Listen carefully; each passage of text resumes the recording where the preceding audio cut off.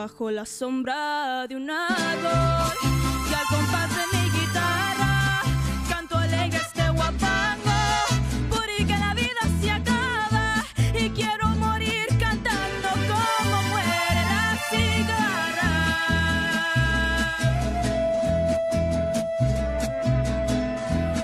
Ay, la, la, la,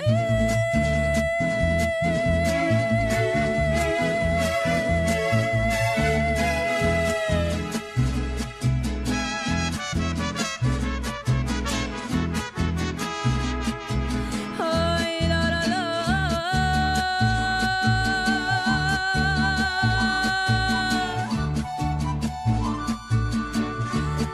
Ay, la, la, la.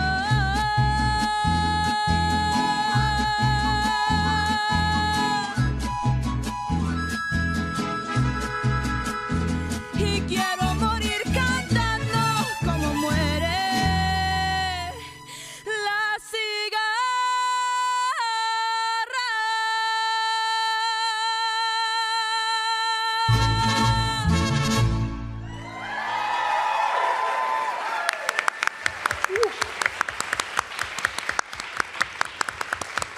Whoever thought that a song about a cicada could be so beautiful?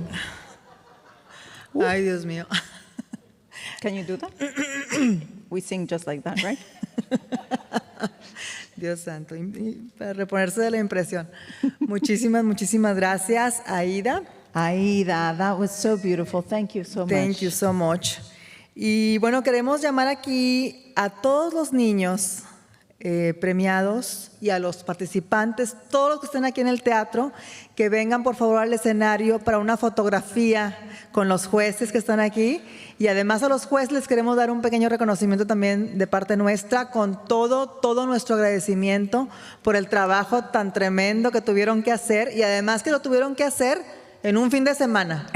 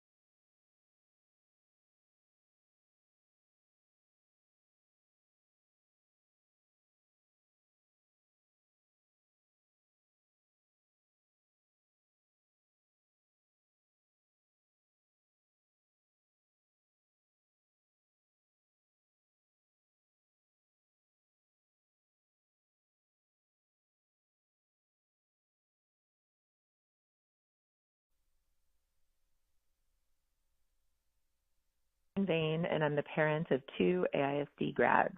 I'm speaking tonight on agenda item 12.3.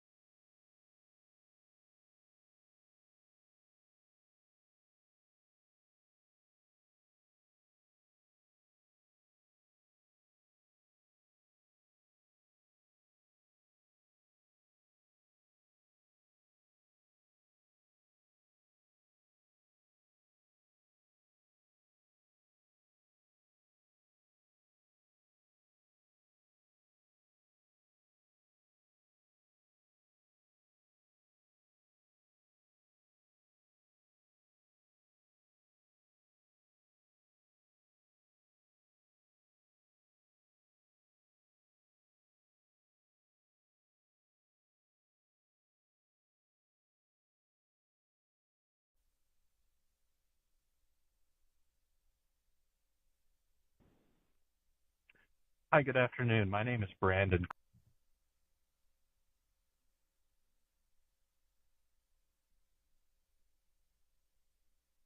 Hello, my name is Natalie Wilson. I am a parent. I am Ora Houston, the 1960. How public servants should. I am Ora Houston, the 1961 graduate of the original Elsie Anderson High School.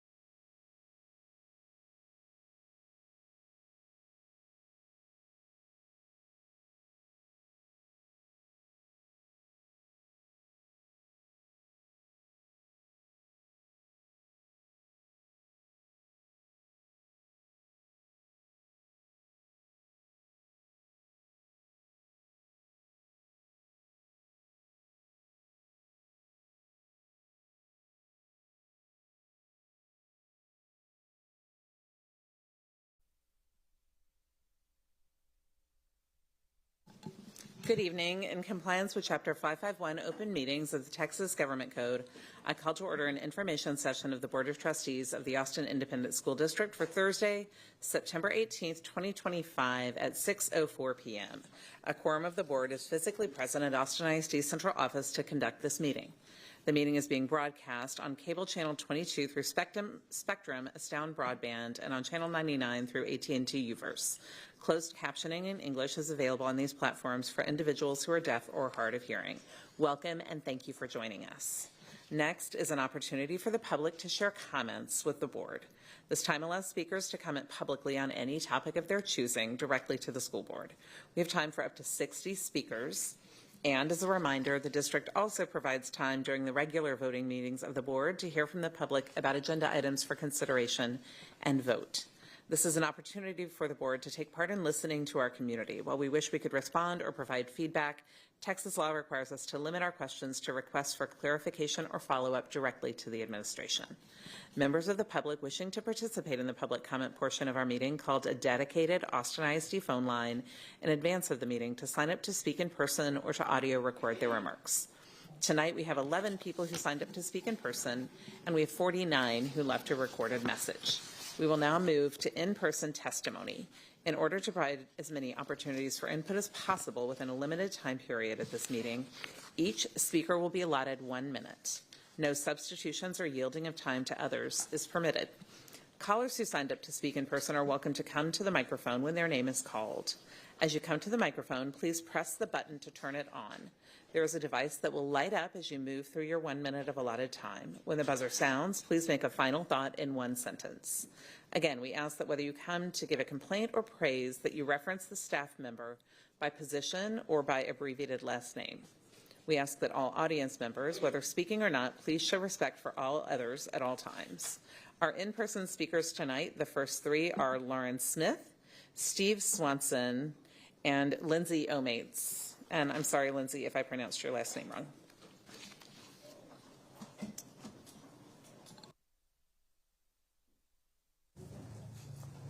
That button? I got it? Okay. Hi, my name is Lauren Smith, and I'm the proud AVID site coordinator at Bedichek Middle School, the district's first AVID national demonstration school, which will be closed or restarted with new staff next year. I understand the board and the district are facing tough choices, but it's important for both entities to acknowledge the circumstances that led to those choices. This is a partial list of things that happened leading into my first year that my campus earned an F.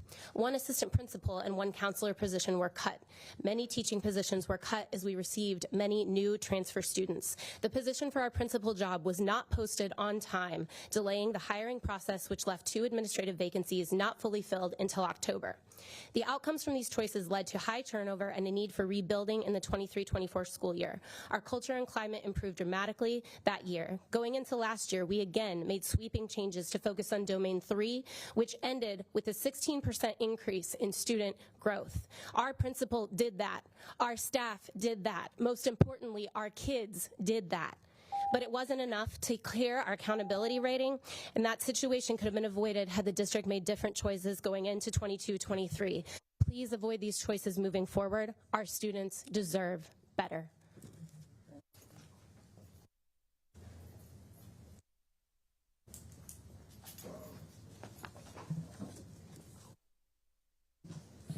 Can you hear me? Steve Swanson, good evening. We are here today because we care about our students and the future of AISD, but we must face a hard truth. The Texas Education Agency, TEA, is failing in its duties to support our schools.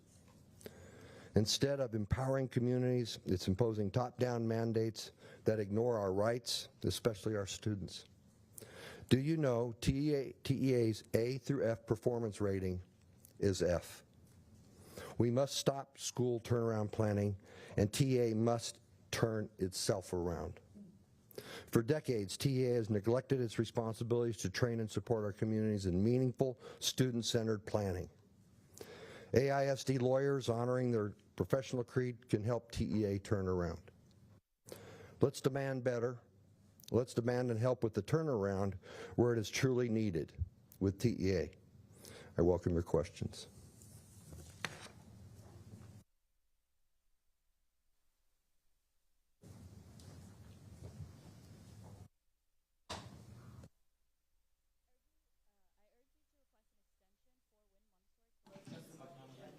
Hi, can you start over with your mic, please? Yeah, thank you so much. We want to be sure we hear you. Test. Okay.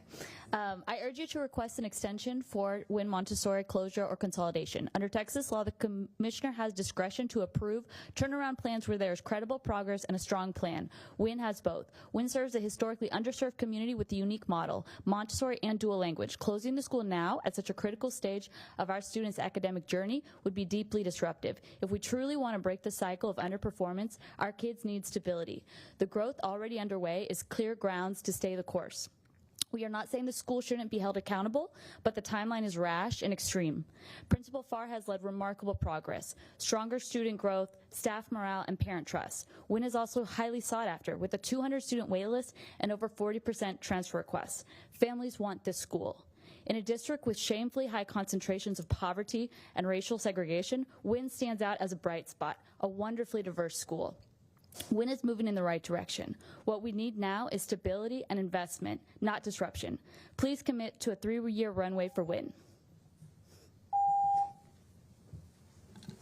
Thank you. Our next 3 speakers are Alejandro Maldonado, Helen Miller, and Cheryl Bradley.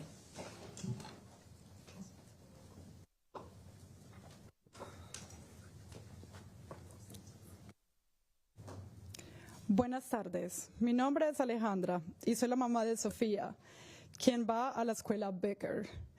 Para las familias inmigrantes como yo, que hablan español como la mía, Becker no es solo una escuela, es un refugio, un segundo hogar que nos abrió sus puertas cuando más lo necesitábamos. La comunidad Becker es tan unida que se ha convertido en la familia que yo no tengo por ser una inmigrante. Es esa red de apoyo que muchos inmigrantes perdemos al dejar nuestro país. Aquí el bilingüismo, la cultura de nuestros hijos no solo se aceptan, sino que se celebran como un tesoro único. Los maestros y los padres somos uno. Cada día nuestros niños aprenden empatía, respeto al compartir tradiciones y convivir entre culturas. Becker demuestra que la excelencia académica y la inclusión no se contradicen, se nutren de la una a la otra y crean algo extraordinario, algo único. Es tan maravilloso ver cómo los niños de familias que no son hispanas empiezan a hablar español, el idioma en el que yo nací y crecí. Eso es increíble. Cerrar Becker no solo sería cerrar un edificio, sería romper el corazón de una comunidad. Por eso hoy les suplico, protejan a Becker, protejan este modelo de éxito multicultural que es ejemplo para todos. Gracias. En inglés. Lo que pasa es que no sabemos que tiene que ser interpretación. Okay. ¿Sí? Sorry. Victor Rodriguez, interpreter for AISD. I can do it. Oh, well, okay. No one told me that we needed it, but I'll do it. It's a more broken English. That's fine. I can do it. Good evening. My name is Alejandra. I'm the parent of Sofia, who attends the school, Becker Elementary. For immigrant families and those who speak Spanish, such as mine, Becker is not only a school, it's a refuge, a place for refugees, a second home for those who opened the doors when we more needed it. The Becker community is so united. It is being converted into a family that I don't have here in Austin. This is a network of support that many immigrants have lost when we've left our country. Here, the bilingualism, the culture of our children is not only accepted, it's celebrated as a valued treasure. Teachers and parents, we're all one. Every day, each day, our children learn to empathize or empathy and respect and share traditions and cultures. Becker demonstrates something extraordinary. Academic excellence and inclusion. They're not contradictory. It is nurtured once and again, something very extraordinary. It's so marvelous to see children, families that are non-Hispanic and start to speak Spanish. The language is in what I was born with and I lived with, and this is really incredible. Closing Becker will not only close a building, it'll close and break a lot of hearts of community. It would be taking from our children a place where they feel secure, valued, and capable of dreaming large or big. It would losing a community, an environment, a unique environment that gives wings to prosper. Therefore, I ask you. I beg you. I beg you, okay. Please protect Becker. Protect this model of multicultural success that is an example for everyone, for our children, and for the future of our community. Thank you. No sabía que lo tenías en inglés. Thank you.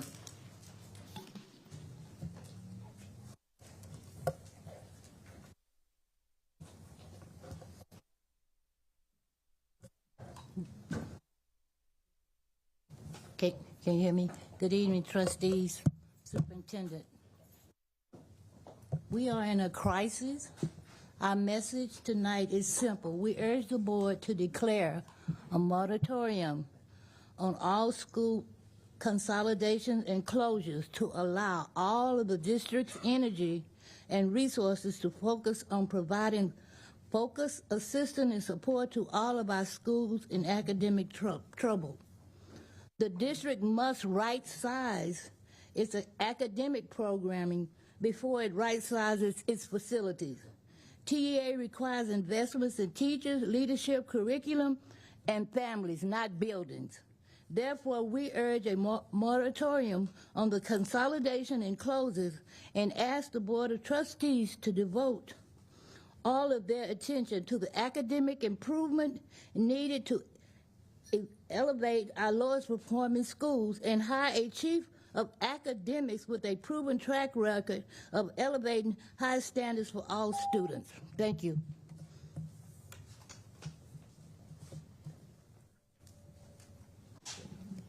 Thank you. Next up is Ms. Bradley.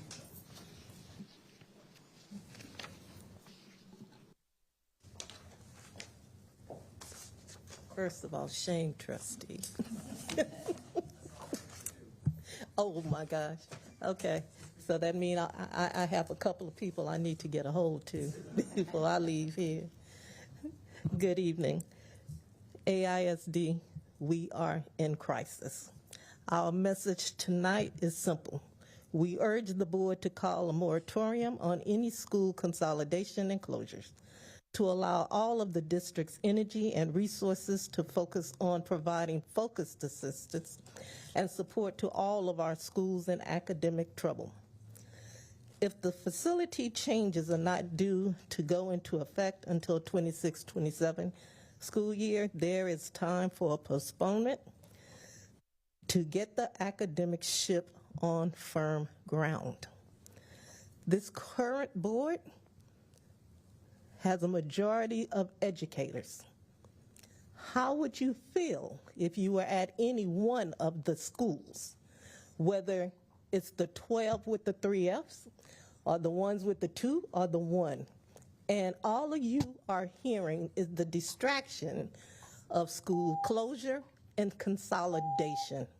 It's not fair to faculty, it's not fair to principals, it's not fair to staff, and it's definitely not fair to students.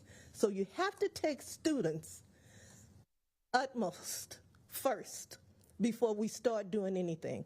And District AISD have a lot of work and not a lot of time. Thank you. Next up, we have Quitloa Guerra Mojaro, Amy Moore, and Amber Welsh.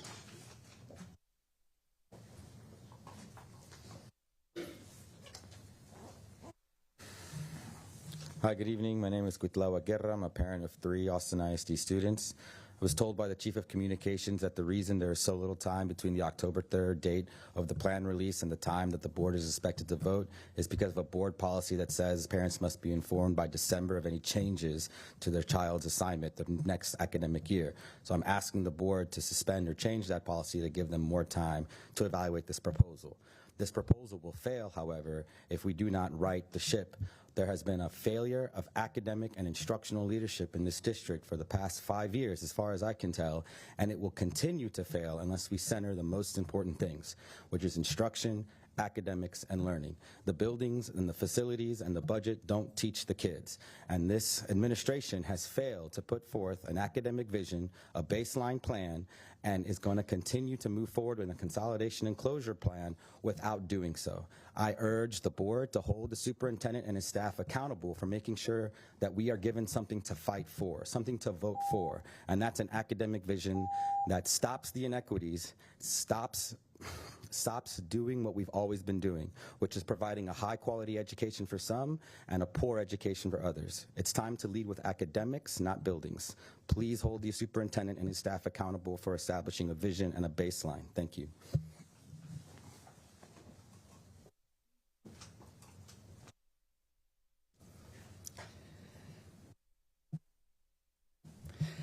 Good evening, trustees, AISD admin. Thank you for your service to the community. I'm Amy Moore, parent of 3 Austin ISD grads and a longtime Austin resident.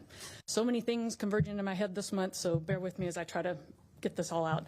I'm here to ask that the TAP development process for our next 12 campuses be vastly improved over what we saw happen to Burnett, Dobie, and Webb in the spring. What unfolded then was harmful to communities and cannot happen again. I'm also a resident of Barton Hills. Our principal, teacher, and staff at Barton Hills Elementary were heroes last week. They kept kids safe in the midst of confusion, fear, and broken communication. I believe all AISD campuses would have reacted the same way because that heroism isn't unique to Barton Hills. It's just being a boots-on-the-ground educator. Those school voices need to be heard in all discussions that affect campuses and the people inside them, whether it's a TAP, safety protocols, testing windows, or school consolidations. Please listen to your boots on the ground. Thank you.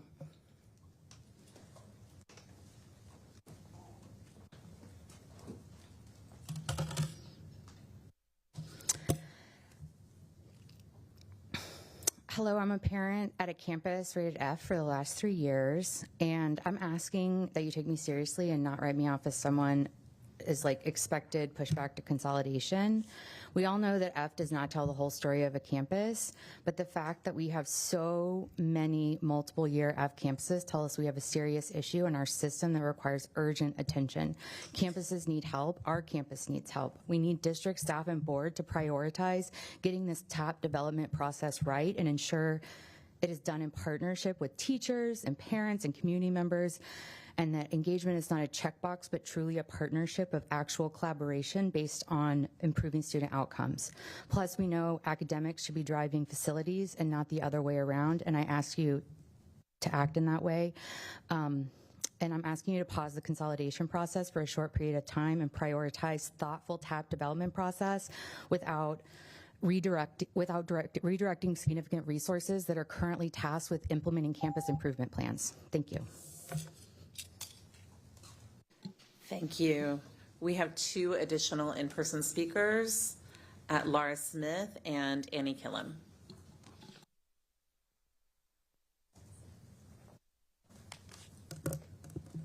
Do I press them? Oh, I got it. Okay.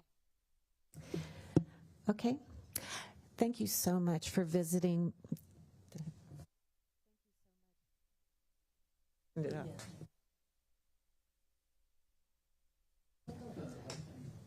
Okay. Thank you so much for visiting my classroom on the first day of school. I really hope you saw the truth about Webb Middle School. Please also give consideration for acknowledging the recent relocation of students from other locations because they have different languages. Yes, and not just Spanish. We need to make sure that they can understand and can talk about the things they need to say. During the closed-door session, the consideration for having other public options like libraries was a regionally perfect option I really would like to hear more of. My students are life skills special ed. I'm so glad you saw my classroom because none of our oven, our kitchen supplies, our bathroom, our machine wash, our clothes washers, everything, they don't work. And we have no option, no opportunity.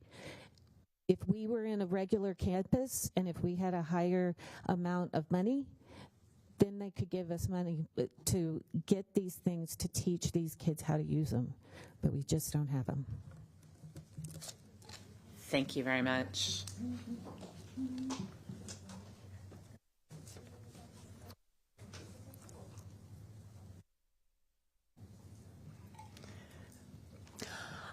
I am a proud parent of 3 at Wynn, our district's only public Montessori option. I urge the board to pause consolidations and closures and focus on support. We request an extended turnaround timeline and an innovation plan that keeps our principal and teachers while providing the extra district support TEA requires. Principal Farr began 3 years ago with 11 teacher vacancies and no AISD support after the first or second year UA rating. By her leadership, this year we are fully staffed with a 200 student wait list and a 40% transfer in ratio. Principal Farr has increased student growth, created a strong campus and community culture, and integrated a thriving Montessori model with a 2-way dual language program in our economically disadvantaged and underserved community. Last year, under previous rubrics, we would have received a C, while overall state and district scores have declined. Students need stability, not disruption. Replacing current staff would undo years of progress and further fracture our community. Thank you for your time. Thank you to all of our in-person speakers. We will now play the recorded messages for public testimony, so please listen carefully. I am Ora Houston, a 1961 graduate of the original Elsie Anderson High School. It's imperative that the board has an understanding of the historic nature of Yellow Jacket Stadium and the people who for years did their best to maintain the field because of its importance to the black community. There was an agreement with the Anderson Alumni Association prior to 2019, which was changed by the Facilities Master Plan Group. There were no alumni or members of East Austin included when their decision was made. Running clubs from across this city have taken over the field, making it difficult for historic neighbors to exercise. Yellow Jacket Field is much smaller than House Park or Nelson Field and should have never been included with them. Our request is for the board to understand the importance of this issue and protect the resources of a community which has historically been marginalized at times by the district. The field needs to be maintained by the district but not included with the others. Thanks so much for understanding and being responsive to our issues and concern. Have a good night. This is Roxanne Evans from District 1 to talk about 2 broken promises. The first goes back to the 1971 closure of the original Elsie Anderson High School. If the district does anything short of meeting community expectations and honoring voter approval of the 2022 bond for the Yellow Jacket Stadium upgrades, that broken promise will reopen old wounds. Second, the promise and covenant between parents and the district risks being irreparably harmed by rushed decisions related to closures and consolidations. I urge the board to call a moratorium on consolidations and closures to allow all of the district's energy and resources to focus on providing assistance and support to all of our schools in academic trouble. Thank you. Hi, this is Barbara Spears Corbett calling regarding the Yellow Jacket Stadium. I'm a community member of District 1.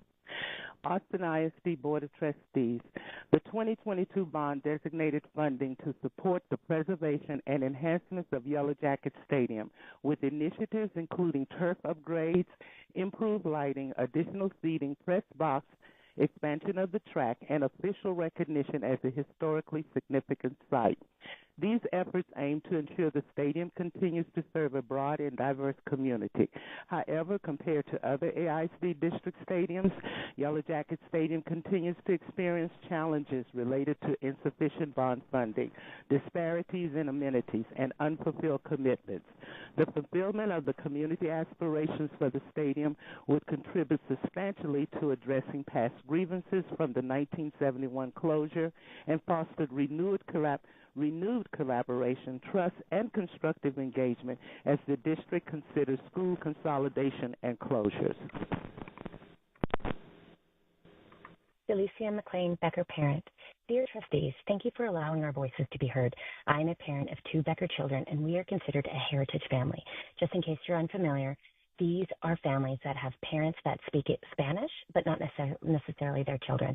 Or these families lost their Spanish the previous generations due to discrimination and the pressure to assimilate. Heritage families actually make up over 62% of Becker's population. I'm asking you today to please keep Becker open. Instead of dismantling Becker, use it as a model school to mentor other dual language campuses soon to be erected at schools around Austin, serving our very deserving emerging bilingual students. This will help to ensure that these programs are successful rather than failing due to lack of guidance. Becker has demonstrated strong academic outcomes, has low operational costs, a very strong community of staff and teachers, and dedicated parental involvement. Please consider this option when making your decision.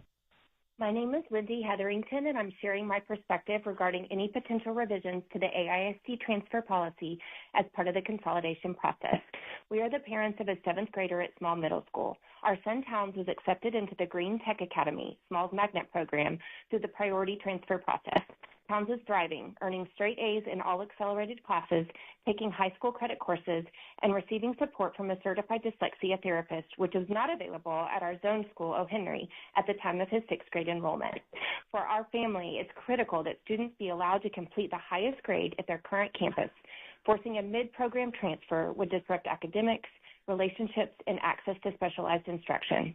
Looking forward, we also hope Towns' younger sister will have the same chance to pursue magnet or specialized programs in Austin ISD. Stability and opportunity are what help our kids succeed, and we ask that you keep these priorities at the center of any policy changes regarding transfers. Thanks for your time and commitment. Hi, my name is Abby Milan. I'm a Cherrywood parent. I'm calling to urge you to save Maplewood Elementary and its dual language program. We specifically bought our home near Maplewood for our 2-year-old daughter's future education, and the school's over-enrollment clearly shows its value to our community. Instead of closing successful schools like Maplewood, I believe AISD should invest in them. The dual language program is especially important to our city, where nearly 1/3 of residents are Spanish speakers. Our family is already participating in school events like Peace Day. Please support families like ours by preserving this vital neighborhood school and its bilingual education. Thanks so much for considering. Bye. Hi, my name is Amy Lorenz. I'm calling as a potential future enrolled student at Becker, and concerned about the potential of it closing and the dual language program being removed. We specifically moved to Bolden Creek to enroll our daughter in the dual language program at Becker. It's a huge asset. We have been learning Spanish with her as she has been taking an immersion pre-K program. And it's been a great benefit to the whole family. There's a huge influx of new young children in the Bolden Creek neighborhood. I think at least 80 plus families with children under the age of 4. And so I'm not sure where these kids would be going to school if the program closed. And many mentioned the dual language program as the reason why they want to enroll in Becker. If the school removes the dual language program, I'm not sure that we would enroll in any Austin public school for our child. Hi, my name. And we're going to pause this for a minute. We realize that we have one in-person speaker who's signed up to speak, and we don't want to make you wait until we go through all the other ones since you're in person. It's Whitney Hazelmeyer. I apologize that you were left off the list and appreciate the chance to hear you. Thank you. My name is Whitney. I have a child at Wynn, and I'm here to ask that you give Wynn Montessori the time it needs to succeed. This school deserves families who have, this school serves families who have historically been overlooked, and it does so with a model that is very rare in our district, Montessori and dual language. That combination is working. Wynn has a 200 student wait list and over 400 transfer requests. Families are actively choosing this school. What our children need most is stability. Closing a school mid-turnaround while progress is finally visible doesn't just disrupt learning. More importantly, it breaks trust with families who have committed to this community. Accountability matters, but it should never come at the expense of our kids who are already showing that they can thrive when given consistency. The choice before you is not between accountability and progress, it's between disruption and stability. Please choose stability. Thank you. And now we will resume our recorded comments. Thank you. Judy Sanders, and I represent my two children who attend Wynn Montessori Elementary School. I'm calling in support of the school to modify the turnaround plan recommended by TEA and to not consolidate the school. I say this based on a Texas law that gives the commissioner discretion to approve TAPS when the district can show credible progress. Wynn is an incredible school and has made extreme progress in the past 3 years. We have a strong principal who supports the student, the staff, and the community. Each year, the community and student population grows, and our lower levels up through third grade are strong, making a lot of progress, and the students are very well connected to each other. The school needs more time in order to develop its strong foundations of Montessori and dual language. And I can guarantee that if the school were to close. This is Carol Fidrick. I'm a community member and friend of AISD. And I'm here again asking for Good Friday to be put on the 2026 calendar. Good Friday's been rejected in favor of Cesar Chavez Dolores' Worktoday. The documentation I've shared with you shows that the task force, principals, and board members were misled when they were told the draft calendars mirrored the previous year's calendar. They did not. Every calendar since at least 2010 has had Good Friday as a holiday. You were also misled to believe that there had been an open discussion on the calendar when, in fact, Cesar Chavez Day had already been designated as a non-negotiable holiday. To prioritize Cesar Chavez Day over Good Friday under the assumption that it better represents Hispanics is racist and ignores the importance of faith to the Hispanic community. I respectfully ask you to respect all Christians in this district and get Good Friday on the calendar. Thank you. Gregory Hayes. We are a young dual language family of 5 living in the Bolden neighborhood attending Becker Elementary School. We all know that in these difficult times of change, momentum matters, positivity matters, and working examples to hold as lighthouses for the district matter. Moving the wall-to-wall programs will drive an increased use of the voucher program, private schools, and families choosing neighboring districts for housing and quality schooling. I'm encouraging the district to not throw the proverbial baby out with the bathwater, but rather keep the attractive and unique things that Austin ISD has to offer. Wall-to-wall programs should be exploited via school collaborations, teacher exchanges to bring new wall-to-wall programs online. Inevitably, trying to move a wall-to-wall program will result in portions of the program moving. Partial programs will result in partial restarts, demolishing a lot of the hard work these communities have built over the years. After all, the success of Becker as a wall-to-wall dual language program is not the success of Austin ISD alone. It's a collaboration success between Austin ISD and the community serving the school. Thank you. Hi, my name is Kelly Grossert. I have a daughter that's a student at Becker Elementary. I just wanted to share that Becker has really given my daughter an environment in which she can thrive, learning from a wide demographic of children, parents, and teachers. I'm a first-time parent, and I was pretty trepidatious about kindergarten. She's been with the same bilingual daycare since she was 4 months old, and I was looking for something similar, environment that is as nurturing, warm, kind, thoughtful, and educationally rigorous is what she was coming from. She also struggles with change, and I wanted her to be really excited about learning and her own personal development.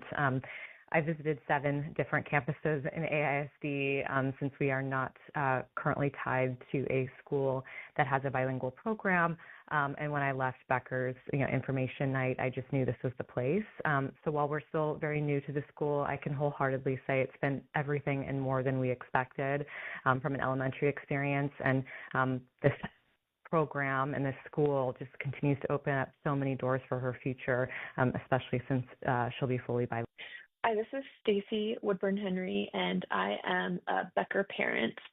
I'm reaching out because my understanding from all of the conversations going around Austin right now is that our dual language program will be dismantled and sold for parts, distributed around the district to hopefully bring up other campuses. And I urge you to please understand how illogical that is. We have an incredibly successful program with dedicated staff that could be used as a training ground for other programs.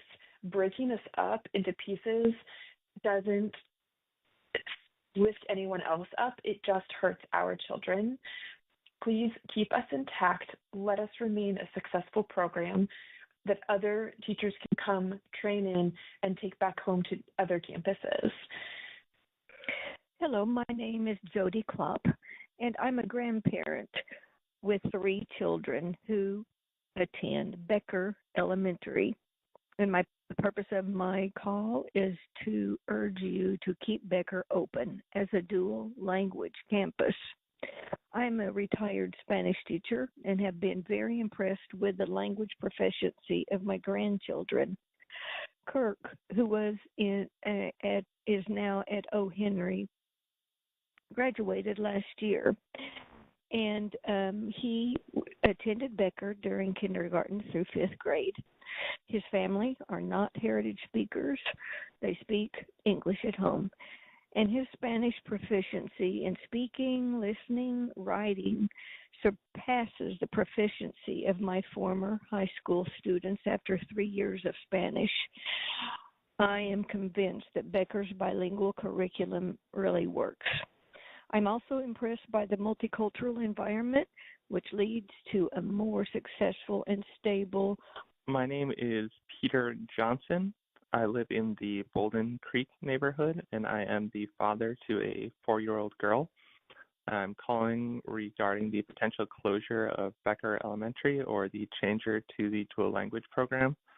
We moved to Bolden Creek specifically for the dual language program at Becker Elementary and have been preparing our daughter for that with a dual language preschool. We're hoping she can go to Becker. If not, we'll need to enroll her into a private school to get that dual language experience. So calling to ask you to please not close Becker or to change the dual language program, which we are very excited about. Thank you. Hi, my name is Kathy Wilson, a Becker Elementary parent, and I just wanted to call to express my concern regarding the potential closure of Becker. It is one of AISD's most cost-efficient and academically successful dual language campuses. In AISD's own rubric, Becker scored a 1 in cost per student. TEA rates Becker as a B school. Families and caregivers such as myself are engaged and staying in AISD because they believe in the power of Becker's dual language curriculum. Our teachers chose to work at Becker over other schools commuting from elsewhere in the city and region. Becker is a welcoming and inclusive campus that serves and uplifts Spanish-speaking and heritage bilingual families. Our strong community values are reflected every day in our commitment to joyful, inclusive bilingual education. Becker is a model campus that should be replicated, not closed. Becker's success can benefit the entire district, not just one neighborhood, by offering a successful model for building dual language programs over many years of efforts. AISD's Board of Trustees should continue to invest in what works and keep Becker open as a dual language. This is Tyler Vickers. My daughter is a student at Becker Elementary in kindergarten. Becker has given my daughter an environment in which she can thrive, learning from a wide demographic of children, parents, and teachers. As a first-time parent, I was a little worried about kindergarten as she's been in a bilingual program since she was 4 months old. And I was looking for a place that was as nurturing, warm, and thoughtful about her education and Spanish immersion and experience as Becker is. She also really struggles with change, and I want her to be excited about learning and personal development. So I visited 7 different campuses in AISD and chose Becker as my number 1 to transfer into. She is a transfer, by the way. I knew this was the place when I saw it and ranked it with all the other schools, above all the other schools. So while we are still new to the school as a kindergartner, I can say it's been everything and more that we expected from an elementary experience and Spanish immersion experience. And I hope that we can continue going there and open more of these doors for her and toward her future of being fully bilingual. So thanks for listening and have a good day. Hi, my name is Anna Wan. I am a mom in the Bolden neighborhood. Elementary School, and I'm calling to leave a comment in support of keeping Becker open. Becker is a really crucial part of our school, of our neighborhood. We have a super vibrant community of young parents, many of whom have kids at Becker, but then also actually probably an even larger contingency of parents who are looking forward to sending their kids to Becker. It seems like there is quite a large community of kids who are just under the threshold for elementary school, but who have moved here in very recent years. A lot of people are very, very interested in the dual language immersion and have been keen to experience that for ourselves, for our kids, really. We really want to strongly encourage you guys to consider keeping the school open. It's a huge asset to the community and just a wonderful experience for the children to be able to experience the wall-to-wall language immersion. Good morning. My name is William Ward. Last name is spelled W-A-R-D. I'm an L.C. Anderson High School alumni. I graduated in 1968, and I was a member of the 1968 District 4A basketball championship team, coached by the late Lawrence Britton. My college respectively asked the AISD board to preserve Yellow Jacket Stadium. I'm also asking the board to designate the facility as a central facility and provide promised and needed upgrades. Yellow Jacket Stadium is one of the oldest African-American track and field stadiums. I understand that there was a 2022 bond passed that would protect the history and the future of the stadium, but the funding wasn't allocated as promised.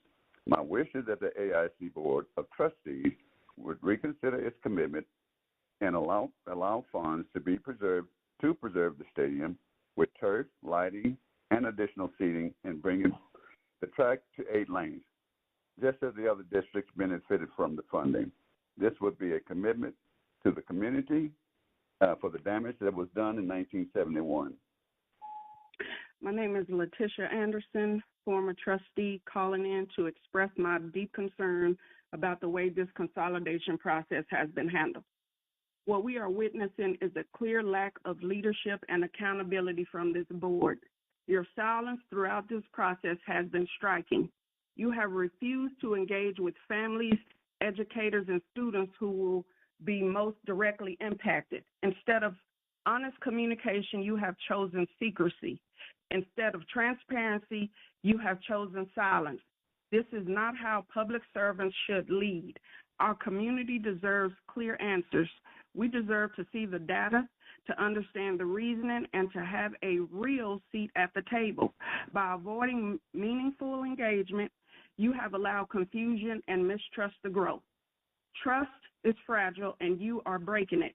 If you cannot lead with integrity, transparency, and respect for this community, then you are failing the very people you were elected to serve. Thank you. I am a Ridgetop parent. Research shows that when schools are consolidated or closed, displaced students do not perform better academically after. In fact, studies have found they can experience up to a 10% drop in achievement. This showed true independent of student socioeconomic status. The harm goes beyond academics. A UT Austin study found that students expressed grief and loss when separated from their school community. Systemic reviews confirm that friendships and trust in teachers are directly tied to well-being and attendance. When those ties are broken, students face higher loneliness, more depression, and up to a 20 to 30% increase in disengagement from school. Attendance decreased for these students.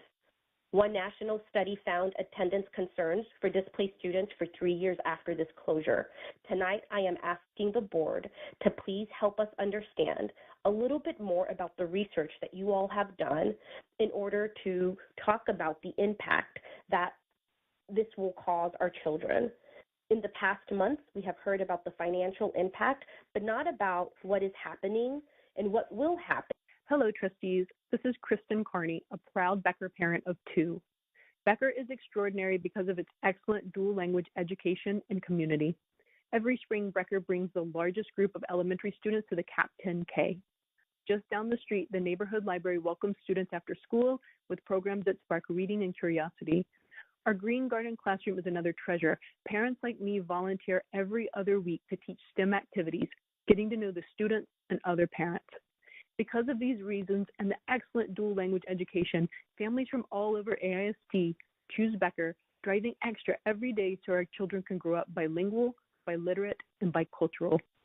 Closing or moving Becker would dismantle a thriving community that can be a model for what a successful dual language program can be, helping all students in AISD. I want to recognize the hard choices that you have to make here. Thank you for your service, and I appreciate you listening. Hi, my name is Natalie Betts. I'm a parent at Ridgetop Elementary. I would like the board to address 3 issues related to school consolidation. First, please reconsider the exclusion of portables in the data rubric. Excluding portables completely rather than giving them a weighted score compared to seats in a permanent building really distorts the real picture of over or under enrollment in our schools, and I fear will lead to misinformed decision making. Please consider them as part of the temporary solution they are intended to be in order to achieve the minimized impact that AISD is aiming for. This is already going to be a difficult transition. Please do not remove or ignore one of the tools in your toolbox. Second, I want to implore you to keep our school community together if changes are made to our or other wall-to-wall dual language schools. I completely share AISD's goals to expand these programs to more emergent bilingual students, but you need to do that in real life with the people who make those programs possible rather than just on paper.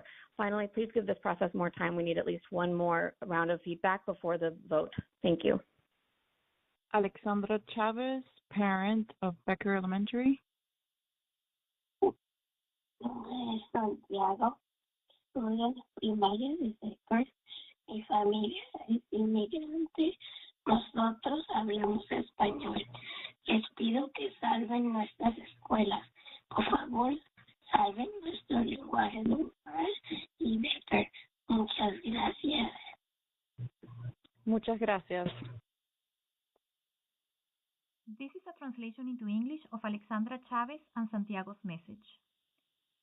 Alexandra Chavez, parent of Becker Elementary. My name is Santiago. I am in elementary since first. My family is immigrant. We speak Spanish. I ask you to save our schools. Please, save our dual language and Becker. Thank you very much. Thank you very much. I am a Ridgetop parent. Research shows that when schools are consolidated or closed, displaced students do not perform better academically after. In fact, studies have found they can experience up to a 10% drop in achievement. This showed true independent of student socioeconomic status. The harm goes beyond academics. A UT Austin study found that students expressed grief and loss when separated from their school community. Systemic reviews confirm that friendships and trust in teachers are directly tied to well-being and attendance. When those ties are broken, students face higher loneliness, more depression, and up to a 20 to 30% increase in disengagement from school. Attendance decreased for these students. One national study found attendance concerns for displaced students for 3 years after this closure. Tonight, I am asking the board to please help us understand a little bit more about the research that you all have done in order to talk about the impact that this will cause our children. In the past months, we have heard about the financial impact, but not about what is happening and what will happen. Hi, my name is Jonathan Levy. My wife, Christina, and I have 2 daughters in Sunset Valley Elementary, 3rd grade and pre-K 4. We're a half Puerto Rican bilingual family and transferred our girls into Sunset Valley so that they would not only be bilingual, but also become part of a Spanish-speaking community outside the home and have Spanish-speaking role models in the workplace. We love Sunset Valley's dual language program and hope that the board will be able to preserve it along with all other current wall-to-wall programs and eventually be able to expand them. These programs have been successful for so many years, so rather than dismantling them, the board should consider creative solutions to build on their success. Thank you. Good evening. My name is Stephen Chan. I'm a parent of a 3rd grader at Ridgetop. I'm just calling to voice my concerns about the closure of the school after this year. I really advise against it. My son loves the school, loves teachers, loves the principal there. We want this to remain open. We don't want him to be displaced into another school and lose all his friendships and all his connection with the community. I love the school. Please do not close it. I advise against it, and I hope we can keep the school open and we could do anything we can to help that. Please let us know. Thank you. my name is Olivia Chan, and I'm a parent of a third grader at Ridgetop. Research shows that when schools are consolidated or closed, displaced students do not perform better academically. In fact, they can experience up to 10% drop in achievement, regardless of socioeconomic status. Attendance also declines when national study found displaced students miss more school of the 3 years after closure. The harm goes beyond academics. Research shows that when friendships and trust in teachers are broken, students experience more loneliness, depression, and up to a 30% rise in disengagement from school. A UT Austin study also found that children express grief and loss years after they experience a school closure. So I am asking the board, what research have you using to use these guides to use these decisions?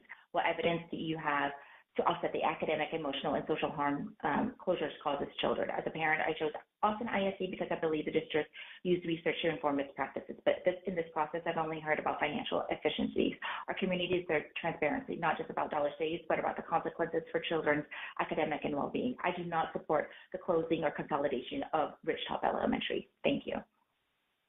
This is Sharon Vane, parent of 2 AISD graduates. This consolidations process cannot just be about buildings. It has to be about what we are doing academically for the children in them. I know there's work happening on a more detailed academic vision. Please don't come back here on October 9th and say that you're working on it. We need to hear something concrete now. Something like, by 3rd grade, most of our students will be reading to learn instead of learning to read. Our students begin to learn the rudiments of essay writing in X grade and write 5-paragraph essays by Y grade. Students who struggle to reach these goals are identified early and receive age and pedagogically appropriate targeted support in the classroom. Things like that. Synthesize and distill the TEKS, the long-range plan, the equity and special education audits into something accessible so we know that we are making these hard choices to focus all available funds on providing this North Star at every single neighborhood school. Thank you. Yes, my name is Matthew George. I'm a parent of a 3rd grader at Ridgetop. Calling to express my, disagreement with the potential decision to consolidate, close our school. I think it's the impact would be devastating to my child, my family, our community. It would have impact for years. It would, destroy my child's faith in the Austin ISD. That he trusts in y'all to do what's best for him, and this is not what's best for him. It's not what's best for his classmates, the community that we've built and established at Ridgetop. So I beg you to reconsider all options, and please do not close our school. Thank you. Carla Perez, Wynn Montessori parent. As you consider consolidations, I urge you to request an extension for Wynn Montessori. Texas law states the commissioner has the discretion to approve turnaround plans when there is credible progress and a strong plan, and Wynn has both. Wynn serves a historically underserved community with a unique model, Montessori and dual language. Closing our school now at such a critical stage of our students' academic journey would be deeply disruptive. Our kids need stability to truly break the cycle of underperformance. The growth already underway is clear and grounds to stay the course. Principal Farr has transformed our school community. The student growth is strong. The staff morale and parent trust is high, too. Wynn is also a highly sought after 200 student wait list, and with over 400 transfer requests. Families want this school in a district with high concentrations of poverty and racial segregation in elementary schools. Wynn stands out as a bright spot in an integrated school model that proves what is possible. Wynn is moving in the right direction. Hello, and good afternoon. My name is Ethan Guyan, and I'm one of the head leads at the Becker Green Classroom at Becker Elementary School. I'm calling to ask that we keep Becker Elementary School open. The Becker Green Classroom is a staple in the community. It allows agricultural knowledge to be spread throughout Austin, not just for our parents and for our students, but individuals who want to grow veggies and herbs to be able to serve community restaurants. And we are teaching at the level of biodynamic and permaculture, at which Kingsville A&M is not currently teaching at. We have microbiology technology on site, we have compost, and so many other great tools to teach both future generations and future communities how to grow their own food and serve their community with the best interests. This includes our connection with St. Edward's University, who is testing our compost on a microbiological scale. I beg that y'all keep this open. Hi, this is David Hinojosa calling to express deep concern about the proposal to close or relocate the Spanish immersion program at Becker Elementary. Becker is far more than just a campus. It is a thriving community. That's a model of what education in Austin should truly look like. What makes Becker exemplary is not only the academic program, but the culture and the substance created by its families, its educators, its students. And the school is built on an inclusive community rooted in things like diversity, language, and belonging. This is not simply a program that can be moved because it's a living ecosystem of relationships, traditions, and shared values that's taken years to cultivate. And Becker as a campus should be celebrated and not disintegrated. It's a unique blend of all these things that really is something that should serve as a model for other schools across the district. Closing Becker would not only disrupt hundreds of families, it would dismantle a community that embodies what AISD should aspire to achieve, which is strong, connected, and inclusive schools. So we ask AISD to recognize Becker's values and preserve its campus and lean on it as an example rather than erasing what's been so thoughtfully built. Hello, my name is Dr. Danielle Duarte, and I'm both a parent of 2 elementary-aged children in East Austin schools and an educator with more than 15 years of experience. I urge you to call a moratorium on school consolidations and closures so that AISD can direct its energy towards helping schools most in academic trouble, especially those on the east side that have been historically under-resourced. As you know, there's 15 AISD schools that have repeated F scores, yet no real support like staffing, interventions, or coaching have been provided. Schools should not be scrambling to write turnaround plans months after scores have been released. Second, Wynn Montessori is a model worth protecting. The principal is amazing and has grown Wynn from under 300 students to full enrollment with over 200 students on the wait list. Families like me are drawn to the dual language Montessori program, which is one of the few integrated models in Austin. There is a smarter path forward. Texas allows the commissioner to approve turnaround plans with credible progress, and Wynn qualifies. Please request an extension and provide at least a 3-year runway and invest in stability, not disruption. Good morning. My name is Cheryl Finney, and I'm a parent of a 3rd grader at Ridgetop. Research shows that schools close or consolidate, students don't improve academically. In fact, they often see a 10% drop in achievement and attendance declines for years after. The impact isn't just academic. Closing schools breaks friendships and trust with teachers, leading to more loneliness, depression, and up to 30% increase in disengagement. UT study found children still felt grief after a loss years after closures. So tonight, I asked the board, what research are you relying on to justify these closures? What evidence shows the benefits outweigh the harm to children? I chose ISD because I believe decisions here were based on research. So far, I have only heard about saving money. Our community deserves transparency, not just about finances, but the real impact on students' learning and well-being. I do not support the school closure or consolidation for Ridgetop. We are zoned for that school. Hi, I'm calling to express my disappointment that you are considering to close Ridgetop Elementary. My grandson has been a student there for the past 3 years, and it has been a wonderful experience for him. I've attended school functions to see him and fundraisers, etc., and I feel like it is such a wonderful community and a bright spot in Austin, and I'm disappointed that it is one of the schools you are considering closing. Thank you for listening to my thoughts. My name is Jill George. Thank you. Hi, my name is Kristen Davis. My daughter is a 4th grader at Joslyn Elementary School. I'd like to talk very briefly about the consolidation closure and attendance boundary plan and proposed changes to the transfer policy that are scheduled to be published on October the 3rd. I would encourage the Board of Trustees to use the entire month of October and the first half of November to fully and actively engage both school communities and district staff in conversations regarding the draft plan and proposed changes to the transfer policy.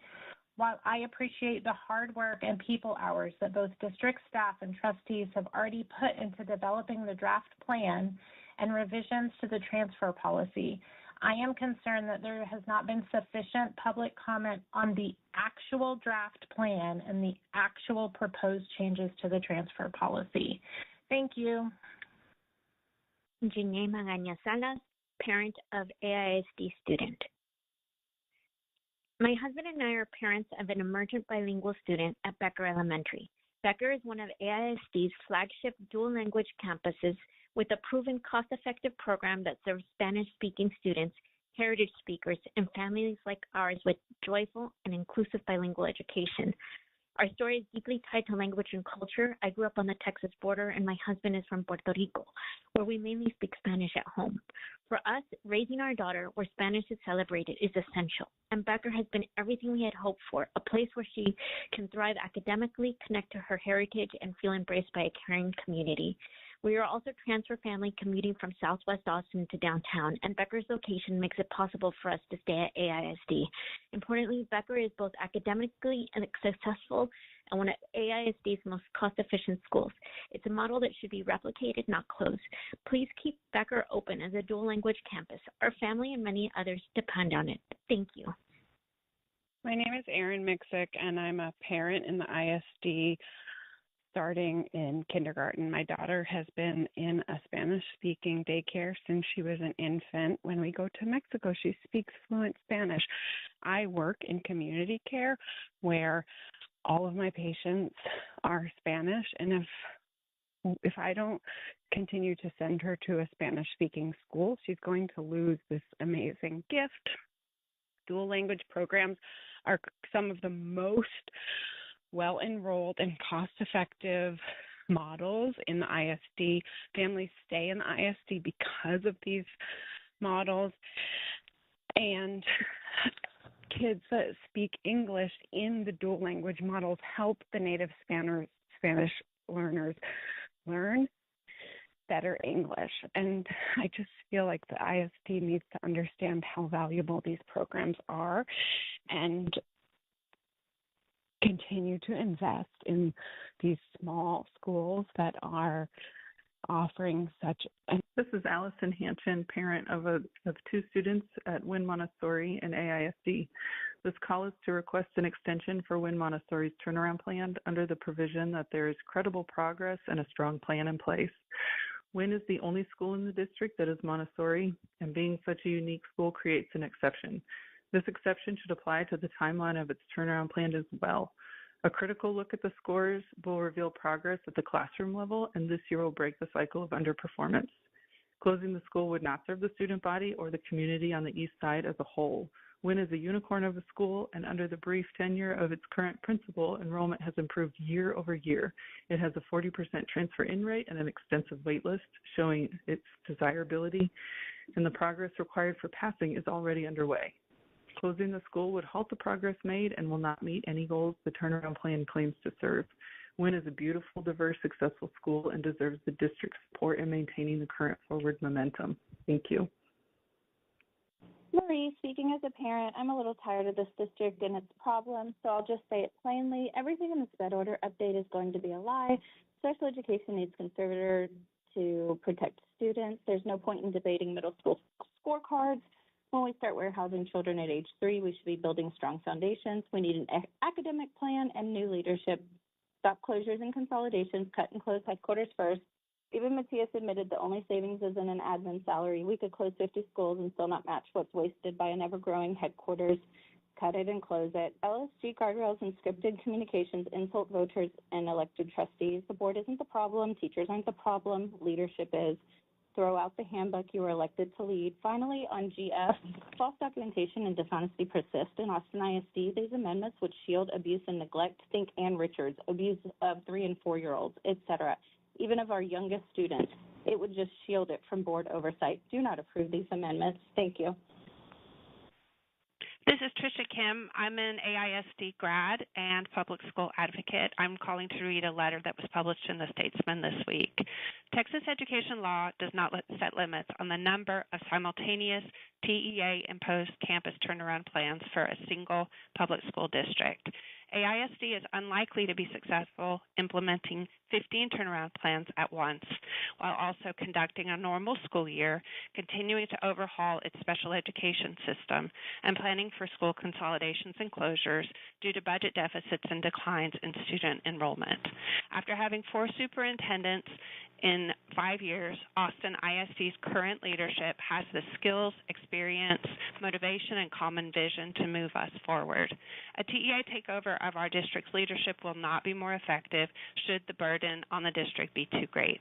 State law needs to allow flexibility and an attainable timeline to work with campuses and families, support teachers, learn from progress, and apply knowledge gained to remaining underperforming schools. State law should support districts demonstrating recent successes, not punish or dismantle. This is Nadia Khan. Advanced support for dual language programs in 50-plus schools is inadequate yet crucial to address underperformance and convey lifelong benefits. Ensure schools receive staff and supports needed to implement this program effectively. DL programs best entered before first grade lead directly to advanced academic pathways by literacy skills, lifelong social health, and economic benefits. DL students outperform peers in every category by secondary. DL must be flexible to travel where emergent bilingual students live, expand and contract as populations change, and be free of application barriers if it's to serve those who can benefit from it most. Additionally, students in integrated DL classrooms outperform students in linguistically segregated ones. Integrated DL is the best model at closing the gaps for emergent bilinguals, ECHO-DIS, African American students receiving SPED services. Open doors to integrated learning for emergent bilinguals at more schools while welcoming historically excluded students to this advanced pathway.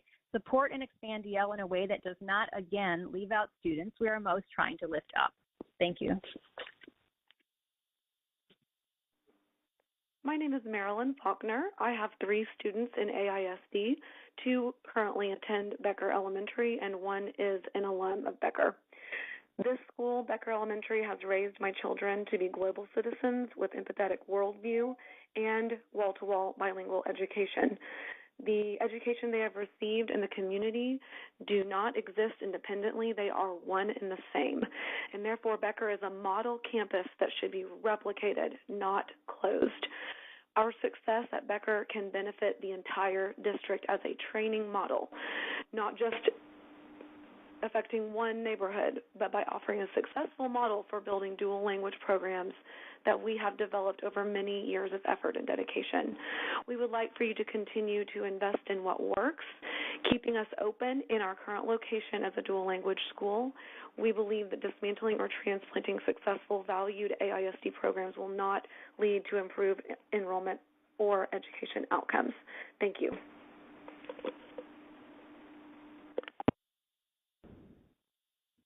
Hello, Superintendent, trustees. My name is Robert Tibby. I've been involved in AISD for many years. I have been trying to, as well as the community members, have been trying to get into Mendez to help our kids out there. We have been turned away since the charter school took effect. I met with the principal and the director on August 15th and told them our concerns about the lack of communication, the lack of participation that we have. They promised me that they would get back to me. I emailed them last week because I haven't heard from them in a month. He finally emailed back and asking what kind of community input or communication would we like to see. Yes, they got a B. I'm appreciative of that. But that just goes to show if AISD puts the effort behind Mendez, like the charter school does, our kids can pass. We just need to have faith. We need to get Mendez back to AISD. We do not need charter schools in our school district. Thank you and have a great day. Hi, I'm a parent of a 1st and 3rd grader at Riker Woods Elementary. I wanted to make a statement about the school consolidation process overall. As parents, we feel that there is no clear data that proves that closing schools like Briker Woods will in fact save the district money. The second note I would like to make is really around the fact that we have several failing schools in Austin AISD, and the conversation is focused on school consolidations and saving money, not on how we're going to improve the outcomes of the children across the board in AISD and how we are going to avoid a takeover by the state. Our school and parent community is advocating for delaying this process to really understand the data around what we will or will not save by closing schools, and secondarily, focusing the board and AISD's energy on improving the outcomes for students across the board in Austin AISD. Thanks for your time. My name is Jeremy Bergeron. I'm a parent at Briker Woods. We have 4 children in Briker Woods Elementary, 2 in kindergarten, 2 in second grade. I'm calling to ask the board to delay the consolidation process. Right now, this process feels rushed and it doesn't really allow for true community engagement. Closing schools without fully exploring alternatives will not solve AISD's long-term financial or enrollment challenges. It will destabilize neighborhoods like ours and harm families. Trustees have a responsibility to make sustainable, well-informed decisions that require transparency and collaboration with the communities most effective. Please slow this process down and work directly with us so that we can help identify solutions that actually strengthen the district instead of quick fixes that create more problems. Thank you. Dear AISD board members, thank you for taking the time to listen to me. My name is Lawrence Rede. I am a parent of an elementary school child in the AISD school system. I'm calling to make a plea to you to pause the consolidation process that you're undertaking right now for 3 main reasons. First, there's no data that has been released to parents or the community about how closing any of these schools in the AISD school district would save us any money. Second, there still hasn't been any data from the last round of school closings in 2019 to indicate that such savings would be likely. And third, and potentially most important, there is a lot of evidence that the Texas Education Agency is very much ready and rearing to take over AISD, and I would really urge you to focus on that bigger threat to our intellectual community here in Austin. So please, if you would, concentrate on that threat and pause the consolidation process that you're undertaking right now. Thank you for your time, and thank you for all the hard work that you do for public schools here in Austin. Good evening, ladies and gentlemen. My name is Bill Woods, and I live in Briker Woods. Briker Woods Elementary School is more than just a school for us. It's the cornerstone of our neighborhood, having been created the same year that Briker Woods was platted in 1939. And while it has served admirably as an excellent elementary school, it has also served as the central meeting place and focus of thousands of neighbors over the years, including being the central meeting place for Scouts, our neighborhood association, church, and civic meetings. I urge you, please, to focus on the immediate threat and stop getting distracted with questions about the age of buildings. We need for you to halt the consolidation process and focus on what matters, that is saving our schools from TEA takeover and allowing them to remain the anchor for our neighborhoods. I know this is not a decision you take lightly, and I wish you wisdom in making your decisions. Thank you very much. Bye-bye. My name is Jasmine Wind, and I'm a parent at Wynn Montessori. I urge you to request an extension for Wynn Montessori's turnaround plan. The truth is, closing Wynn right now is premature, and it ignores the real, credible progress happening every day. State law gives the commissioner the flexibility to approve turnaround plans when progress is clear, and we know Wynn has met that bar. Wynn is not just another elementary school. It's a one-of-a-kind, dual-language Montessori program serving a community that needs stability. The East Side deserves a program like Wynn, and pulling the rug out from under these students now would be devastating. If we truly want to see our kids succeed, they need continuity, not disruption. The community is begging for this school to stay. We've seen incredible gains in student growth, staff morale, and parent trust. We have a 200 student wait list. My family included has sat on the wait list hoping and praying to be admitted. Families want this option for their children. WIN is a huge bright spot for AISD. Please don't shut down success. Give WIN the time and stability it has earned. Thank you. Thank you. This concludes public testimony. Thank you very much to all of our speakers and all of our callers for sharing your input with us.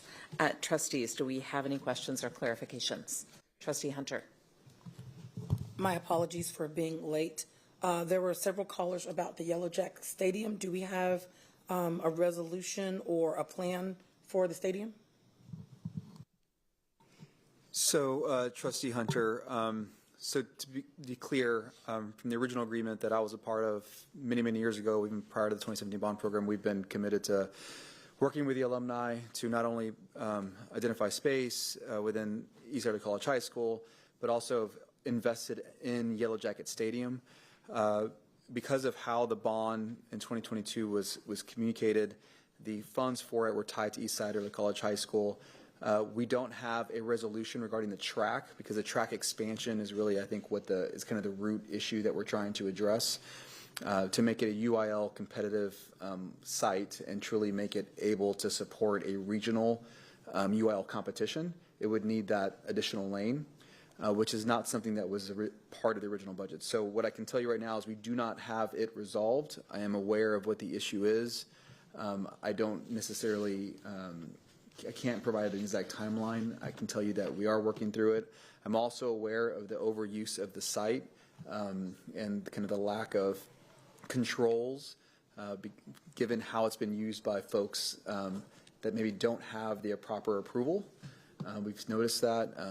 Jeremy Striffler, our real estate director, is involved. Athletics is involved. We've begun to add signage and control that a lot better. So we are aware. I can't tell you that we have a resolution to that specific issue, but I can tell you that we are working on it. Thank you. I have an additional question. For the process, there has been a call for data or the data that you're using not available on the site. I thought we set up a site and that all the data going through the consolidation would be available for families. So for the consolidation process, I believe the data that most folks are referring to are just kind of the progression of the process. So the rubric, which has been released, that was a starting point. At that time, and we've committed to do this, is to take a deep dive and really evaluate all the things that were discussed in the last multiple work sessions with the trustees. You know, how can we look at boundary changes across the entire district to ensure alignment and reduce the number of splits between elementary, middle, and high? How can we look at identifying areas of surplus seats? So that is really kind of intentional work. There's lots of iterations. That kind of work isn't posted because it is all draft. It's back and forth with our demographer.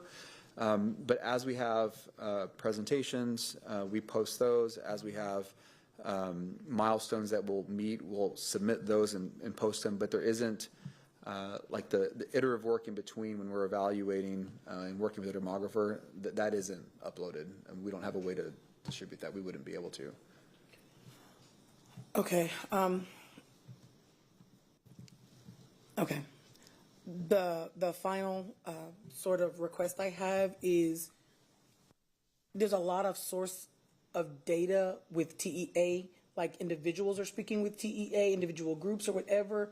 I would request that we request from the commissioner or his people or whatever what actually can happen in a turnaround and print that and post it, because people, I know what you're telling me, I know what people are telling me, I know what I can read on the internet. That information, if the commissioner is going to approve several different plans, then let's have him say, yes, I'm willing to do that. If he's like, no, I've told you what I want you to do, and this is what you need to do it, I would like people to be able to know that. So, Trustee Hunter, what I can communicate to our trustees and to our community and staff is that we do have regular conversations with the agency. The commissioner isn't. I mean, it's a large agency. We're not directly communicating with him. It's his staff that oversee much of this work. And so, as we explore different strategies to be used in each of the turnaround plans, whether it's a 3 or a 2, UA, we are getting feedback. What I can commit to doing is providing an update, I would say probably in the next week. We do have a couple milestones set where we kind of are able to talk to the agency. It's part of the process. Any school district in the state of Texas that's going through this process has a meeting with the agency where they share with us their understanding. We share with them where we are in the work that we're doing, and from that, we could probably produce a document. I don't know that I would be able to have the agency sign off on it, but it would at least be our understanding and takeaway. But as far as the strategies that can be approved by the agency, we're happy to upload that and share that with our community. Thank you. Thank you. Additional questions? I just have one, which we had some callers ask for a better understanding of the expected savings, and I know that's something we've talked about. Yeah. Is that possible, certainly at the next time we talk about the consolidations plan, but maybe also posted on the consolidations website, really showing that work and helping people understand, get a realistic understanding of how much and where those savings come from? Yes, so we've shared presentations in the past, and we can probably create another piece of collateral that is easier to distribute that shows kind of the types of savings that occur when a consolidation does take place. One of the things that Katrina Montgomery, our CFO, and I are working on is the parallel model, financial model, so that as we explore scenarios and ultimately come to a plan that is released, we'll be able to show kind of what that actually looks like from both other direct costs reduction as well as a staffing reduction. Our plan is always going to be to transition staff, make sure, because of our size, we're lucky in that we can absorb and really support staff in different ways that smaller school districts can't. And so, yeah, we're happy to provide that. I will tell you that Katrina and I are working on it now, but we can go back and share and maybe promote what we've already shared, which is kind of where the costs come from. The other thing I want to respond to, just because it's tied, is the conversation around the focus on accountability versus budget and the thoughts around slowing down. What I want to be really clear with our community is that the risk regarding our budget is very, very similar to the risk regarding accountability. Not being financially able to make payroll, not being able to meet our obligation is something that I am not willing to do, but the agency has stepped in many, many instances across the state of Texas because of financial distress. And so it is not as known. It's not something that we have been notified of by the agency because we've been proactive. We've been doing this work. We've been doing this hard work. But I can tell you that there are many examples, and it is very, very possible for a school district to get in trouble with the agency because they are not managing their financials appropriately. And for us, we've been very intentional about doing the hard work. This is a part of that work. We made a commitment to the board to not go below 15% unassigned fund balance. We have strategies to get out, and we've communicated for the better part of a year that this is one of those strategies we have to go through. But that risk is very real. And it's just one that I don't want to be maybe said separately than accountability because they are very much aligned. Additionally, not having the resources to deploy to our campuses is going to keep us from being able to actually invest where we need to ensure that our students get what they need to be successful.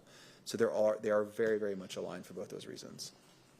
Thank you. Any addition? Yeah, Trustee Hoffman. I had one question. Several of the callers were talking about schools being on closure lists, and my understanding from a timeline was that a plan would be prepared and then publicly released prior to our next board meeting.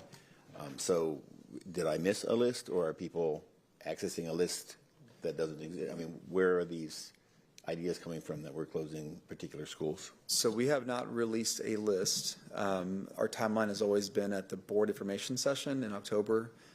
When we upload those documents, that'll be the first time we have not only the boundary change, program move, it'll have consolidations, everything. One thing I'll tell you is I'm anticipating, because of the expectation of getting aligned feeder patterns to where over 90% of the boundaries in AISD will be impacted in one way or another. So we have had conversations with the wall-to-wall communities. We value dual language. It's something we're committed to doing. We value the wall-to-wall programs, but we wanted to be honest about kind of where we are in the process and communicate that the emergent bilingual student population, we know where they reside in our attendance boundaries, and we also know that the transfer in rates to these programs is growing and growing and growing. And so to have stable programs for years to come, which is an expectation I understood from the board, we have to have these conversations. But there is no list. We will be producing it and uploading it, but we have been having these conversations so that our community understands where we are in the process. Right. And just note, I did see on our public documents on the Consolidation's website, it does include a reference to potentially moving the wall-to-wall dual language programs. But there are a couple other schools brought up that I don't understand why that community feels that their name is on a list, but it's okay. Thank you. Thank you. Any additional questions or clarifications? All right. Thank you again to all of our speakers, and thank you, trustees. As a reminder to our community, you may share any general comments or questions with the board by email at trustees@austinisd.org and with individual trustees at emails on our website. Next up is the president's report. As part of the agreed order with the Texas Education Agency, the agreement requires that the board shall, at the first board-authorized meeting each month, publicly report by reading into the record the percentage of time invested in student outcomes during the prior 3-month time period as described by Lone Star Governance and our agreed order, and the total time spent in closed session during the prior month. The June, July, and August 3-month average board meeting time spent on Lone Star Governance defined student outcomes and special education monitoring was 66%, which means we've exceeded our target of 50%. For the last month, August 2025, we were at 79%, and the board spent 283 minutes in executive session in August. I also really want to thank all of my colleagues. I know people have been at many, many community meetings, meeting with people about consolidations, going to meetings at campuses around the turnaround plans, really investing time beyond the board meetings, meeting with community. And I know, people sometimes don't know this is an elected volunteer position, unpaid, and I know we are spending lots and lots of hours out making sure we're hearing people, listening to people, and understanding the situation, and I want to thank you all for what you're doing. Our next item is part of our commitment to discuss student achievement, and we have a presentation on scorecard goal 4, algebra GPM 4.1, 6th grade advanced math. The report will look a little bit different going forward based on feedback that we have gotten from our Lone Star Governance coach. Before we hear our presentation, we need to confirm that our monitoring report is complete, and we have some specific questions to help us determine if the monitoring report is complete or not. The first question is, does the report clearly show which specific goal and interim goal is being monitored? Does the report show data for the 3 previous reporting periods, preferably on a line graph? Does the monitoring report clearly show the current reporting period? Does the monitoring report clearly show the target reporting periods, including annual targets and a deadline target at the end of the period? Does the monitoring report clearly show the superintendent's current view via a defined set of indicators of the system performance relative to the goal? We've been talking about that as on track, off track, or developing, I believe. Does the monitoring report clearly show supporting documentation as evidence of the superintendent's understanding of the performance and the status of that goal? And if we're not on target, or the superintendent's understanding of what's happening indicates things are not on track, does the report clearly describe the systemic root causes, the responses of the administration, including why those responses have been chosen and any needed next steps? So just as we're looking at a revised report, really just want to go through those things because we have to affirm that they are there. So given all of that, does anyone have evidence that the elements are not present? All right, thank you. So now we will turn the floor over to Superintendent Segura for the presentation. Thank you. Thank you, President Boswell. Joining me tonight, we have Dr. Marianne Maxwell, Assistant Superintendent of Academics, as well as Danielle Perico, Director of STEM. So as you mentioned in your opening remarks, we do have a new monitoring report for our community and staff following along. Our previous reports were a little lengthier, and after an evaluation of the first year of reporting and based on some feedback we've gotten from our coach, we made some changes. A couple that I'd like to call out is that it's a little shorter in length, about 5 pages. We did add several graphs to show longitudinally just how we're performing over previous years and as we move forward. And so you'll see that change, but I also will call out one specific change as I walk through the first section of this report. So this is Goal Progress Measure 4.1, which is supporting Goal 4. Goal 4 states the percent of annual 8th grade class members identified as economically disadvantaged who successfully completed the Algebra 1 course by earning course credit and achieving meets grade level or above on the Algebra 1 EOC will increase from 8% in June of 2024 to 14% by June of 2021. The Goal Progress Measure that was adopted, the 6th grade Accelerated Mathematics GPM 4.1, states the percent of 6th grade students identified as economically disadvantaged who enroll in accelerated mathematics and persist to course completion will increase from 21% in June of 2024 to 39% by June of 2029. As always, we have initiatives within the organization that inform much of our work, and it's important that we communicate how this goal monitoring report is supported by that. And this one is most aligned to the Middle Years Forward initiative, including engagement, staffing, funding, scheduling, and support. So the next section is a little bit different. So I want to call our families and staff's eyes to it. It's a section called Evaluation of Progress. Here is a section where the superintendent takes all the available information presented in the report, as well as any additional information that helps determine, helps me make a determination whether we are on track. So I'm pulling not only the actual data, but also looking at historical trends, perhaps looking at different systems that are in place, and coming up with a determination whether we're on track both in short term for the annual goal, but also for the 5-year horizon. And if there's a differentiation, we want to make sure that's clear, because you can be on track in year one, but honestly be off track in year 5. And the inverse could also be true, where you're off track in year 1, but it's because you're kind of calibrating, you're going to expect a decline, but you expect to recover in year 5. In acknowledgement of that change, the statement here is that the Goal Progress Monitoring provides evidence the district is on track to meet the middle school Algebra 1 goal.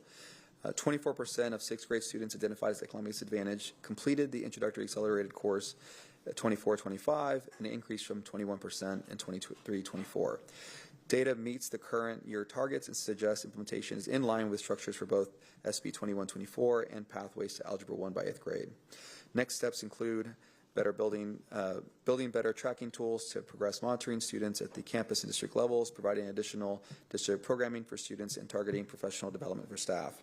A couple other things that I'd want to call out that kind of fed into this statement are just some other operational changes. One is that 6th grade at many of our elementary schools in last year, in 24-25, have now moved to the middle school.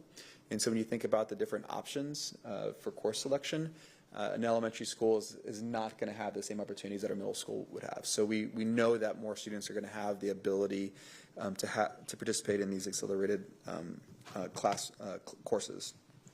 Another one of these is that the way that we calculate this, it's every student that enrolls over the course of the year. So the denominator is a very large number and doesn't necessarily change, and we don't change it based on students that may move out of the system, may drop the course before we actually get to snapshot. If you can imagine that the denominator that we're capturing over the course of the year is actually smaller than what we are reporting, then it gives me just more confidence that we're meeting the target, even if we already are as a percent of. The other thing is what's really great about the goal progress measures and just the way that we've built out these scorecards is that it's allowing us to really understand how our system is working and making adjustments appropriately. One of those is that there are other accelerated math courses that aren't coded as just 7th grade math, right, when you're a 6th grader. Another example of that we were talking about last week was IB at Murchison. There's a math course there that would qualify, but we're not counting it. And so as we kind of go through the process and build out the tool and continue to improve, it's given me, I guess, a clear understanding that we are on track for this specific goal progress measure. So not only from a percent perspective, but all those other things also kind of reinforce that, I guess, position that I'm sharing with the trustees. It's a new section, so if I'm fumbling over my words, that's why. But with that, I'll hand it over to Dr. Maxwell and the team to take us through the rest of the report. Thank you, Superintendent Segura. Good evening, Oswell and Board of Trustees. We're pleased to bring you this report this evening that does identify progress for students in the goal progress measure towards algebra. As Superintendent Segura was describing, 6th grade students that are in the accelerated math class, which is a blend of all of the 6th grade standards and about half of the 7th grade standards. And that is a pretty good indicator and connection why we've chosen this as a goal progress, because most of our students are in this course. While we have other courses and other ways for accelerated math, this is a pretty good chunk of students. It's the most traditional pathway to taking algebra in 8th grade. And so we're pleased to also report that we did meet the yearly target, as discussed when we're talking about being on track. This is providing us some early evidence of some positive trends. Some of the work that we've done around numeracy, really at the elementary and middle school level, and Senate Bill 2124, which grabbed a larger group of students based on their 5th grade STAR results, to be identified to have the capacity to be successful in accelerated courses. So that is a big part of why the enrollment is increasing now. And we expect to see continued increased enrollment as STAR scores continue to improve in numeracy in elementary schools, and as we continue to identify courses that really support students in accelerated math and put in some other supports in place. So some of the things, too, we'll talk about this evening are what we'll do looking ahead, including some MTSS structures in courses, because this evening's discussion really is a look at the end of year. It's a full completion of how students not only did, how much they enrolled, but also how they did in the courses and completed with passing grades. So which is the ultimate goal. We want them to enroll, but we really want them to be able to persist to completion and be successful in this accelerated course so that they're successful in the accelerated math pathway after this. And part of that is making sure that we are providing some MTSS structures in these classrooms if students are struggling in the class. And so we want to make sure we're not missing those students just because they're an advanced course. They may need supports and scaffolds, and also discuss tonight some targeted professional development for teachers that would support them in providing those scaffolds. And then, as Superintendent Segura mentioned, looking forward, creating some additional tools that really help us better track our progress and do the same work moving forward. So overall, this goal, as discussed, is really middle school algebra. The board goal is on algebra. We know that we want them in that accelerated pathway, that the traditional path where most students will enroll is the 8th grade algebra accelerated pathway. We know we want students in accelerated math. We know that has a large impact, gives them more opportunities for continued math courses and accelerated courses in high school. And it also makes it much more likely, if they start on this accelerated math pathway and take advanced math, to enroll and persist in post-secondary education and obtain post-secondary degrees. So it's a big difference maker. For this particular GPM, we've narrowed the focus on economically disadvantaged students because we want to make sure that we are providing this opportunity to the historically underserved students, and we're increasing that enrollment and persistence to completion and not just an overall number of students with SB 2124. So you can see as we look at the goal progress measure, I'll speak a little bit to this chart and our line graph incorporated into the chart. The light blue on the left-hand side, speaking of course completion, is really how historically we've done with students who have enrolled and persisted to completion of the course. And then on the right side, you can see the yearly targets. So that is where we wanted it to be 24, 25, and then continuing on for the next 5 years for this goal progress measure. You can see above the school year for 24, 25, the actual number that we met at the end of the year matches the number that we wanted for the target. So the target was 24%, and we did meet that target. What you see in the middle are the numbers for progress monitoring that came earlier this year. So twice last year, we reported these numbers in progress monitoring. We wanted to point out some of the differences that we saw in progress monitoring with the final number. So we discussed some of the ways that we're pulling this data and tracking it. And what we found was, as we looked during the year, so once in November and then again in April, we took a snapshot of the students that were currently enrolled in the course, so active enrollment in the course. And at that time, it was 25% in November, 30% in April that were economically disadvantaged. And then you see that number drop when it comes to the final enrolled in the course and persisted to completion. It may look at first glance that means that many students did not persist to completion. That's not what that number is telling us. What Superintendent Seguda was describing earlier is that when we take a snapshot for active enrollment, it's all of the students that are currently enrolled. And when we take the picture at the end of the year, it's any student who was ever enrolled in that classroom, whether they are currently enrolled or not. So if you ever came into the classroom, even if you've left now, you are included in that snapshot, that picture at the end of the year. So the denominator got bigger. So to use just simple numbers on this, if it were 100 students that were enrolled actively in November and 25 of them were economically disadvantaged, that gave us the 25%. In April, if it was still 100 students, 30% were identified as economically disadvantaged. The way that we pulled the data at the end of the year, that number increased because of the number of students that came in and out. It included mobility rates. And so if that number increased to let's say 125 for easy numbers, even if the number on top was still 30 students, it decreased to 24%. So that's why it explains some of that difference in those numbers, and also learning through the process, it would help us actually monitor a little bit better if we're going to change the way that we're looking at that data and pulling that data through the year. So it's a little more correlated to what we would expect to see at the end of year.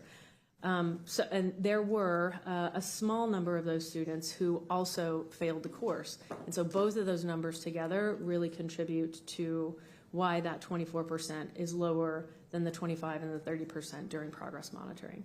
And Ms. Perico will talk a little bit more about that as we talk about how the data was pulled. I just wanted to give that introduction and say we have a line graph. We have a couple of bar graphs in the middle of the line graph to show that sort of mixed set of data. Ms. Perico? Thank you. So before we dive into the data, I do want to give just a little overview of our accelerated courses. So as a reminder, 6th grade accelerated covers all of the 6th grade standards and then half of the 7th grade standards. As our students progress into 7th grade accelerated, then they receive instruction in all of the 8th grade standards and the remaining 7th grade standards that were not covered in 6th grade accelerated. This is important to know because it's really important to understand that curriculum, 6th, 7th, and 8th grade math, is compacted into 2 years so that students have the foundational skills that they need to be successful in Algebra 1 in 8th grade and beyond, because it's not just Algebra 1, they need those foundational skills for geometry, Algebra 2, and other advanced level classes. So I just wanted to kind of level set on that before we now look at the data. And the table that we have here represents our 6th grade students who are identified as economically disadvantaged that persisted to completion and completed 6th grade accelerated math. I want to draw your attention, and we talked a little bit about this already, but to that yellow column, that really highlights the final data for our 24-25 school year. And again, it represents the 6th grade students identified as economically disadvantaged who completed that 6th grade accelerated math course. So district-wide, as Dr. Maxwell said, 24% of all 6th grade students identified as economically disadvantaged did successfully complete that 6th grade accelerated math course. This was an increase of 3 percentage points from 23-24 to our 24-25 school year. You will notice, though, that, again, as Dr. Maxwell was pointing out in our previous graph, we do have some discrepancies between that data that was pulled in November and April, and that really had to do with how progress was measured. So that progress data was measured by enrollment or active enrollment, where the completion data at the end of the year was not just actively enrolled, it was any student enrolled, but also it did include or accounted for students who did not pass the course. So we did have some students that didn't pass, and that course failure rate did impact some of that progress monitoring. While only a small number, we did have an overall 98% passing rate for the course. It is disproportionate, the number of students who failed the course that were economically disadvantaged. So we'll talk a little bit more about what we'll be doing for that. So while we are proud of our overall progress and we've met that target, we do need to address some of the disparities that we are seeing. So we did not meet our target for 2 of the student groups. So we met our overall target, but for 2 of our student groups, we did not meet it. However, we did have an increase from prior years in all of our student groups, with the exception of our emergent bilingual and economically disadvantaged student group. We did not meet our target for Hispanic, Latinx, and economically disadvantaged student group. However, if you're looking at that table, you do see an arrow pointing up. The reason for that is we did make improvement. We did go from 20% to 21%. However, our target for that student group was 23%. So we know we still have some more work to do. We did have 1 percentage point decline for our emergent bilingual and economically disadvantaged student group. So in looking at our root cause analysis, we did determine the following: that access to accelerated math course was one of the barriers. Prior to Senate Bill 2124, historically, our students that were enrolled in accelerated math courses were students that performed in the mastery level on 5th grade STAR. With the implementation of Senate Bill 2124, we now have opened access to students. The Senate bill requires any student that scored in the 60th percentile or higher on the 5th grade STAR is now automatically enrolled, with the option to opt out. This does remove some of that access barrier.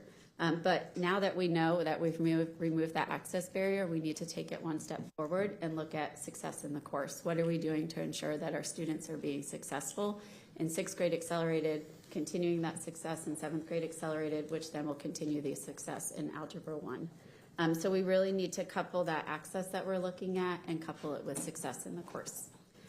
So we did also recognize that leads us into that we do have some support gaps in our system.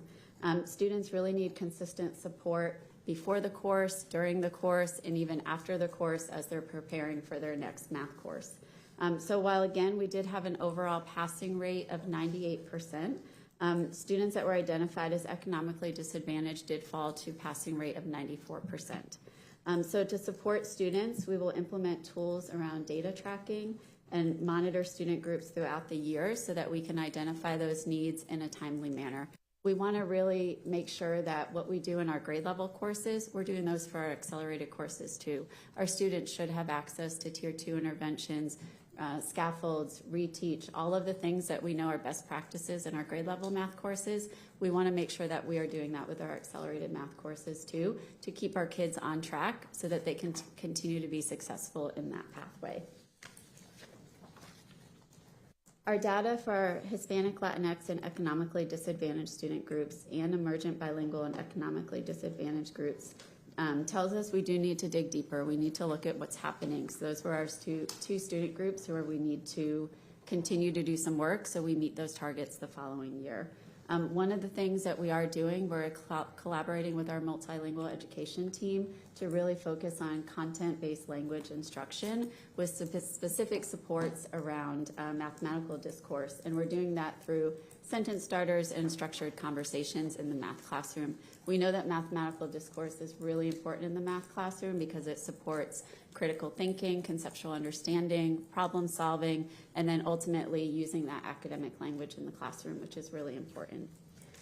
Another root cause we recognized was data tracking inconsistencies. Dr. Maxwell talked a little bit about this earlier around the different course codes that were being used. We did recognize that Some campuses were using a slight variation in a course code, so we didn't actually pull that into the data. So we have put together structures to really help campuses ensure that they're using course codes that align with our accelerated math course codes in order to help us be more accurate with tracking that data. We did also find that the way we were monitoring progress didn't tell us the whole story. It told us about enrollment, which again, that's that first piece, making sure that we're opening access for students, but it didn't correlate with success in the class. So we're working really closely to find different ways that we can track success along the way to make sure we're not just meeting enrollment, but we're meeting success or providing success in the classroom. So we're working on that, and we'll continue to work on those structures to really help our campuses monitor that progress along the way. Finally, I do want to highlight, we have some campuses that we want to talk about, Murchison, Gariskey, and Ann Richards are 3 campuses that have shown some success with their monitoring. Murchison and Ann Richards had more than half of their economically disadvantaged students enrolled and completed successfully the 6th grade accelerated math course. Gariskey had approximately a third of their economically disadvantaged students enrolled and completed the math course. And they have strong systems in place to really support student success. Some of those systems they provided Tier 2 interventions in their accelerated math classrooms. They had tutoring. They provided scaffolds for the students. Avid strategies. They did writing across the content area, so lots of writing and connecting that again with that mathematical discourse piece. And also they had student data tracking. So we've talked a lot about how we want to really have data tracking and have campuses focus on that throughout the year with our accelerated students. But when you couple that with students tracking their own data, it provides them ownership of their learning. And putting those together are really the 2 puzzle pieces that will really show our success in accelerated math classrooms. So steps to continue this work and continue to improve our outcomes and our enrollment for economically disadvantaged students. As Ms. Perico mentioned, working in some areas with campus level monitoring to really ensure student success. And so with that, we mean working with teachers. This goes hand in hand with professional development teachers and using current classroom data, their informal assessments, formative assessments that they're giving along the way. And the math team has also written curriculum-based assessments for the accelerated courses in addition to all of our on-level 6th, 7th, and 8th grade courses. So we wanted to make sure to include this accelerated group in those curriculum-based assessments. And those are assessments that are a little bit shorter in nature, but they only test exactly what has been taught up until that time. So it gives teachers pretty real-time information in whether or not students have mastered the content that they've just taught, and we're allowed to from that we have the capability of immediately putting students in monitoring groups to make sure that they're continuing to be successful in the classroom. That combined with those MTSS structures for the supports, scaffolds, any interventions those students might need is really what will help us monitor closely, help teachers monitor closely through the year and provide that information to campuses so that they can do that close monitoring of how students are doing and give real-time interventions. We definitely are providing targeted professional learning for staff regarding that. And also that's not just teachers, that's administrators. So we've been focusing a lot already this year in all of our campuses and our middle school campuses in observation and feedback of classrooms and making sure instruction is really strong, students are doing grade level activities, and in this case that would be a combination of 6th and 7th grade standards, and that students are successful in all of that, and administrators have what they need at their fingertips to really give good quality observation and feedback to teachers. That professional development is part of this work. Making sure that we're offering to that district-wide programming for students. So Ms. Perico talked a little bit about the supports that we're providing before, during, and after. So during, of course, once students are enrolled in that course, and we're giving real-time feedback and working with students as they're progressing in the course. Before references the Bridge program that we did for the first time last year. 215 students were invited, 55 enrolled and attended that Bridge program. And so we're tracking their progress throughout this year to see how they're doing in that course and whether or not that was a successful kickoff for them, because their math scores may have identified from 5th grade that they definitely had the capacity for accelerated math. We wanted to make sure that they felt comfortable beginning in the course, that they felt positive and ready to go in accelerated math by the time they enrolled in 6th grade. So that's what some of those before supports are after. And then towards the end of the year, as we're seeing the success of the students, making sure we even have some other in-between bridge programs for success for students starting in different levels of the path, but making sure at the end of the year, as we're doing right now, looking at any students that were successful, that may have struggled, that didn't pass those courses, having conversations about if they could still be continuing in this accelerated course. And so we had that information for teachers right from the beginning. Did a pretty extensive job of looking at that data on our team and providing that to campuses, so they had that information ready to go. And then finally, of course, we've mentioned this, but making sure we're modifying our district tools to really help look at this and support campuses with this information and make sure that it's accurate information so that they have what they need to support their students. And that will end our presentation for the evening, and we will open it up for questions. Thank you. Thank you very much for all of this. Now we'll open the floor for our monitoring conversation. Our questions during the meeting will be of strategic nature, meaning we will ask questions to help us understand how the reality of our students is aligning with our vision. And you may have noticed that many of you I know saw the email that Ashley Paz sent to us about monitoring before this meeting as a form of coaching. So ready for first question? Trustee Hunter. Thank you for the presentation. You mentioned data inconsistencies, and you mentioned using the data to actually track students. My question is, how is the district strengthening data systems to address inconsistencies between enrollment and completion reporting in accelerated math? And how is that information going to be used to identify at-risk students early and deploy timely supports to ensure persistence and success towards Algebra 1 readiness? So I think at the beginning that we're looking at is really, and for purposes of this report, we want to make sure that we're pulling data systems consistently so that we're reporting overall, and we're making sure from the kind of high-level perspective that we either are on track or we're off track. So that's one. So we would need to align the way that we're pulling progress monitoring data.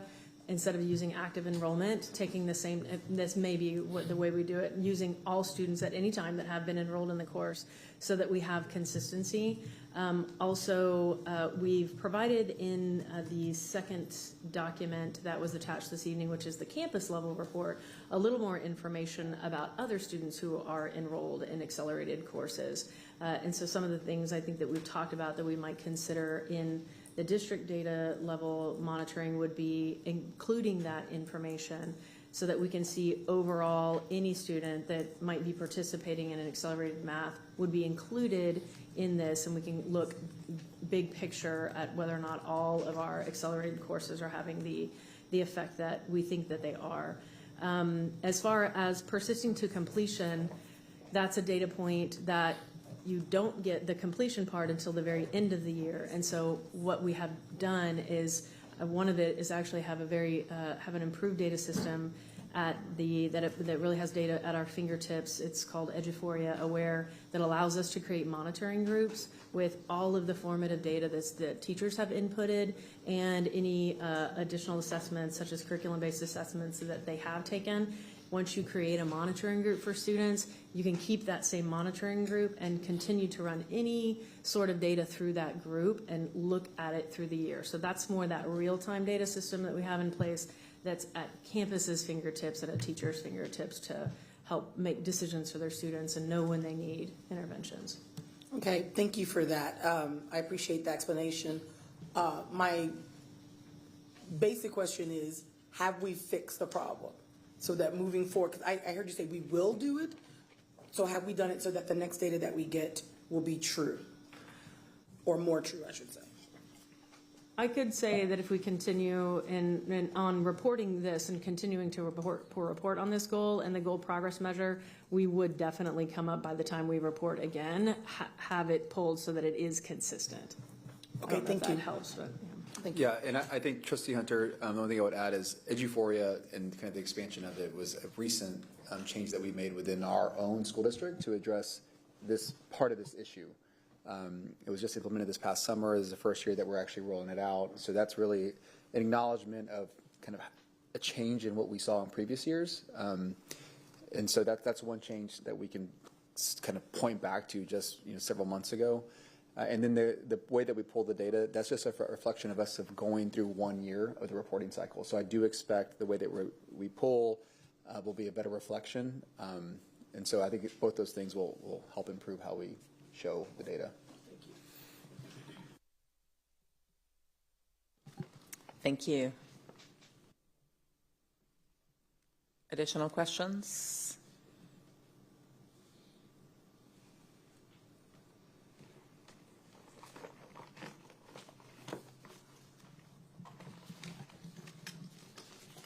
Secretary Gonzalez.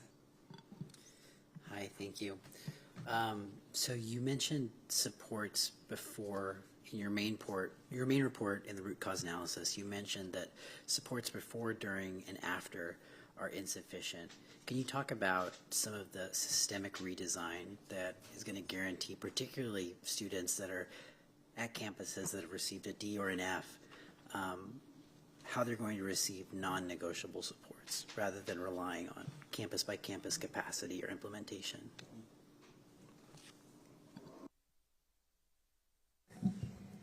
So I think one of the things that we did was really implementing that Math Amp Up Bridge program that was for rising sixth graders, and it was a pilot year. So we did invite students from our highest need campuses at the middle school, like rising sixth graders.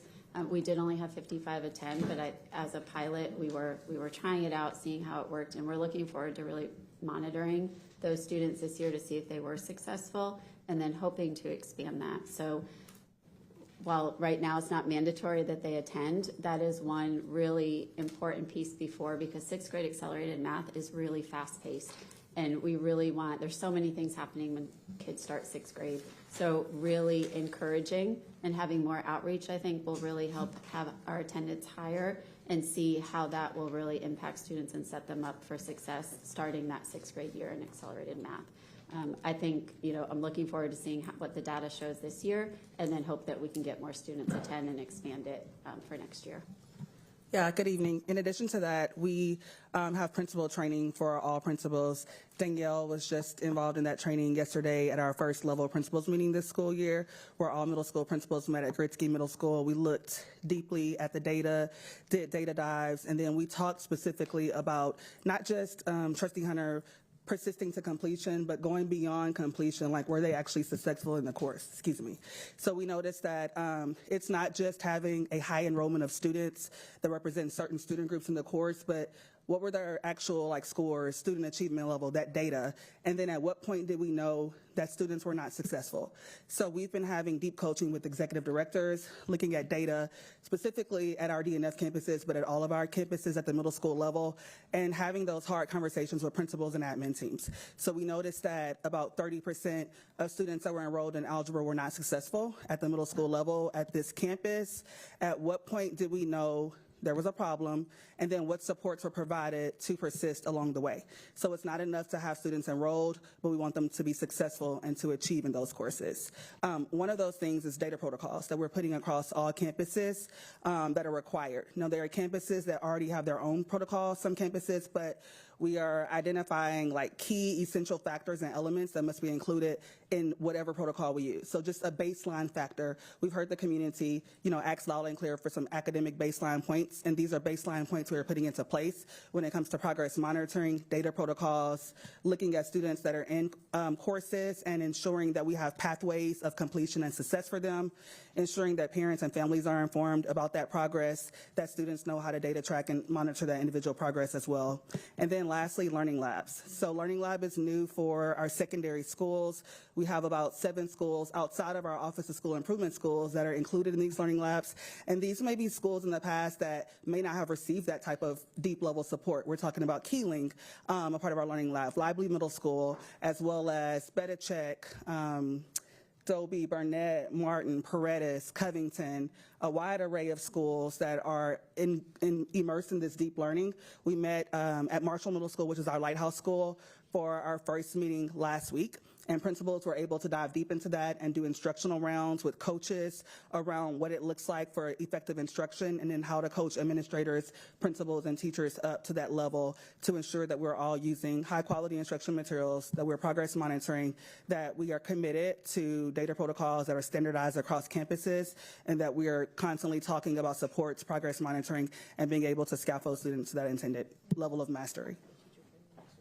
Yes, we have a huge teacher training next week, next Monday and Tuesday at Austin High School. We have about 100 teachers, about 200 total maybe, but in math and reading that are coming for all of our Learning Lab campuses. Every math and reading teacher is required to attend, as well as our instructional coaches, assistant principals, and our executive leadership team and academics team. So we'll be engaged in that learning on Monday and Tuesday so that we can move as a system across the bandwidth.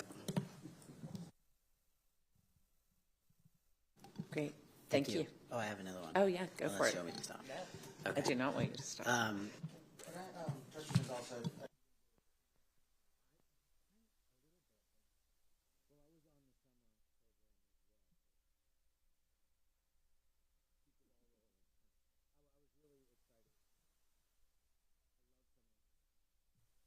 I love our summer bridge programs, and when done well, they're just great sort of positive accelerants. So I hadn't picked up on yet, and so with my apologies, I didn't get that we were kind of piloted. I was wondering about attendance versus capacity, and I was wondering about participation rates of, say, African American students. So first, like, how are we going to, where are we with that? And it seems like we're under-enrolled with some of our groups that we know we're underserving. So how are we going to kind of take a look at that and get up to a better participation rate among targeted groups? Yeah, thank you for that question. I think it's really about, one, communication. So communicating earlier with our campuses, making sure we have all the support and make sure we have all parents have information. We did a parent meeting last year, but again, we brought this pilot together really quickly because we saw the importance of it, but it was, timing may not have been on our side, but continuing to really look into that data, making sure now that we have Eduphoria is really going to help us really look at that data, target students. Our goal is for it to be open to all students, but really targeting where is the biggest need right now and making sure that we are getting out there, inviting, sending, counselors, everyone is supporting to make sure that parents have the information. We did send printed, handmade invitations to go home to the families because we know sometimes that, different ways. We had multiple ways of getting around. We had campuses reach out to the families as well as providing that. But I think really looking at that data, targeting, making sure we just continue to make phone calls and really try to encourage those kids. We had a lot of great feedback from those that did attend, so even getting some student feedback and sharing that to really hype up the program. But ultimately, our goal would be having it at every campus. Might not be next year, but that would be our goal, is every campus to host their own, to bring in their own students to their school to already start building those relationships and then building on the necessary skills to be successful. Awesome, and thank you for that. And so I'm hearing about sort of communication, and I'm hearing about targeted communication, and I'm hearing about direct outreach, which are all great. And then I guess staying on this before I yield back, one of the advantages of something being smaller the first time around is that there's a greater pointed opportunity, for learnings. And also now we have a little bit of an on-ramp, or we have a ramp, because we're looking at next summer. So do we have a sense of how to make sense of the effectiveness side? Like, what are our plans to say, well, here are the kids that participated from different demographic groups, here's what happened the next year, and then using that to refine and improve the rollout for next summer. So what are we doing along those lines? Thank you for that. So with our curriculum-based assessment data this year, that's going to really help us because now we can pull that in Euphoria. We can look at the students that attended and look at the things. So we focused a lot on proportional reasoning and fluency in that camp. So we can look at how did students do on those skills on their curriculum-based assessments throughout the year. So we don't have to wait till STAR data. Last year, we just looked at STAR data to see who we could identify to invite to the camp. And now we'll have data from elementaries are doing curriculum-based assessments too, so we can look at 5th grade data and really target and look at where the biggest need is and look at trends. Maybe it wasn't proportional reasoning. That's what we chose to do for this summer, but now we can look at all of that data and really decide what is the biggest need for that summer camp and make sure that we're targeting that. Nice. So not only the data from this year's camp attendees, we'll say, is informing next year, but what's actually happening in our elementary schools and what we're learning about where they are and their needs is going to inform the lesson plans and the curriculum for the summer camp. That's really cool. Okay, thank you. And thank you, Trustee Gonzalez. Okay. So in looking at the appendix that you mentioned on the table that details the campus completion, there's quite a range for economically disadvantaged students on some campuses. It's excluding the ones that no longer have 6th grade this year. There are some that are lower than 10%, while others are above 60. How are you going to ensure that the lowest performing campuses are going to catch up rapidly rather than allowing this gap between campuses to persist? So part of that is that active monitoring of data as it's coming in real time this year to identify those gaps earlier. And I think so monitoring this and looking at it, having 1-year completion data is super helpful with that to see where we ended that the year and looking specifically at economically disadvantaged. Part of it, though, is really using information from our outliers. So one of the things that really Dr. Wilson and Dr. Emerson are so intent on is having principals very intentionally share with each other the strategies that they are using that are successful, very open with data, very ready to talk about these things that are working well, and pulling principals for those to have principals talk about those processes that are happening on those campuses, and then giving them some time to really internalize that work and figure out on their campuses how they might be able to replicate some of those processes. So it's really, I think it's just a little bit of both, knowing where we are now from last year's data, and then looking at current, but for sure giving principals the opportunity to share those strategies that they know are working. Because when we see like the kind of outlier data that we talked about, where if you have 33% of students identified, but 67% students overall are the makeup of the enrollment, then you've done all of those strategies to really identify students and make sure that they're successful and that they completed the course. All right, thank you. Additional questions? No, I mean, all my questions have been answered by the report. Thank you. Thank you. My questions have already been asked and answered. Okay, thank you. My questions have been answered. Thank you. Thank you. I have a few questions. One is looking at, we're seeing improvement in all groups you pointed out in the report, except our emergent bilingual students with economic disadvantage. And I know we're seeing large differences, kind of large growth in some and small growth in others, in addition to that one group that didn't grow. Do we have an understanding of why we're seeing the big differences among different groups? Yes, we definitely talked about that in the report, and always want to make sure that we're noticing where those gaps exist in student populations.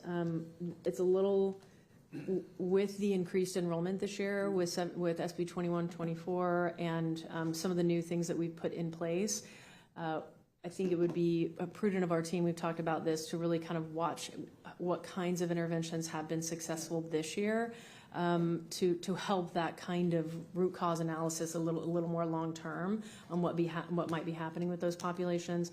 Again, we mentioned this too, some of the complications of when you're looking at a smaller number within Hispanic population. We've definitely seen some shifts in that population and just our overall enrollment, and saw those shifts happen during the year last year. And so that may be affecting this, and so we might need just a little bit more long-term data to make those determinations.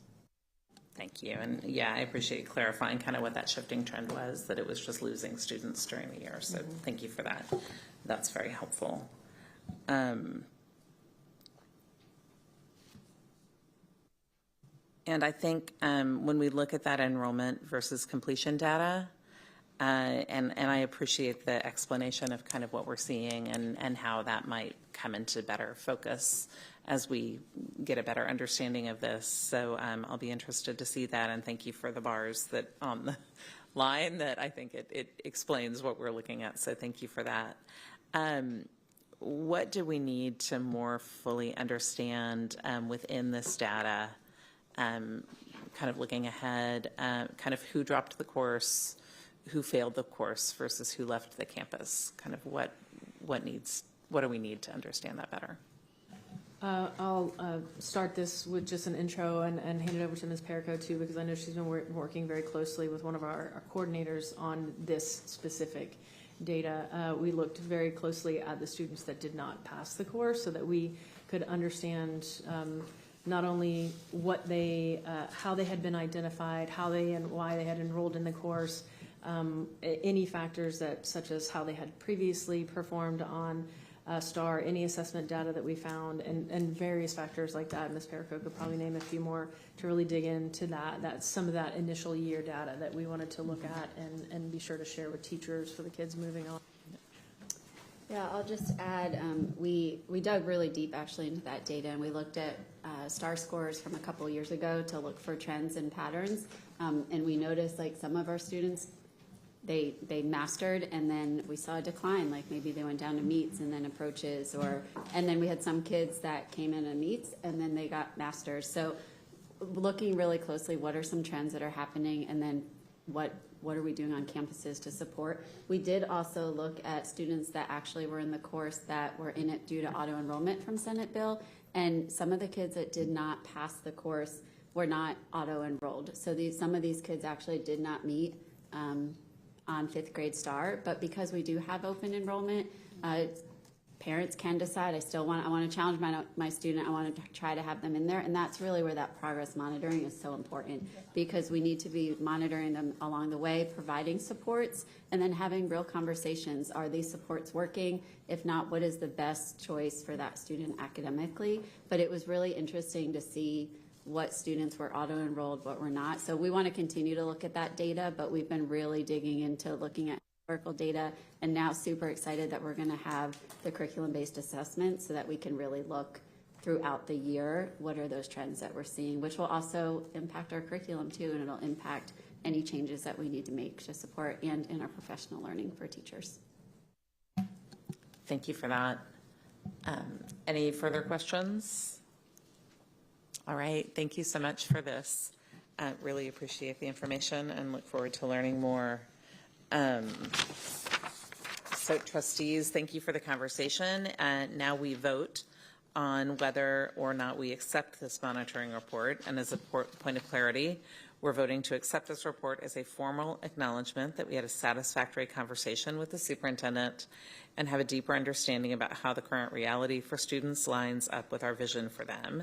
And I will entertain a motion to accept the report. I move to accept the report. Thank you, Secretary Gonzalez. Is there a second? Second. Thank you, trustees. Any discussion? Having a motion by Secretary Gonzalez and a second by Trustee Quintana to accept the monitoring report, all in favor, please raise your right hand. And the motion passes by all on the dais. Thank you. And thank you all for taking part in this process. Next up is our scorecard goal 3, college career military readiness, our goal project measure 3. which is industry-based certification aligned courses. We have a new team coming up, and this is also related to our commitment to student achievement. So before we hear our presentation, we need to confirm all the things we read during our last presentation, that our report is complete, and this report also, all of our reports going forward will look different. So considering the questions that have been shared, does anyone have any evidence that the elements of an effective report are not present?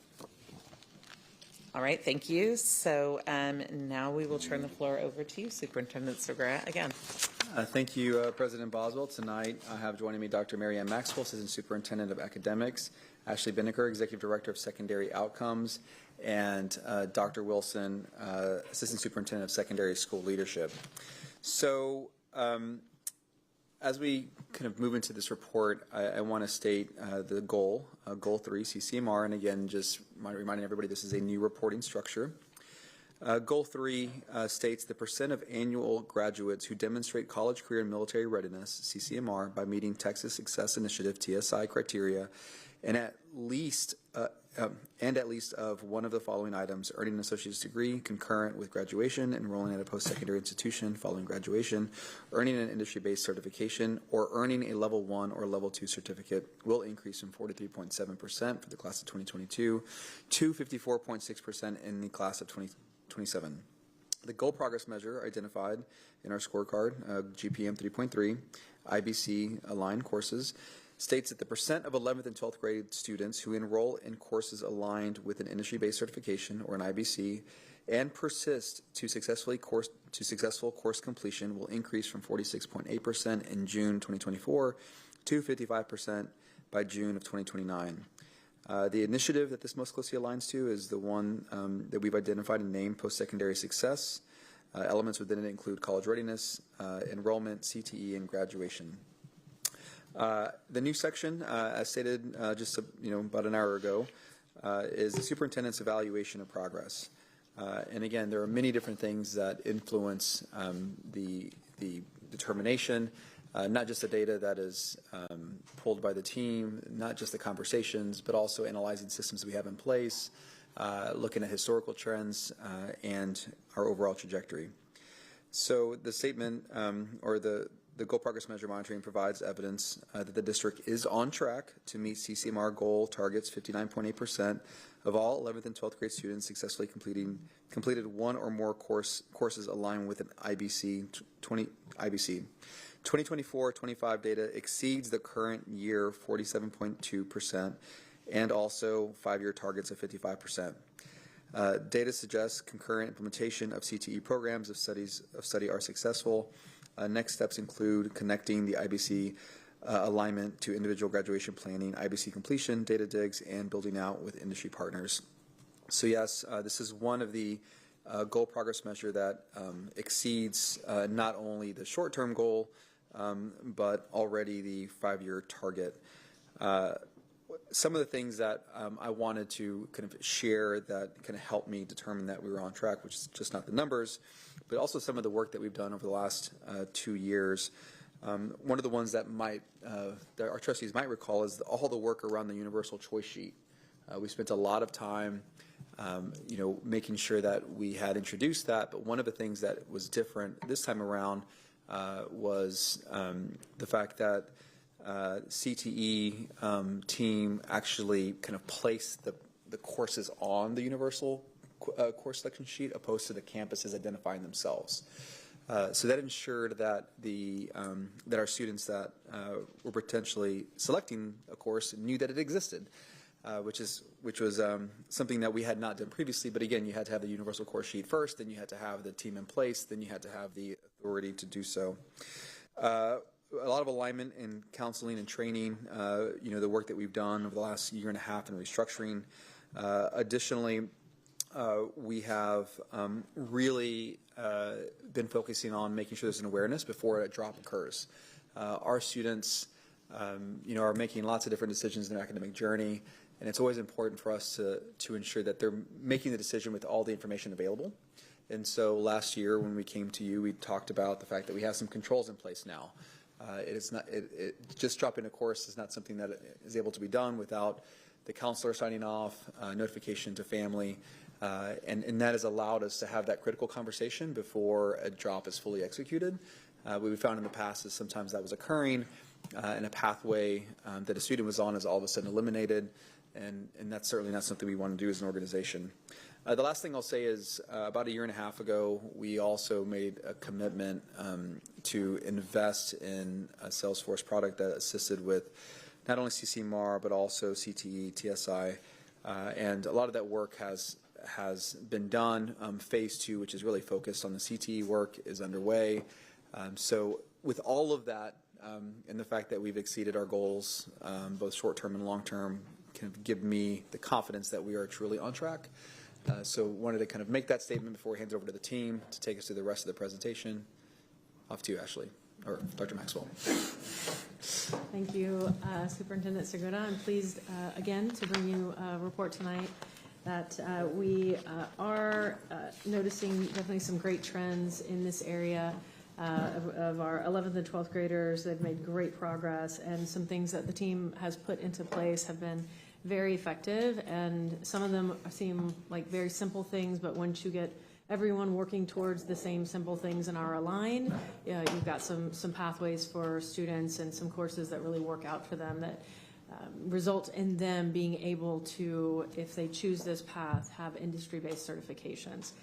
So some of the things we'll talk about tonight are those things that have been done, and also some next steps to continue that work to make sure that we're continuing with IBC alignment in everything that we're offering in graduation plans, and really talk a little bit more about how we're using the data to help campus administrators and groups of people working on campuses that we make visits to, of using our CCMR dashboard with that data as a springboard, and then really monitoring CCMR plans for students.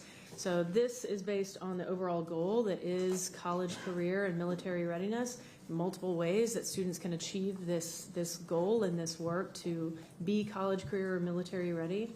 This one that we're talking about tonight, of course, is industry-based certifications. There's some other ways that we would continue to measure this throughout the year for students, and of course students can hit CCMR readiness in multiple ways. Another way would be showing that they're college ready through the Texas Success Initiative with the TSI 2.0 test in math or language arts. Another way, of course, is military readiness, some other things that we talk about in the year in progress as a progress measure toward this goal. Specifically here, this goal progress measure does look at our 11th grade and 12th grade students completing an IBC aligned course. The key component for this implementation is that the state defined programs of study a few years ago. They established that in 2019 with expected implementation starting in 2021. So Austin ISD's response to that was to align our course sequences with TEA series of learning so that we knew students, when they started those course sequences, they would be set up for success and in the right paths. And we'll describe some of that work not only with students and families, but with counselors at our schools to do that. You can see from our, I gotta scroll, remind me to scroll. From our line graph on this, that on the left side we have past years of course completion all the way up to this current year of 24-25 at 59.8%. Next to that, in the darker blue, you have our yearly target. So you can see our yearly target this year. Underneath that was 47.2. So we definitely have met that target. And in fact, we've met the targets for the next 5 years for this GPM. So the incredible work been done by the team. So it's exciting news, and it's definitely exciting news for our students and being able to reach this kind of readiness should they choose to get find this readiness through industry-based certifications. Ms. Binnicker? Well, Superintendent Segura and Dr. Maxwell took all the fun things that I was going to tell you. So yeah, programs of study, when TEA instituted programs of study, essentially a program of study is a series of 4 courses, typically 4 courses. A student could do it in 3, but they're going to finish those courses. It's going to be 3 or more courses for 4 or more credits. Now, you know that this aligns also with our accountability measures. So now, moving forward, we need those students to be completers, which they would have 4 credits, and then also finish that IBC. So when TEA instituted that years ago, we've seen the writing on the wall. We've known that it's coming. So in response to that, Austin ISD needed to make a more strategic and systemic approach to where, how, when we offer CTE courses for students. Not only that, but we break those courses down into 4 levels. So TEA breaks it down in levels 1 to 4. Of course, level 3 and 4 are those higher levels. You're going to see the content dig more into the career aspects of it. The rigor is going to be higher for those courses. So when we're going to walk through this data, I want you to think about not only are those students, we're talking about those level 3 and 4 courses, but we're talking about the juniors and seniors from last school year, so school year 24-25. And not only did they enroll in those courses, but they were successful in completing those courses. So I am proud to announce that our Austin ISD students have not only surpassed this year's target, but our 5-year target quite well, in fact. So our target this year was 47.2%, and we surpassed that with 59.8%. But also, not only did we do that as a whole of Austin ISD, all of our student groups not only showed growth, but they met our target for this year, which is really outstanding. So our, for example, our Asian student group has surpassed that with 13.9 percentage points, and our African American and our Hispanic student groups surpassed with 10.9 percentage points and 10.3 percentage points. While that is outstanding, we do recognize too that some of our student groups, while they've surpassed this year's targets, they haven't met that 5-year target like some have. So an example of that is our African American students and our students receiving special education. So they're meeting our current targets, but we want to see the same growth that we see for others as well. So we're going to do more focused work with that student group across the district.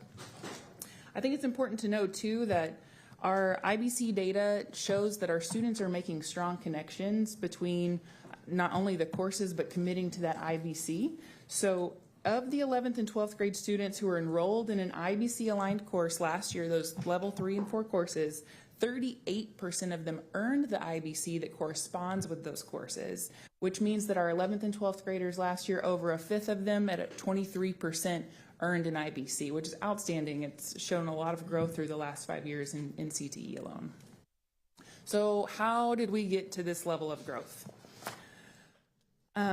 TEA instituting those programs of study required us to make that systemic approach, and we've had to cultivate a culture of not only excitement around IBCs and CTE, but also an expectation of these students are going to take the IBCs. And that's not just for the students, that's for the administrators and the teachers, because it has been a culture shift and an expectation shift over the last few years, not just in Austin ISD, that's across the state. Superintendent Segura mentioned the universal course sheets, and I want to say that there's a clear impact in the data when universal course sheets went into effect starting the 23-24 school year, and that was a direct ask from the trustees. We have seen a major shift in success in that factor. So by creating this standardized document that is district-wide, we've given parents and their families and students the ability to see a clear guidance on what that course sequence should look like, and also it helps us to avoid inadvertently limiting the access for any students to go into those courses. Like you also said, Mr. Segura, that we, CTE established a drop form so that anytime a student considers dropping out of a program of study, because if they're going to drop that course, it likely means that they would also program. We want to make sure that the counselor has the opportunity to have that conversation with the student.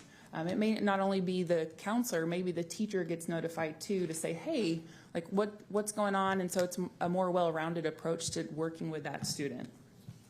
I think all in all, we talk a lot about messaging and communication and how important it is, and I think that that's where universal course sheets really came from, the heart of it, that we want to communicate with our families, and that is the good work that has come from that. And so now our families are consistently getting that messaging across the district with the work of the CTE team, who's worked really hard with campus administration and CTE at the campuses to align those programs to fit the campus and fit the student needs. Of course, I know that we've seen student success across the district, but it really could not be done without the hard work that's happening at our campuses as well. So our campuses are doing outstanding work, not only in administrative monitoring, but working with CTE. Our CTE programs and some of our P-TECH programs are really strong because of that work. And I'd like to highlight a few outliers that we see across the district. The first of those is Aikens High School, so Aikens Early College High School.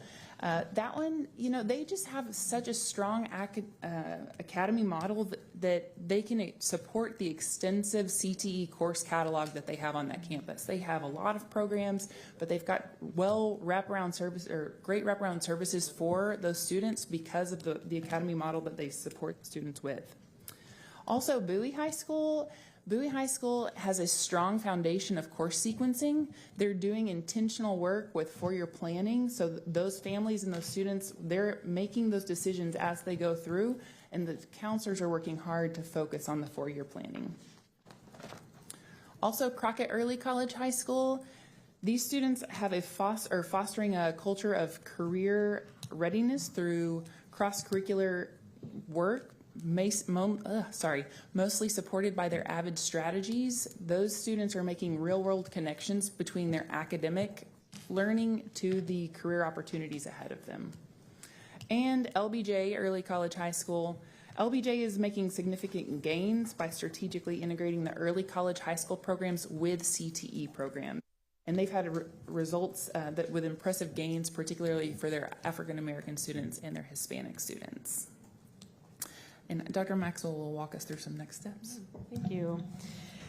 So we really just want to make sure that we're continuing that consistency of the work with the programming, with the course sequencing, making sure things are really clear for campuses, and that our department continues to have a strong collaboration and connection with counseling, and that they are part of all of this work because they know they have we know they have regular touches with students, not only in enrollment but in the courses and working on that graduation plan, but also need to be part of that conversation if a student wants to drop a course and understanding how that really will affect the outcome and the choices.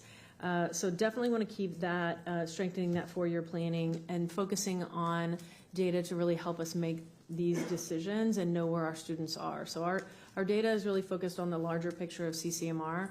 And when the team goes out, we've already started these secondary outcomes meetings, the CCMR meetings at campuses. So we go out to campuses. We're specific with sitting with that staff and talking through just, everything that is CCMR current updates so that they make sure everyone's well informed, but then also take some very explicit time with the staff, with administrators, to taking the data from the CCMR dashboard and then downloading that in an individual student data to an individual student data level, particularly to the students at that campus. We worked on that structure with Dr. Wilson to make sure that we were providing principals, assistant principals, counselors, the staff at the campus, the time that they needed to really go through that data and see where the students are with CCMR readiness. So our students can find us, of course, and many do in multiple, can sort of check the CCMR box in multiple ways, but sometimes we look at that data and we see there may already be a sophomore or a junior that hasn't indicated CCMR readiness, and so that's an immediate plan, of course. We may notice that a sophomore isn't on a pathway to do so, and so that's that opportunity for them to really make individual decisions for students at their campus. Can't finish everything in that one meeting for hundreds and hundreds and hundreds and thousands of students, but it does give them that process to be able to continue that, and then we continue our meetings with campus. So we go back out, we check on that progress, we pull the data again and see where the students are again and see what what interventions have taken place, what conversations with students have taken place to make sure that they're on the path that they need to be. And that is the end of this report, and we welcome questions. Thank you. Perfect. Thank you for this. It's nice to have two meetings of really exciting data in a row. So just want to call that out. I want to call it on page 3. You wrote, what we are doing is working and now we can see it. And it's really now we see it. So thank you. It's really exciting to have such strong results and such great big growth all at once. So thank you. So trustees, questions? Trustee Hunter. Thank you. It's not a long question, but I'll make sure that that you can get all the parts of it. So how is the district monitoring and supporting student performance in IBC-aligned courses to ensure that gains in enrollment translate into successful course completion and industry-based certifications for all student groups. That is a good question. So to expound on what Superintendent Segura said earlier about the CCMR dashboard. So I was on a meeting just this morning. We are opening up the second phase of that, which we're calling CC Pathways. So now, for the first time ever, our counselors, our administrators, we're actually going to be able to see where students are in that four-year plan for CTE. So it's going to track the course sequencing for us. So instead of having to go through student by student and see, hey, did they meet these 4 courses, it will show us that data. So that alone, just the man hours included in that, will be so much more effective and efficient, but also working with our teachers to not only do professional learning with them, but there's more and more resources available to help students learn prior to taking the IBC. So we want to make sure that we're providing them the practice test. Some certifications come with practice exams. They come with a series of courses that the students go through. Every certification is different, but we make sure that those teachers also have the availability to do the professional learning to help the students pass those exams too. Okay. And then I just have a clarification question. Did you say that African-American students did not meet the 5-year goal? So no, they've met the current goal, but they have not surpassed the 5-year goal. Perhaps I'm reading this incorrectly. What is the 5-year goal? Oh, did they?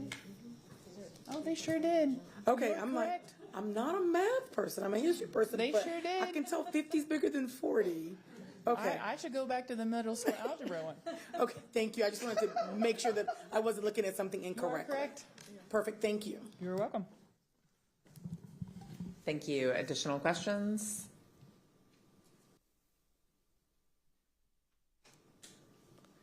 Asked and answered.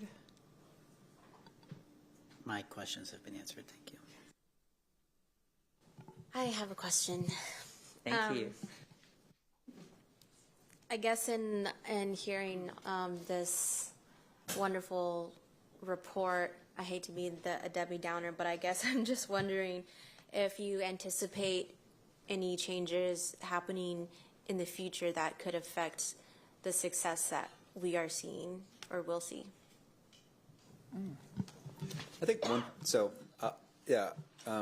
Trustee Quintana, one of the things that the team and I talked about, this comes around, well, should we reset our goals or our targets because we've been successful? And I'm of the opinion that we need to at least keep them for one more year. And what could affect this is any changes from TEA, right? So we've talked about that. The requirements for IBCs, what IBCs count versus don't count. Just a couple of years ago, there were some that dropped off, and so districts' numbers were shifted quite significantly. So that to me would be something that would impact this, but I think with the tools that we have in place, the awareness, the systems, we'd be able to manage that. So you might see like a shift, but I don't think you would see us move in the wrong direction, if that makes any sense.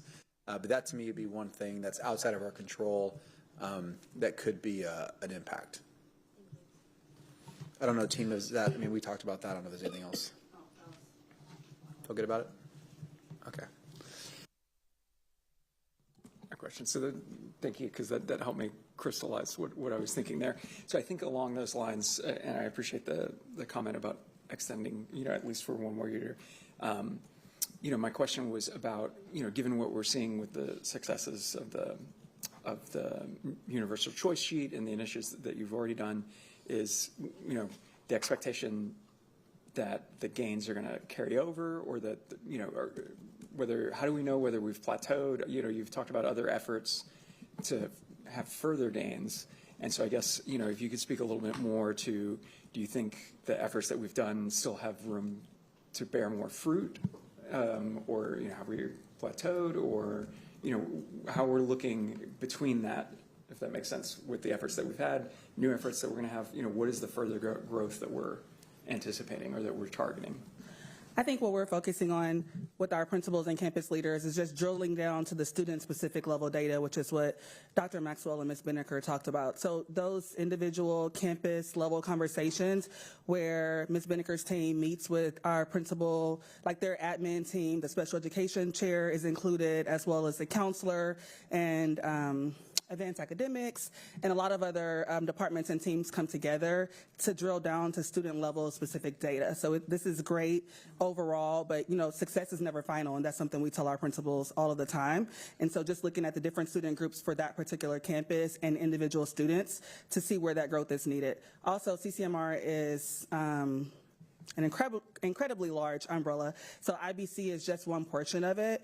And although we do want to see gains, either sustain the momentum or increase that, we do know there are other areas of opportunity under that umbrella, which you'll hear about in other board monitoring reports. So Ms. Binnicker and her team, we met at Aikens Early College High School yesterday for our high school principal level meeting. We were able to have the interim principal, Ms. DeLeon, share out about all of the incredible things going on with the academies and the way that they are monitoring the work. But then we also drilled down to TSI, and we talked about academic readiness and identifying students to make sure that they are college ready when it comes to math and reading with data. So there are other areas and points where we want to ensure success and growth across the board, but we are proud to stop and celebrate for a millisecond the work that's happened here. I also want to add, this goal can only grow to so much, right? So not all students are CTE. We have students who are in athletics and don't have room for CTE in their schedule. We have students who are in fine arts and don't have room. So we can only grow to a certain point. So I think that to answer your question, we need to maybe match our enrollment total in CTE with the way that they're persisting through as well. Because if we only have 75% of our students enrolled in CTE courses, we could not possibly grow beyond that. Okay, and then maybe, I appreciate that, thank you, that does answer the question. And then just to drill down, I guess on the drill down point, am I correct in understanding then, I guess the way I'm interpreting that is some of the work that we've done is putting the systems in place that allow for that granular detail to be going to the students? Yes. So that's kind of the next step, is being able to use those systems to that degree. Yes. Okay, thank you. Thank you. Additional questions? My questions have been asked and answered. Thank you. Thank you. I have just two.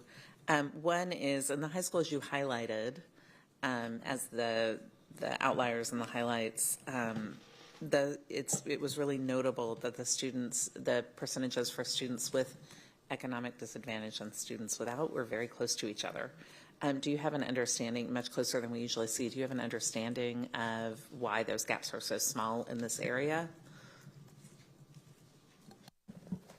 I don't, to be honest with you. I think that what I love so much about CTE is that it's for all students. I think so often that we separate college and career, and in fact, CTE is both.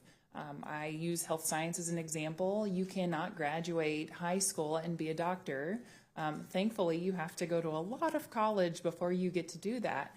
And so I think that's the beautiful thing about CTE is it's for all students of all backgrounds, demographics, whatever their economically disadvantaged or advantaged situation is. And so I think that that's probably a big part of that.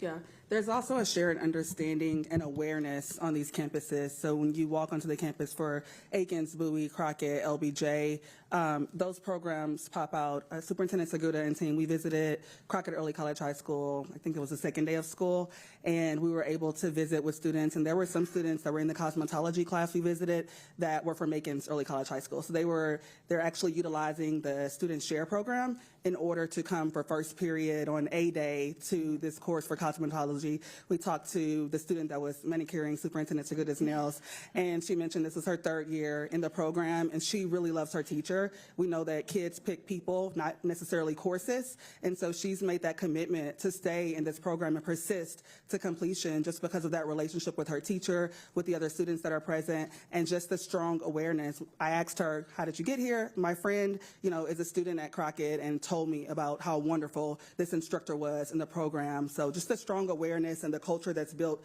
around the CTE courses really helps to make it sustainable on campuses. Good. Thank you. I love that. I have one more question, and then Trustee Kaufman, do you want to Do you have a question, or have yours been answered? No, I was watching from the back, and mine have been asked and answered. Okay, thank you. So I just have one additional question, which is, do we have any understanding of how or whether our students use these certifications after they graduate, or is that something we don't track? Good question. That's a really good question.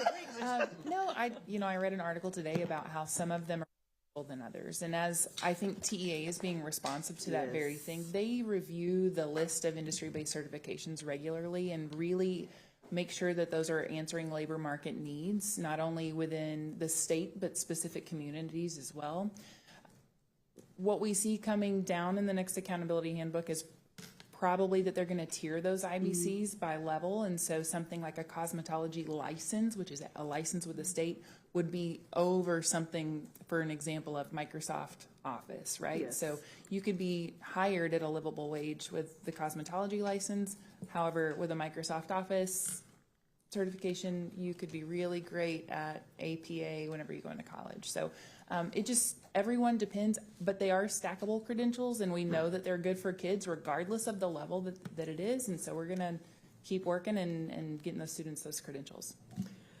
And I think part of that is making sure that we as a system are always looking at what those high wage, high demand areas are, so that we are making sure we've got good enrollment in those, that we're promoting those programs, that we have what those programs need, which does increase the likelihood that they will be using that, they'll find employment in those industries, and that they'll go on to be successful with them. One more thing. That's really where the work with our industry partners comes into play. So we've got industry partners throughout the city, throughout the area, that play a big part in looking at those industry needs, looking at the market needs, and knowing, this certification is great, but really in the industry, they're looking at this one. Okay, well, if that's one of the IBCs, let's shift that way. And so working with the community is a big part of what we do. Thank you all for this. Any further questions? All right, thank you all so much. Really appreciate it. And thank you to all my colleagues for this productive conversation. Again, we vote to accept on whether we will accept this monitoring report. And again, as a point of clarity, we're voting to accept it as a formal acknowledgement that we had a satisfactory conversation with the superintendent and have a deeper understanding about how the current reality for students lines up with our vision. And at this point, I will entertain a motion to accept this monitoring report. I move to accept the report. Thank you. Is there a second? Second. Thank you. Any discussion? Having a motion by Secretary Gonzalez and a second by Trustee Quintana to accept the monitoring report. All those in favor, please raise your right hand. And the motion passes by all those on the dais. Thank you so much. Next up is our information reports and updates. And Mr. Segura, will you please introduce the next item? Yes, President Boswell. I have joining me Joshua Junn, Executive Director of Governance, Accountability, and Board Services, and Dr. Cherry Lee, Interim Assistant Superintendent of Special Education Programs, to share the TEA Special Education Agreed Order update. All right. Good evening, President Boswell, Superintendent Sucro, Board of Trustees. As part of the TEA Agreed Order, we committed to provide regular updates to the board and to the community. And this update includes an update on the required actions under the order. The order outlined 99 deliverables in the following categories: Lone Star governance, priority 1, satisfy open corrective action plans, priority 2, identify and implement effective practices, priority 3, improve data systems, and priority 4, establish a parent outreach campaign. Currently, out of the 99 deliverables under the order, we have completed 96 of them. Under Lone Star governance, we do have one remaining. That's the LSG quarterly board self-evaluation in October. We also have one that is ongoing, which is to read into the record at the first board meeting each month the percentage of time invested in student outcomes during the prior 3 months and the total time spent in closed session during the prior month.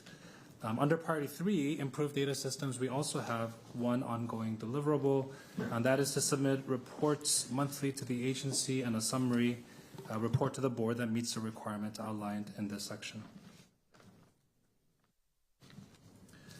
Pursuant to the agreed order, the board engaged in quarterly self-evaluations using the LSG Implementation Integrity Instrument, and the board had to achieve a meets focus score within 2 years of the board completing the LSG workshop.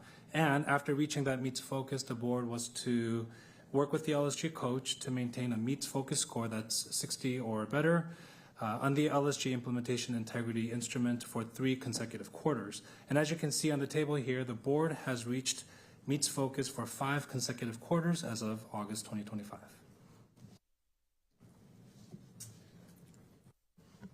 Okay, good evening. As part of our ongoing commitment to meeting the requirements of the TEA agreed order, we remain focused on priority 1, which is ensuring compliance with federal and state timelines for evaluations, reevaluations, and initial and annual ARD meetings. And we recognize this work requires sustained collaboration across all levels within our school district. Our case managers at the campus level, our speech therapists, our related service providers, our diagnosticians, our school psychologists, our campus principals, and our executive directors who supervise principals, as well as our district level special education staff. So as presented in August, the district has adopted the Frontline Special Programs Management System, which includes a dashboards and reporting feature to help staff monitor compliance with the required timelines. We continue to partner with our vendor to make system improvements based on feedback from staff who are actively using the platform. We want to acknowledge the tremendous lift that Austin ISD staff members have engaged in as they learn and adapt to this new program.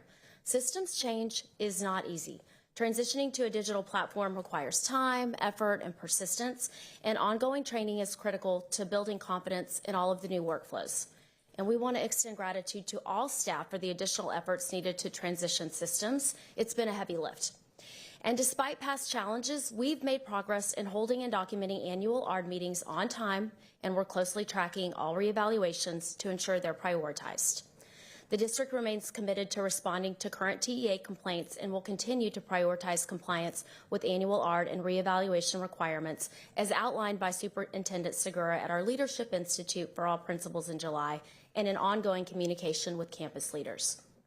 As we review our progress tonight with the agreed order, we acknowledge our focus must move beyond compliance.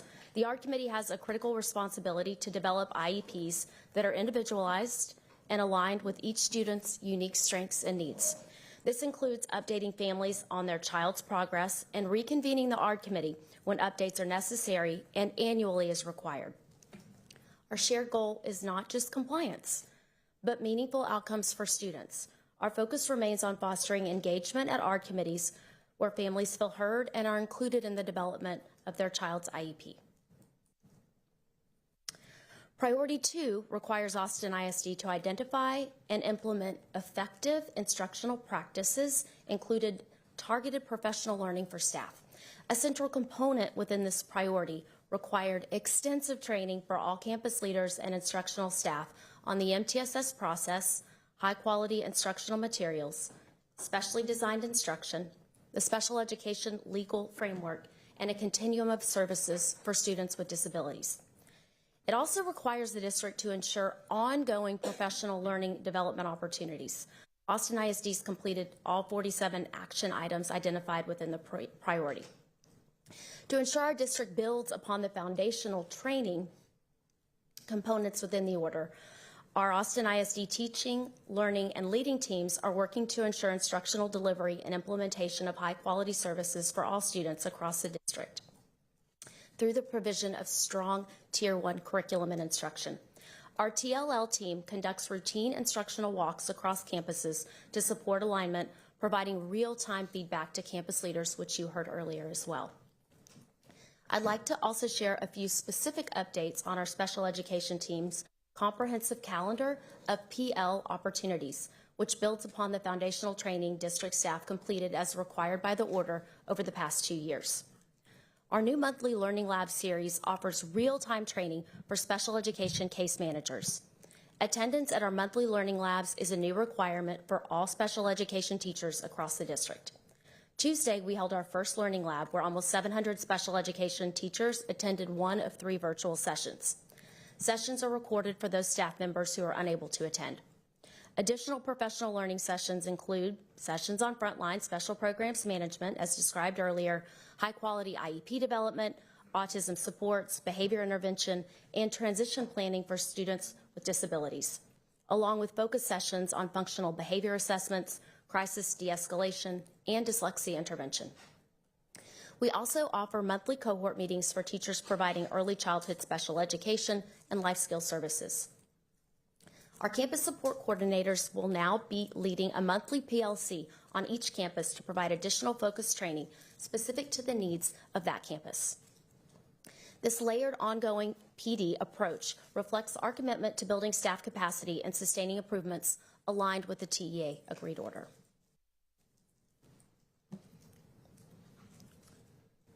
All right, under priority 3, Austin ISD committed to improving our data and reporting systems and to submit monthly reports to TEA and the board outlined in this section.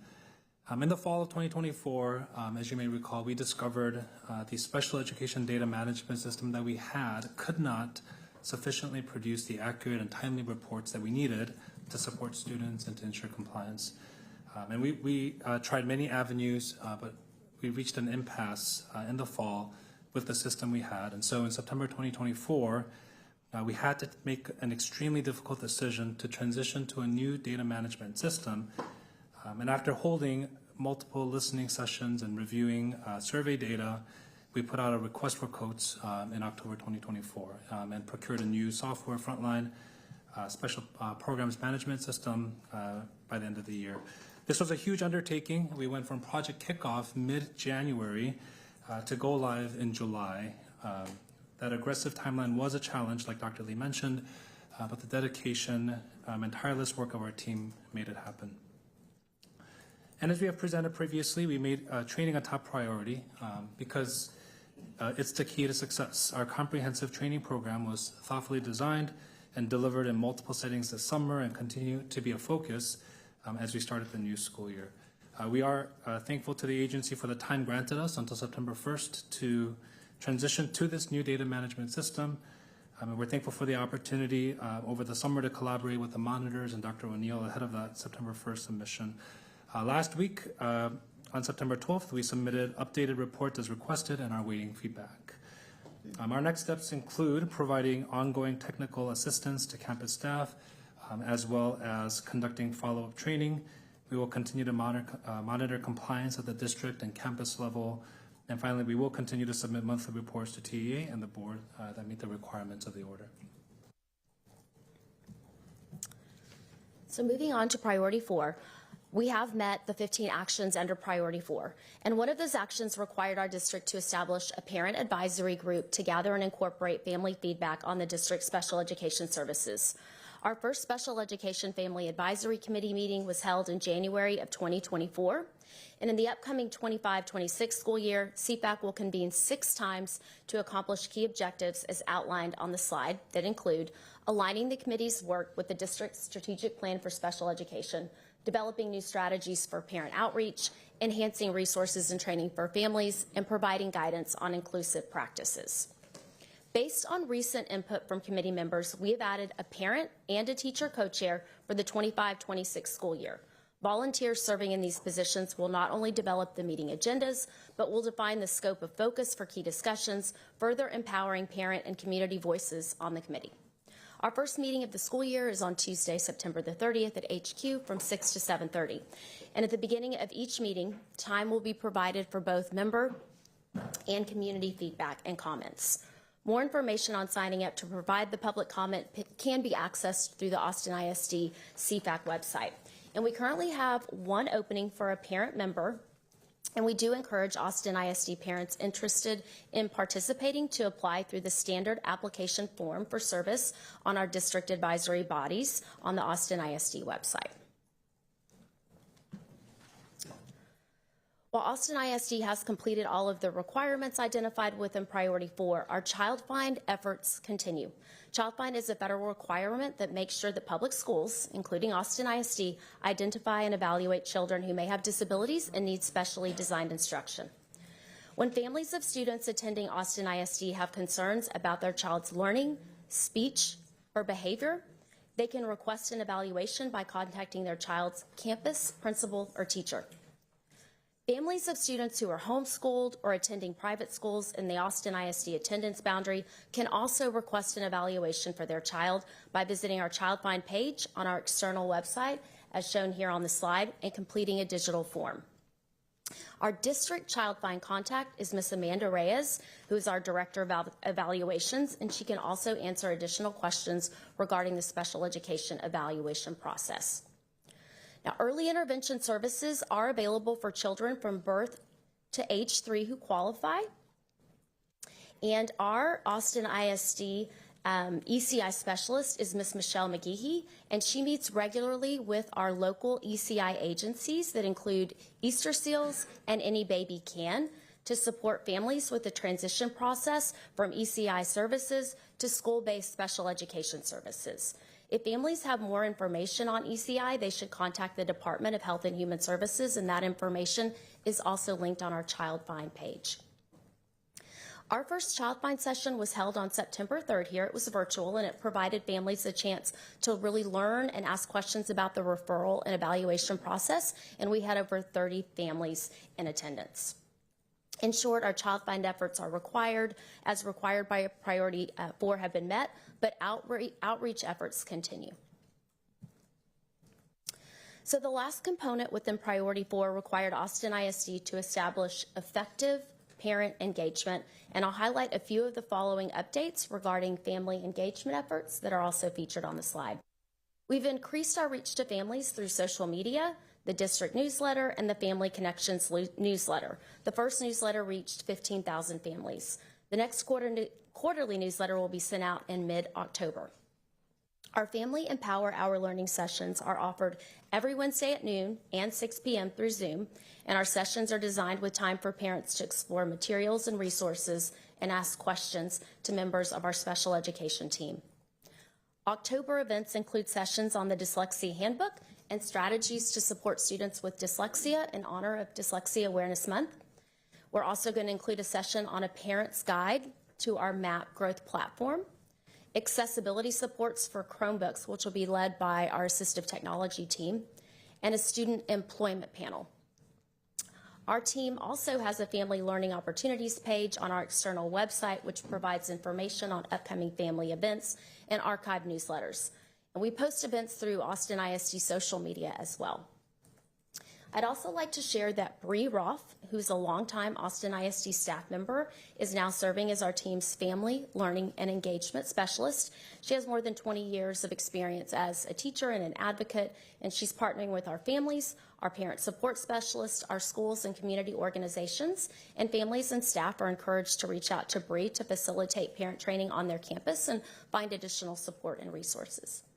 So as we close tonight's presentation, we would like to invite our community to our second annual in-person transition fair on September 27th at Bowie High School from 10 to 12. We do thank Bowie High School for hosting this event for the second year in a row. Last year we had over 100 families that attended. And this is an opportunity for families and students to explore post-secondary options and really make valuable community and agency connections. We're going to have over 50 agencies and vendors who are going to be participating, offering information on vocational training, higher education options, employment, and independent living opportunities. Austin Community College will be there as well. Registration is encouraged, but it's not required, and it is open to all. So this does conclude our presentation tonight, and we thank you. Thank you very much. Trustees, any questions about this report? Trustee Kaufman. Thank you for the continued work to fulfill all the expectations of the agreed order. I just wanted to check, I know that there were a lot of things that had been due May 31st and additional ones due August 1st. And I think those were included in the chart, but we didn't really hear about those items that were submitted. If people are interested in the actual artifacts and the documents that were submitted, are those available for the public or for the board things like the continuum of services map or the protocols and processes for allocating resources? Like, are those submissions available so people can see what AIC is doing? Yes, we can make those available. We have not linked all of those resources to our external website, but those resources would be available for review, including, training documents that we have provided. And all of those have been reviewed by the monitors, and we provided those to the state as well. Okay, awesome. I'll submit a tracker request then to get the ones I'm interested in. Thank you. Absolutely. Thank you. Any additional questions? All right. Thank you so much for this report, for the work. I know it's been a whole lot of people and a whole lot of heavy lifts. So it's really exciting to see so many things delivered and taken care of and improved for our students. So thank you so much. Really appreciate it. Any further comments, Superintendent? I think just kind of reinforcing that, this order does not end, whenever we complete the work. Yeah. We've continued to say this and we are committed to it. What's required by the state, what's required by federal law, compliance, that's like the foundation, that's like the minimum. I mean, we are striving to be much more than that. So, our strategic plan is really kind of the heart of the work once we get hopefully past the TA agreed order. There's no timelines yet set for when that'll be, but we're hopeful that as we get to the end of it, we just continue to reinforce that this is not stop. It continues on. But certainly want to thank the team for all the hard work.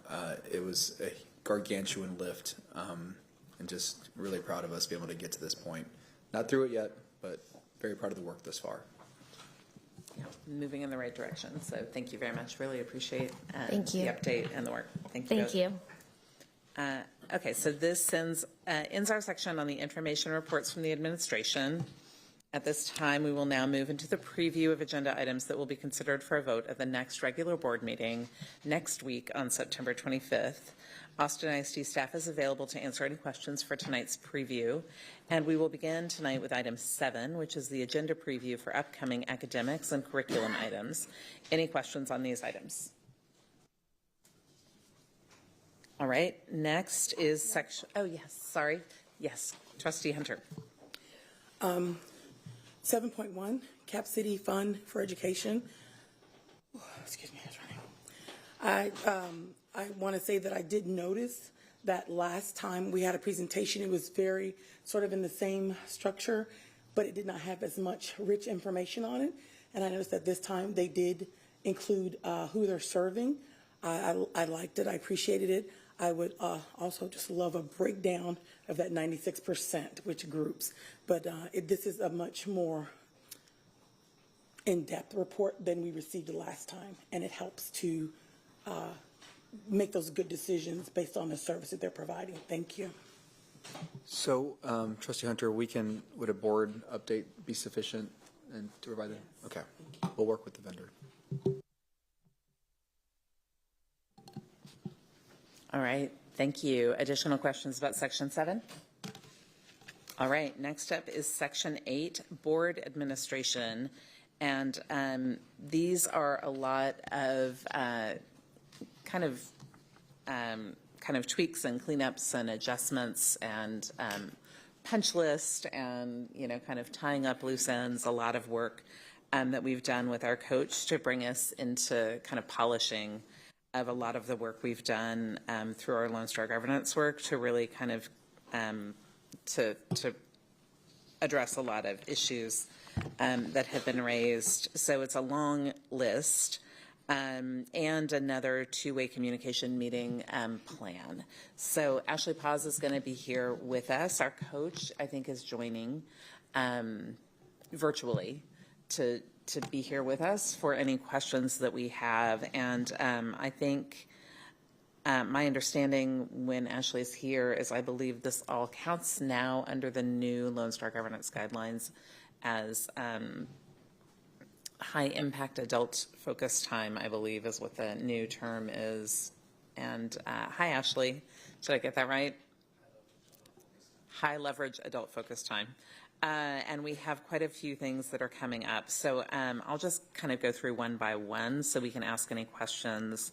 8.1 is the Lone Star Governance two-way communication meeting plan and schedule. And the document you have there is a draft. This is a two-way communication plan really focused on our schools with 2 Fs going and talking about, Andrew and I had a conversation with Ashley on Monday, and we've talked with her in the past about engagement in our community that talks about not just district level goals, but local campus performance. And the idea of doing that, we're hearing from families at some of our target turnaround plan meetings of, what can I do to help? And so really taking that local data that is closest to our families of what the data look like, not just at the district level, but the campus level, and then partnering with campus administration to follow that presentation with a conversation led by administrators and by staff about how families can best support their students' success. So we're going to be working, the script that is there is just a draft. We're going to be working before the next meeting to get a new script in that Ashley has had a lot of thoughts, and we had a good conversation about how to make it feel really useful, relevant, actionable to our families. So you'll have a new draft there. Do we have any questions for Ashley about that? Okay. Next is appointment to the Board of Directors of the Austin ISD PFC. That's our Public Facility Corporation. That's not an Ashley item. Does anyone have questions about that? The PFC board has recommended adding 2 new members to that, to our Public Facility Corporation. All right. 8.3 is an Ashley item. That's approval of update to the district scorecard and targets. And before we talk about those adjustments themselves, we need to talk about what we consider on-track performance. And I think we got a good preview when we talked about our first scorecard item, where Superintendent Segura had the section where really it's not only stating whether we are on track or not, but really what that backing it up and explaining to us how that decision was made. And Ashley, I know you wanted us to have a shared agreement of what we consider on track, off track. Can you take a minute and explain to us what the expectation is with that? Yeah, and so thank you. And so when the board is monitoring its goals, what you are trying to understand through your monitoring conversation is where you are today. So where students are today. So what is the current reality for students relative to the goal? And so when the board monitors the goals, you do so by looking at goal progress measures. And I think Dr. Foster has said this very eloquently in the past. He talks about how the GPMs and the goals all work together to create kind of an ecosystem of how you are creating that systemic change. And so when the board thinks about on track, you're not just thinking about whether or not the goal progress measure is on track. What you are actually wanting to understand is whether or not the goal is on track. The goal progress measures are good information to know what kind of progress you're making, but the main thing is the goal, because that is the student outcome that you're trying to accomplish. And that's what has been identified in collaboration with the community, all that work that you did last year to really drill down what the community's vision is, and then you codified it through your student outcome goals. So that's kind of the perspective that the board should be looking at as you are doing your monitoring. But you also need to, we also need to be clear that it's not just board members or someone in the community or really anyone who is reading the monitoring report. It shouldn't be up to them, or they shouldn't have to read through the entire report to try to understand whether or not the current vision or the current reality matches the vision. The superintendent is the one who really is expected to provide that interpretation. And I provided some additional documentation this morning to the board. It's a document called the Policy Governance Consistency Framework, and it talks about any reasonable interpretation. And so where the board sets the goals, the superintendent sets the goal progress measures. And those are the superintendent's interpretation of the goals. Where you are relative to the goals through the goal progress measures, it's the superintendent's responsibility to really explain to the board what that is and provide that evidence of why that is the interpretation. So I know that was kind of a long-winded answer, but it is a little bit more complex than just kind of a surface level understanding. Thank you for that. Any questions about that? Okay, thank you. Okay, do we have any questions about the updated scorecard? We have the updated scorecard, the current scorecard. We have a side-by-side that details all the changes, and then we have a revised updated scorecard and a revised side-by-side. So a lot of documentation here that explains the changes that were made. A lot of these came from the administration filling in, some TBD, some metrics that didn't exist yet, some things. We made some changes to language to align with some requirements and some other tweaks to it to really just kind of polish it. And we've been test driving it for a year and to get it right. With Ashley's guidance to both the administration and us as trustees. Do we have any questions about this? Any discussion? Yes, Trustee Kaufman. I didn't see in here the explanation of the revised targets and current data for the GPM on students on track, 5.2, I think, for students on track for achieving the dual language seal of biliteracy.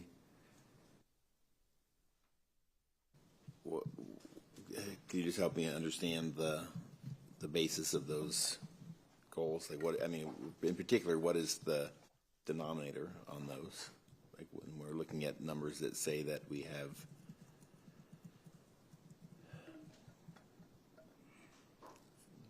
our baseline is that 50.8% of 9th to 12th graders are on track in program coursework to earn an Austin ISD seal of biliteracy. What is the denominator there? What does that number mean? I believe it's the students that have started that. So not all Austin ISD students, but students who started on that track. Okay. And yet the goal 5, the denominator there is all graduates, right?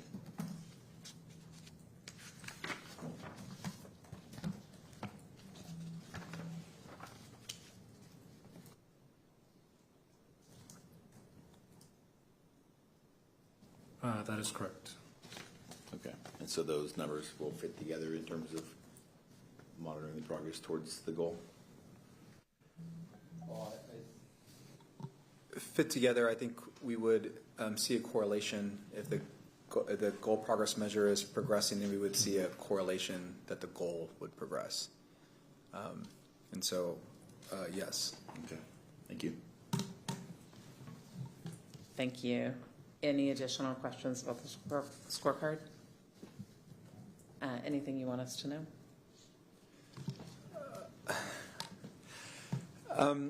I think for our trustees, this scorecard, since I've been in Austin ISD for, I guess, 7-8 years now, has evolved. I remember at one point there was like 70 metrics and then 16. I've seen it kind of fluctuate over the years.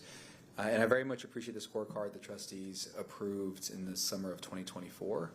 I think it was a lot of great work went into it. And as we've used the scorecard for 1 year, there's refinements, as you just said, whether it's how we collect the data or changes in staffing, right, that has impacted our ability to maybe collect information that we previously were able to collect easily. And so the one thing I maybe want to communicate to trustees is that, There are lots of things outside of this report that we track, that we spend time and energy on. These reports do become sometimes kind of resource consuming to produce. You know, when we think about when we actually pull the data, I want our trustees to understand we pull the data at the time that it's available. If it's tied to a certain milestone, you know, if it's an assessment or some point of the year, we pull it, you know, we assess it. We then, the team begins to write and develop the analysis. We then pull it into a presentation, then review the presentation. We then refine it. We have to really understand, because I think our board, and as expected, would want us to understand, do we really kind of recognize what the root cause is? Have we really addressed all the different things that could come out of this data? And that work is done by very few people. This is not something that is outsourced. It really has to be those who are leading the work to be able to connect all the dots. So I would just want our trustees to know that every time we present something, it may come across as, you know, maybe not a significant lift, but I can tell you that it is a very significant lift work-wise. And the challenge we have is sometimes, you know, we can say that, well, maybe don't spend as much time on it, but the reality of it all is anything that goes public-facing has to be a high-quality deliverable. Like, it's a large organization, the expectations are high, the responsibility is high, we have to check everything, and it has to be a high-quality deliverable, and it has to be accurate. And so if there was an opportunity for refinement in any way to reduce the number of reports, that would be something the administration would love for the trustees to consider. The work is getting done, and we're happy to report out on it in different ways, whether it's board update or posting online. But the actual effort associated with producing these is quite time-consuming, and given what we're tackling with accountability, with all the work and TEA's agreed order with special education, the work that we're doing with consolidations, it's a lot of the same people, and we have fewer people. So I just wanted to say that, but it is kind of the way that it is because of, you know, we didn't also want to make changes or recommend changes and maybe communicate that these weren't important to us. They are all very important. But I at least wanted that to be said for the record. So that's it. Thank you. Any comments, Vice President Orlici? Yes. Ms. Paz, can I ask you what is the minimum and maximum number of constraints that must be on the scorecard or can be? Yeah, that's actually a really great question. The board needs to adopt at least one constraint, so a minimum of one, and no more than 5. And a key thing to understand is that for every, and this is for your goals as well, for goals you need to have 3 to 5, but for every additional goal that you adopt, for every additional constraint that you adopt, there is a pull for resources. And so you're essentially taking, the number of resources that you have, and you are spreading them out across, right now across 10. If you were to reduce the number of constraints, then that would free up additional resources to be spread out across others. But that really is an important thing for the board to discuss. As long as you are within that, within those boundaries, then I really don't have a whole lot of opinions. This is how you represent the community's values, and so the constraints are important, but how you focus and prioritize, that's really up to the board for how to do that. Okay, thank you so much. That's helpful. So with that, I really appreciate you talking about, the resources of many kinds that these, I would say like the monitoring, because a lot of this is like teacher walkthroughs, teacher monitoring, classroom monitoring, or maybe extra assessment or time for our students, as well as, financial costs. So I would say I am supportive of having the minimum number of constraints on here. and I would say there even can be like unintended consequences when something is measured in a certain way that might not, that could take resources from what we're actually trying to do. Because like you said, everything does take resources and time and people. So if we're kind of finding the perfect way to measure if people are being engaged, if families are being engaged with limited resources, like my concern and something, I felt like I saw as a teacher is that it took away from like actual time to engage people. So I'm supportive of the minimum number of constraints.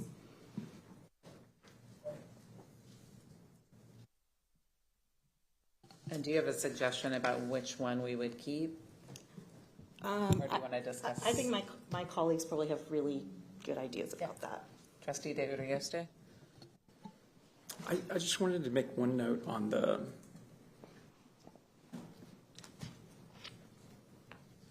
the old constraint 5.3, the SPED restorative practices. I'm seeing that it's moved to CPM 1.3, and on the updated one, I just see a reference to economically disadvantaged students, but I don't see the SPED reference in there. And so I wanted to just double check if that was an oversight or if that's supposed to be included in that one. It will continue to be disaggregated and presented with that constraint progress measure. Okay, I just want to make sure as we kind of streamline some of these that we don't lose some of the SPED specific ones. Yeah. Just because I do think there's value in having that be discrete. Yeah, so one of the things that we did was, I think in alignment with just who we are, like we disaggregate all data. And the way that some of the constraints were written, we were having the actual student group be at the constraint level. Right. And so in an effort to create some tightening and also in an effort to add a fifth constraint, which is the one that tracks schools that have a series of unacceptable ratings, we didn't collapse, we rolled it into the constraint above it, or to constraint 1. So now when you go through, all the data will be there in the same way. It's just now a CPM versus a constraint. I mean, sorry, the actual constraint is CPM 1.3 versus just constraint 4 or constraint 5. So there was kind of a lot of little tweaking to try to create space for the adding of the fifth Right. one. I just calling out, make sure that we're not losing some of these populations. I did appreciate how on the old scorecard, the old constraint 3 for historically marginalized groups, it just described it as specific student populations, so that it was a little open-ended, but still had us focus on specific student populations as opposed to just one or the other. It's just every time I look at these, I go back to IEP goals and writing a goal that gives you enough, wiggle room to be able to apply at all the places. So when we use this specific language, I just want to make sure we're choosing the right one. Yeah, no, I appreciate that. And so we're welcome any input or ideas you have. Josh and I will certainly work through them. The other thing that we are managing, trustees, is the board calendar. So there's a requirement for how many times we report out on the goals and the constraints.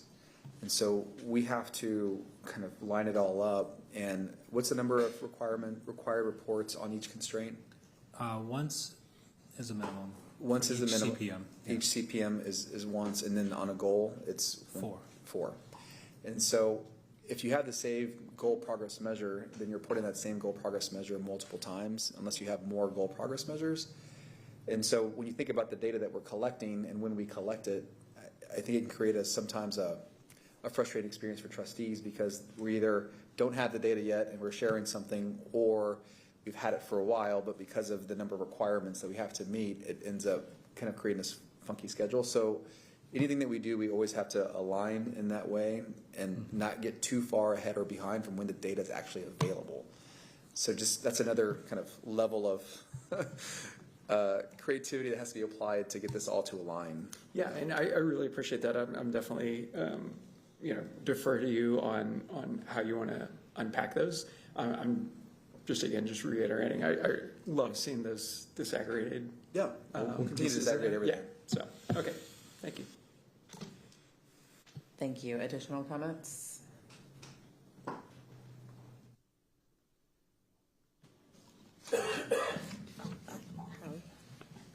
Maybe a question. Do we want to look at, do we still feel like we should have 5 goals? Should we have 4? Should we have 3? Does someone have any thoughts about that? Constraints? So I guess going back to goals, since we have to have, we 3 minutes. must have 3 to 5. I was 3 for you. Yeah, 3, 4, or 5 and then goals. That's one correct. for You have to constraints. have 3, but you can have up to 5. And we And have, again, more have to be goals hospital means free. less ability to focus on each one and more resources. So, yes. So I just wanted to bring that question forward, because, yeah, I'd be interested in talking about only 3, but wanted to see if anyone else is interested in that. and I think it's important as we talk too, that if we only have 3, the 3 we have to have no matter what, are 3rd grade literacy, which is measured by the STAR reading assessment with the 2 GPMs, or with, 1 GPM 2nd grade literacy now, the 3rd grade numeracy measured by the 3rd grade STAR, and we have GPM about 2nd grade numeracy. And then the 3rd one we have to have as a college career military readiness indicator, and that has to be the goal. And we had some play in how we measured that, and that's part of what we talked about tonight. And we have 3 different GPMs under that. And so I think it's also an interesting question and I know you have the puzzle of monitoring it enough times during the year, but whether we also need all the GPMs that we have, I think is a reasonable question to ask as well. Like we know you're going to work on the TSI, do we really need to talk about that? Kind of having those questions as well. And does that work with the calendar? I'm Trustee not Hunter? opposed to having the 3 because it's the same thing that we tell our families and teachers when we go out to have these particular LSG meetings, and they're like, whoa, you only have 5. And what we tell them is, these are the 5 that we have chosen to put down, to focus on, to monitor. We are always working on things that are not here. Always, because that's what districts do, that's what teachers do, that's what schools do. So just having the 3, I think really clearly, just talking to our community and saying, just like we told you before with the 5, these 3 are the ones we're going to monitor in this space. The administration is continually working on all the things. Trustee Kaufman. I support Trustee Whitley's idea of reducing the number of constraints. I think that the way constraints work in the system, they're not very helpful because you convert like an important idea into a very unimportant piece of data, right? And so because the constraints require us to have constraint progress measures, instead of just saying, hey, this plan that you have for improving reading scores, does it include practices that exclude, disproportionately impact, or fail underserved students? No? Okay, good. That's a good plan. Rather than having to turn that into a constraint, which then narrows it down to a couple things instead of the big picture. So I would rather just have some confidence that the superintendent we've selected and that the plans that they're presenting are addressing those important values of the district. Because I don't think that these measures that were created for them indicate whether those values are being followed as a district for most of them. And so I think they're not very helpful to have these constraints, and I would support narrowing them because I do think the lift from the administration of having to create those reports and for us to spend time at board meetings discussing them is not a good use of the administration's time. I'd rather have them focused on the student achievement. Additional comments or thoughts? Is there a particular constraint, given what you just said, Trustee Kaufman, that you feel would be the most useful to retain? And before we do that, I want to flag that one of the changes we made, which we had discussed as a board, but I really want to highlight it because it's a new one, is we changed constraint 5 to one about accountability. And the language that I worked on with Ashley and that I want to be sure everyone sees and can weigh in on whether we keep it or don't keep it, and whether if we keep it as in this form, is the superintendent will not allow students to be in a school with consecutive unacceptable ratings count of 3 or more based on the current rules of TEA's A through F accountability system. And it's tracking the number of campuses with an F rating under the state academic accountability. It says it will decrease from 29 to 0 in 2029, and it goes back and looks at the past data. 2019, there were 8. 2023, under the new A3F system, there were 30. 2024, 29. This year, 2023. And then a trajectory to get us to 0. And what was the rationale behind creating that as a constraint when it's already the fundamental nature of the accountability system? The rationale was to make sure that we had opportunities to discuss it under our agreed order, which restricts what we can talk about. And so it's not time that costs us, that puts, that we have to find a way to not talk about other things. That really, so we can talk about it within our 50% of allotted time in a way that gives it the space it needs, without putting ourselves at risk of not talking about other things. Yes, in that case, I would support keeping constraint 5 and potentially deleting the other 4. Do we have thoughts? Can I just clarify? I want to make sure I understood this part, that part of the advantage of reducing those progress monitoring reports is that we would get more frequent progress monitoring on the goals and the other pieces? No? There would be less time invested by the administration in creating reports that come to the board rather than getting sleep and doing their work. Okay. I would like to express agreement with retaining constraint number 5. I've been to 4 turnaround plan meetings in the past 2 days, and that has been a very loud and frequent question, is why wasn't this discussed immediately after the system allowed a campus to receive its first F rating? So personally, that's how I feel. Okay, other thoughts?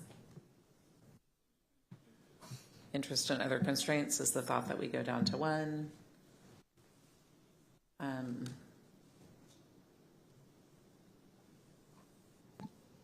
I would suggest that constraint 1 would be one that I would keep.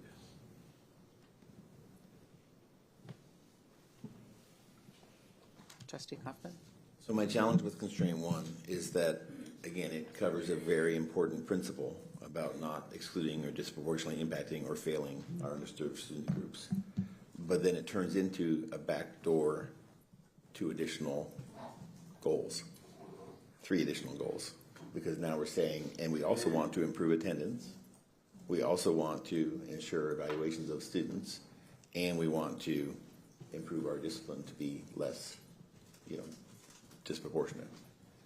None of which helps us when we're looking at a reading plan to see, does this plan actually equitably address all of our campuses, and particularly those campuses who deserve the more support out of neglect in the past. So I agree, and then I look at where are the other checks and balances for this. Well, chronic absenteeism affects all the other academic goals. So that really, I would expect our administration would target absenteeism as part of the improvement plans for all the other goals.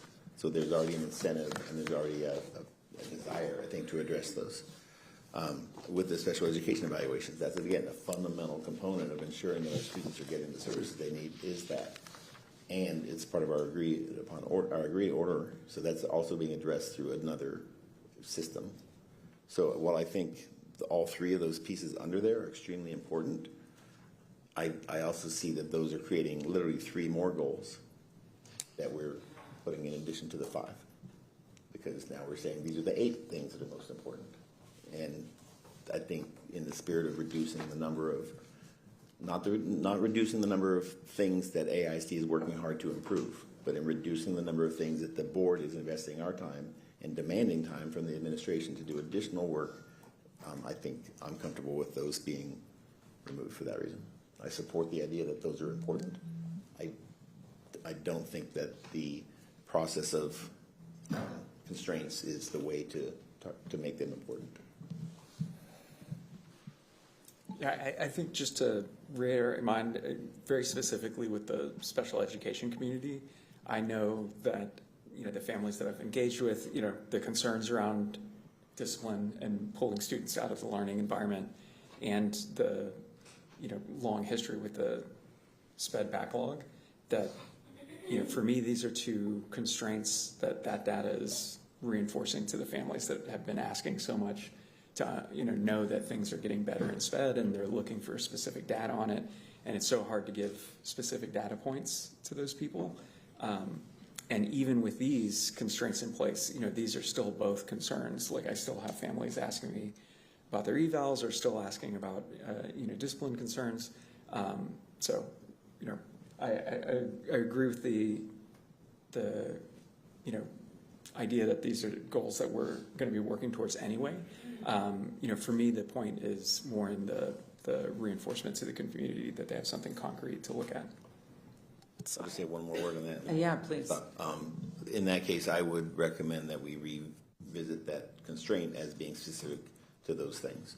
That the superintendent will not allow for special education community to be affected disproportionately by discipline, or to fail to have timely evaluations, and make it specific to somehow, whichever way we can word it properly, to make it specific to those things.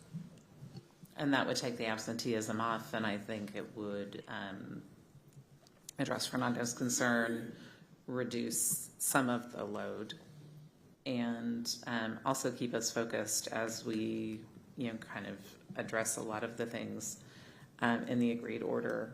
Make sure that we maintain a focus so we don't let that backslide. I think there's an argument to be made on that too. I know you're not supposed to keep going when you are getting a yes, but I keep going. No, I agree. I mean, I think as we, potentially are going beyond the agreed upon order, this would also be a way to maintain the spirit of the work that we were doing there. So I appreciate the conversation around it. And it is a large percentage of our students as well. It's a population that's a significant number. Ashley, if that is their consensus on this, how do we feel about this? Yeah? Yeah, I feel good. Okay. So, Ashley, can you help us with language? Do you want to help us with language right here, right now? Or should we work on that offline and bring it? Yeah, please committee that. Okay, we will committee that. You good with that, Ashley? I'm good. I'm good with that. And committee that means I will talk to you. But I may ask about timeline, because if this is on, would that then move it away from the next voting meeting, because there would not be time to post it? Well, I think we will revise. We will probably make an amendment to what's been posted, right? Would that be, lawyers, the proper way to do that? To make an amendment to the scorecard? If we put a draft up. Because we'll be posting next Thursday's meeting tomorrow, right? Tomorrow. So we would have to post it as is, put a revised draft up early next week, probably after Ashley and I have a chance to talk. It's certainly not an open meetings issue. It's just more of like your informational expectations, but it's on the information session agenda, I would think, for the purpose of having these conversations and taking the feedback and making the changes that you need. Exactly. So I don't think that's inconsistent. Okay. So does that work for everybody? Yes. Okay. So Ashley, you and I will work on language about that. We will plan to drop the chronic absenteeism. Josh. And I want to add just one thing for the board, just to kind of, I think, solidify this conversation. I don't have the feedback from your most recent community engagement in front of me, but I pretty much have the feedback memorized from the first time that you all did it, when you adopted the scorecard in the first place. And those were the two most compelling values that came from your community. It was around historically marginalized students and special education. And so if you were going to keep an area, those are probably the two that makes the most sense for you and for your community. So I love this conversation. Thank you for that. All right, so I am making some notes here, and Ashley, you and I will get together and work on some draft language that we can post and a new headline for that constraint. And we will not create anything that requires new calculations or new constraint progress measures from the administration. We won't require you to come up with a new way of measuring things. We're going to keep what's already there, the second one and the third one, correct? And get rid of the absenteeism. Okay. I think so, yeah. Okay, good on that one. Let's just go through these one by one then. I think it'll be the most effective way to do it. And I will just say I do support keeping all 5 goals. However, I feel like we already have measures and momentum on those, and I think that they are, I would like to keep all 5 goals. Okay, thank you. And I support keeping all 5 goals really because I think one of the other strong things we heard from our community when we did engagement is they want our schools to be more than STAR scores. They want our students to have a deeper set of skills. And I know we worked really hard to think carefully and creatively about how to capture some of what our community told us about critical thinking, kind of deeper skills than can be measured on a standardized test. And I think that's how we got to some of those. So I support that as well. Other people, any thoughts? I do want to ask just some of the issues that were identified, and again, not in terms of the content of the goal and a value statement on that, but how the reporting structure affects the utility of the goal and the discussion that we're having. With the 2 that are beyond HB3, are there issues with the timeline, with the structure of the reporting, with those 2 goals that might warrant rethinking how at least they're structured or whether we should retain them at all? I think that's a question. I mean, you know the calendar and when data is available in a way we don't. Do you have thoughts about that? So I think generally speaking, all the goals are the administration has no concerns with how they're written. I would say that goal 4, if there was one to be considered for modification or dropping, to me would be the middle school algebra, primarily because of kind of where as a system we are and how the laws come into place to make it to where we're going to be successful. We're already being successful. The group that supports middle school algebra is also the same group that's doing all the work around middle school academics, school leadership. And so I have no problem reporting on this as frequently as the trustees would like. It really comes down to purporting it in this way because you only have one goal progress measure. So I have to report one goal progress measure multiple times a year. It just ends up becoming, I would think it'd be frustrating for the trustees to hear really a report that doesn't get updated because you only have one goal progress measure. If you had multiple goal progress measures over the course of the year, then I would come back and update the board on the goal with a different goal progress measure. In this case, I have one. So it's one of those ones where we're already trending. There's all the support behind it. We're very focused on it. It's a lot of the same people who are leading a lot of the important work. It is time consuming. Happy to post, provide as board updates. But given that it's only one goal progress measure against the goal and just kind of how it's structured, it just doesn't feel, it's just hard. That's all I'm going to say. It's just hard. But that would be the only one I would maybe ask the trustees consider. Everything else, I feel good about it. If I can add, you have to present on that 4 times. 1 time is summative, but then 3 times is interim. And so we're talking about that 6th grade math. So you saw the line graph, but then in the middle of it we had to put bar graphs so that we can somehow try to come up with ways to explain where we are. So it does make it tough to do it 3 times in the interim. So I have a question about what might work if we can lose the goal, reduce the work, and maybe still capture the information. I think one of the reasons there was interest in eighth grade algebra is that we know there is data out there really tying it to college attainment, to success in higher education. What if we got rid of the TSI as a GPM and put that goal as a GPM under college career military readiness and eliminated goal 4 and had middle school algebra as our third college career readiness goal? Do we think that's predictive? Do we think that would count? I know that's the administration's kind of job to come up with GPMs. But do you think that would let us continue to monitor that in a way that was effective and reduce the work? And we could get rid of the TSI and replace it with that. Well, the CCMR goal, I mean, I'd have to think about how that would actually, I'm trying to think about the goal itself and how it's written.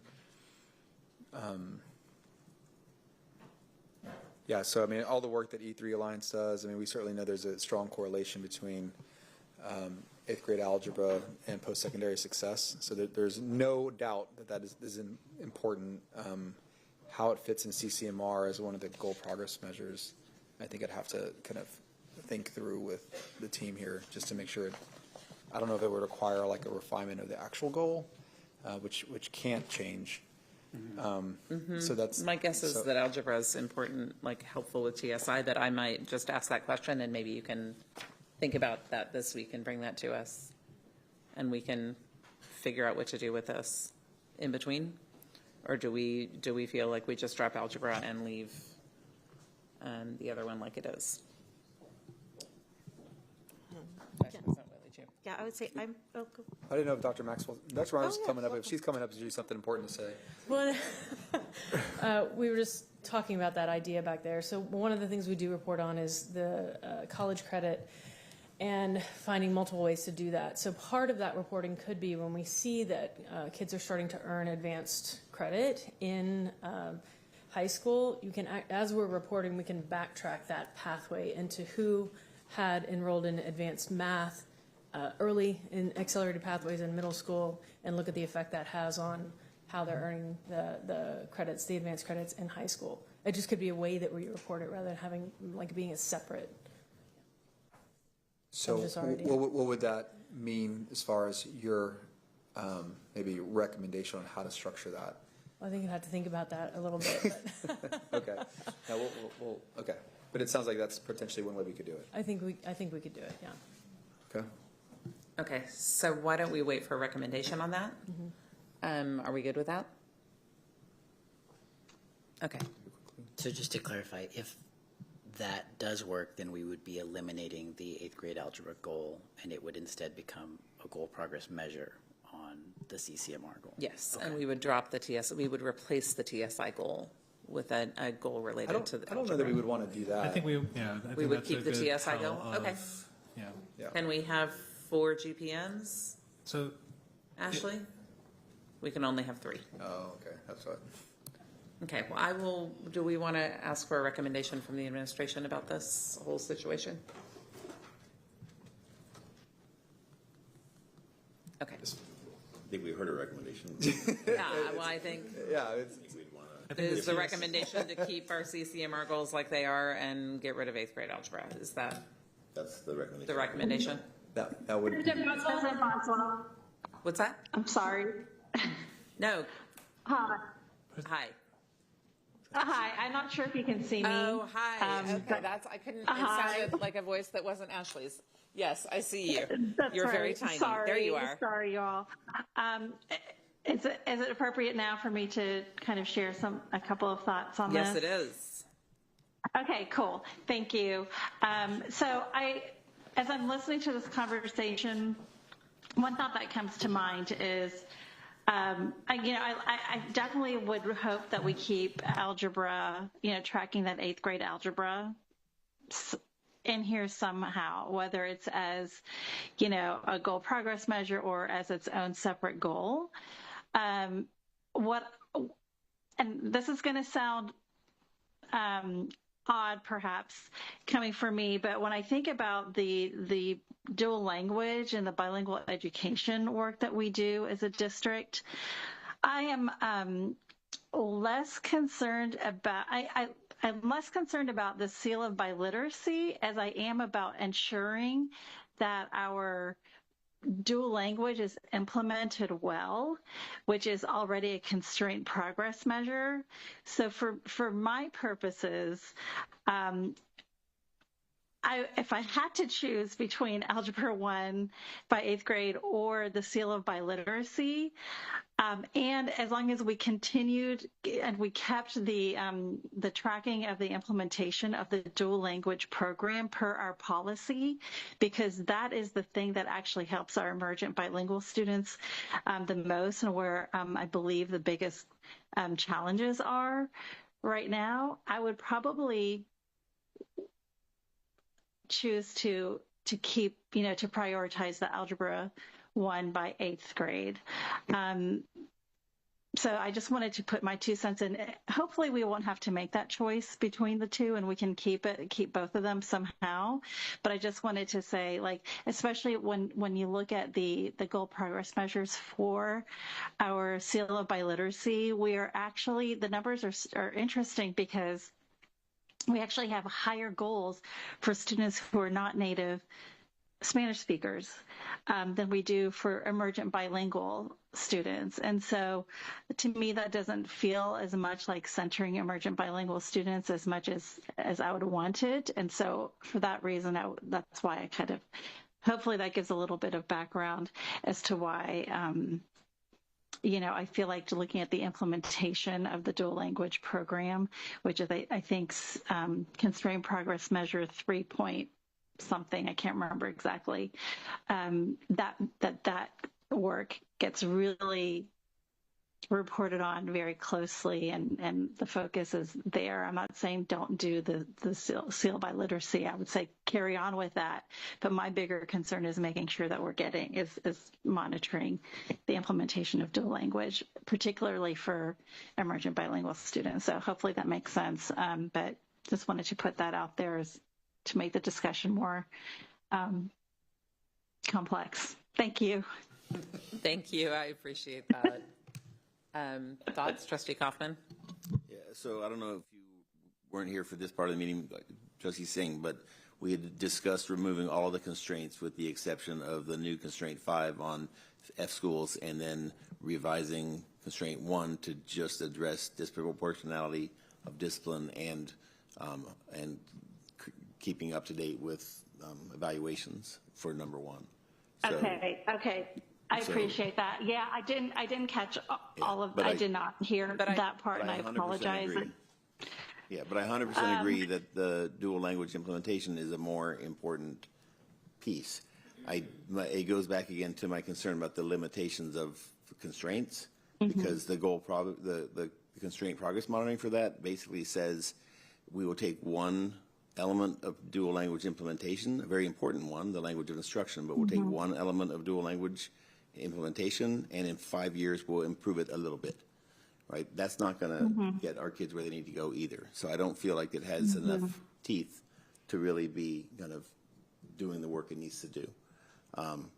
But I do agree with the seal of biliteracy being a very important outcome, but again, it's kind of turned into something that's not quite going to move the work in itself the way that we want it to. So I agree. That's right. I would, yeah, I mean, so do you think, so Trustee Kaufman, you're kind of the resident expert on some of this.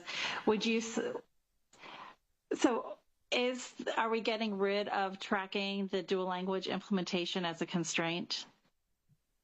That was the recommendation, is that we I mean, in the context of reducing constraints, it would be one that would go away. Okay. So and I think the idea, we haven't gone through all the constraints yet, so I think we can talk through them one by one. Okay. So I would say, to be sure. That's helpful. Okay. So I think what I would say is, I don't want to get rid of any of the constraints. I actually feel like those are really important. But if we had to get rid of some to make the numbers work and include the new one, I'd be okay with that. But I really worry, because that's where we do get to talk about our values, and are really so important. And so I would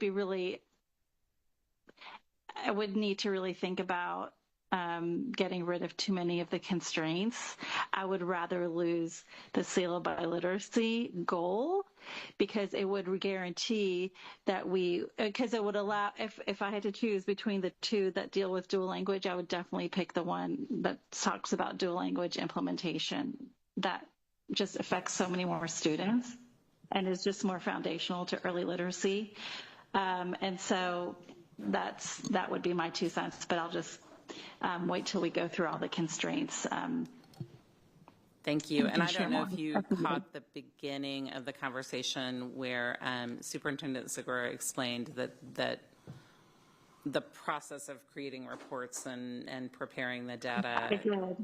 And then, yeah, okay. Great. Okay, I mean, I didn't catch him in the meeting, but I've talked to him about that, so yeah. Okay, perfect. Understood. And then Trustee Thank Whitley, she you. has suggested paring it down to just one, because that's all that we have to have.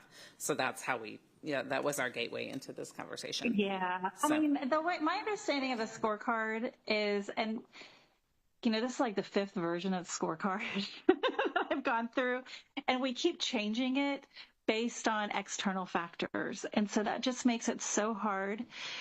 That's why I'm reticent to change the constraints again, because we did so much work in identifying those values, and we have set up the infrastructure to track them. And I think it would personally, I don't want to lose the opportunity to talk about those things in depth on the dais. I think those are things that our community cares a lot about. And I believe those are so I don't know, but I do think that the new constraint is really critical. So I don't know if I would do a complete overhaul and just reduce it to like one constraint. But that's where I am now, and I might change my mind. But I don't want us to get in the habit of just changing the scorecard based on external factors, because then we'll be just changing it all the time. And this seems like it's a pretty decent overhaul. It's not just a tweak. So thank you.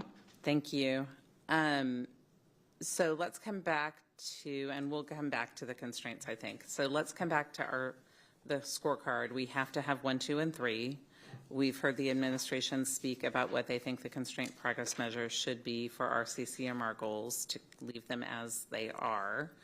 And then we've had a proposal that if we're going to lose a goal, that we lose the seal of biliteracy goal, the biliteracy goal rather than the algebra goal. What do we think?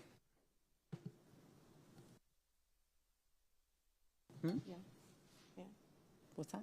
Oh, down the road? Yeah. Do we want to, how do we feel about that? Anyone? I like the idea. If that's, Trustee Kaufman, if you think the constraint is more meaningful, but I would love to hear from you. I think hearing your thoughts is important.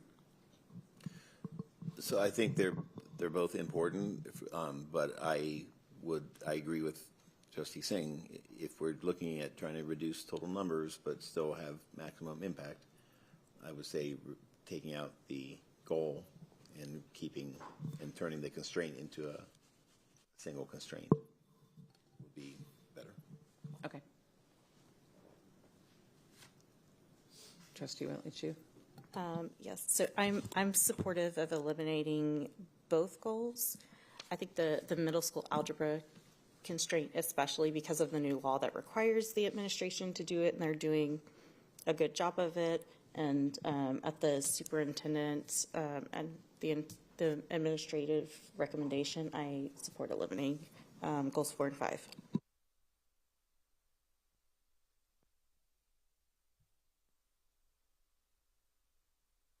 Okay, anyone else?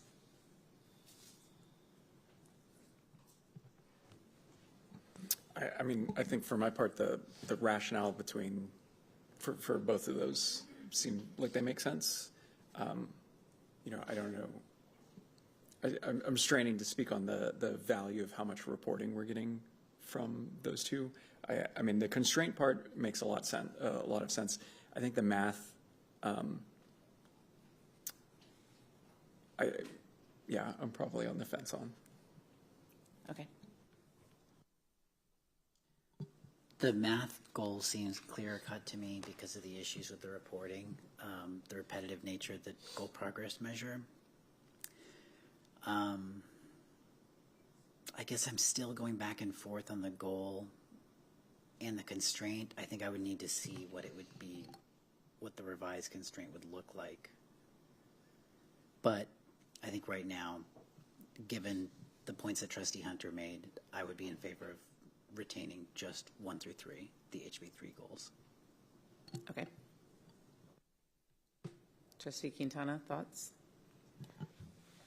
But if we have to monitor the HB3 goals anyway, then should we make, I just don't understand how that makes sense to bring to our space if they're already doing the work.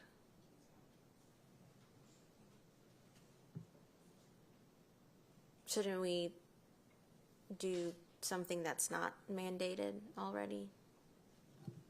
You're speaking in favor of doing something that isn't already mandated. Mm-hmm.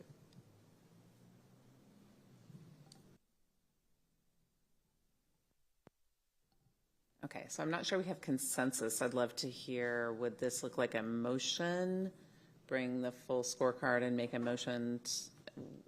We'll make some drafts, maybe keep both of them for the moment? Or do we have consensus that if we keep one, it would be algebra, not biliteracy, and then we can? So you're not voting tonight.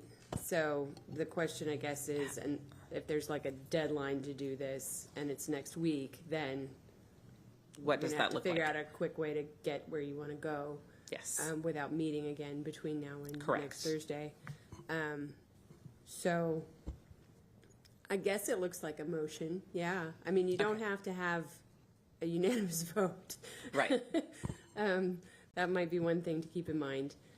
But yeah, I mean, if there's additional work that's going to have to be done between now and then, you at least should decide who's going to do that. We'll I can work with Ashley to do the additional work based on our conversation today. And then if there's not clear consensus on biliteracy and or algebra, we can come with one or both of those and then make a motion about approving it with or without. It's complicated, but we do have a deadline. May I ask Trustee Kaufman a question? So when with the repeated reporting, like I'm kind of the school of thought that when you don't have anything new to say, you just don't say much, right? So would we not be able to have it on the agenda and simply say no new updates since last time? Or would they have to be performative with kind of going through the dance and pretending like we have questions, and then or could we just say we're going to ask some really good questions the first time we hear that data, and we're going to really dig in deep and make sure that we're attending to student results and making sure that we're passionately getting the work done, and then the next quarter there's, this was updated, that was updated, we ask a couple questions, we move on, and then Ashley? Is that not an option? I think that Dr. Kaufman brings up a good point, and this is one of the challenges with only having a single GPM for a goal. That's the biggest problem.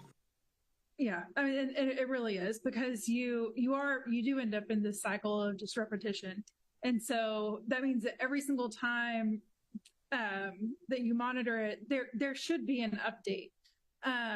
And that's one of the actual requirements of the GPM, is that that they are able to be updated multiple times throughout the year. And so if that's not possible, then it might be necessary to look at, if the board does decide to keep the goal, then it might be necessary for the administration to look at an additional GPM. And I don't know if that's not, it doesn't sound like that's necessarily something that you're wanting to do or that you feel is necessary. And so the question is always going to be, what is the best thing for kids? What is going to move the system in the way, in the direction, closer in the direction of the vision?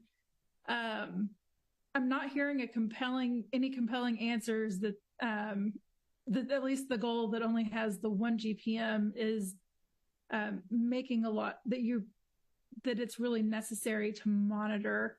In terms of just monitoring, you do need to, so if you have a goal, it needs to be monitored 4 times throughout the year. And that is one of the requirements of LSG. But again, that usually also has three different things to monitor. So, Sorry to cut you off there. No, thank you, Ashley, because I mean that again kind of triggers my sped brain. You know, if I have an IEP goal that doesn't really require constant tracking, I'm going to ask, is that a goal that I need to keep, or should that be a subset of some other goal? And so I think we had that conversation about whether that would fit into the CCMR. And if it doesn't fit under that, if that's not a natural fit, I don't think we should be trying to force it in there. So I think along those lines, the fact that it doesn't have robust progress monitoring, or it's not requiring it, that makes me question whether the goal is valuable to keep. And then I have a question, Superintendent Segura. If this goal is not on the scorecard, is there anything stopping the administration from communicating the progress to the public in a transparent manner? No, I think as a team, we've committed to, I mean, this work is still going to continue. And so we've talked about, can we do a supplemental board update and just say, like, we're going to present on this, do an actual call out in the board update, post it online. That in itself is just a different level of effort, and it's an order of magnitude level. Like, a report to the community and to you all is very different than a report that has to be in a certain structure, has to have certain data sets, has to have a certain level of, kind of quality control, detail analysis. I mean, like one of the things we just talked about over the last 2 hours ago, maybe 3 hours ago, was the inconsistencies in the data associated with algebra and the advanced academic, or academic pathways for sixth graders, and that was a function of us trying to parse together different data sets to say the same thing 3 times a year. Because we reported on a data, and we were at a time of the year we didn't have the complete data set. Then we reported a little bit later, had a little bit different data set, and then we provided an update on the summative data at the end of the year, which is what we did now. So that's what we were running into. So to your point, your question, Trustee Whitley Chu, no, we're still doing the work. We have no problem communicating to our board and to our community. We will submit this report, at this time in the year, and do it twice. All right, whatever we think makes sense given the work, we're happy to do that.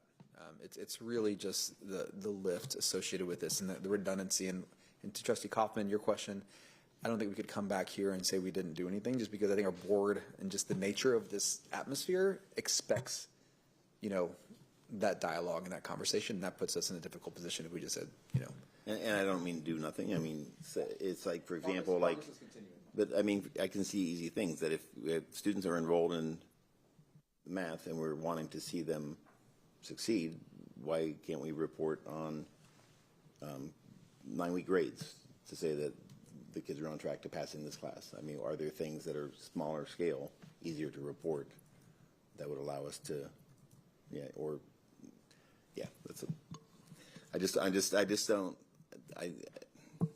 I can see both aspects of, if it's not worth reporting, then it probably shouldn't be on the list. I can also see it's really important to do, but we don't need to force it into a framework that requires 4 times a year reporting.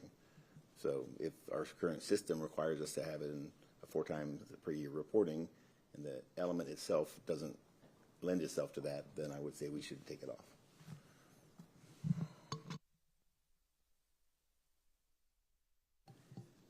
Okay. So what is our thought about leaving it on, taking it off? Is there enough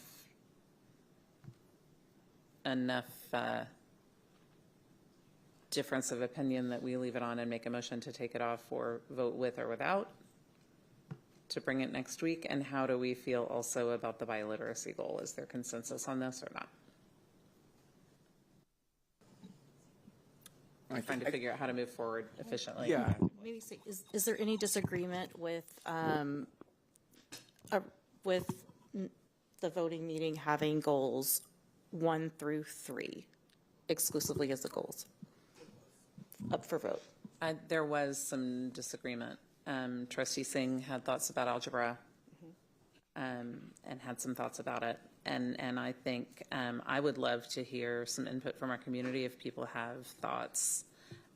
Just because I think when we were first creating the scorecard, our community had very strong feelings about reducing what we were talking about simply to standardized tests and, the CCMR goals.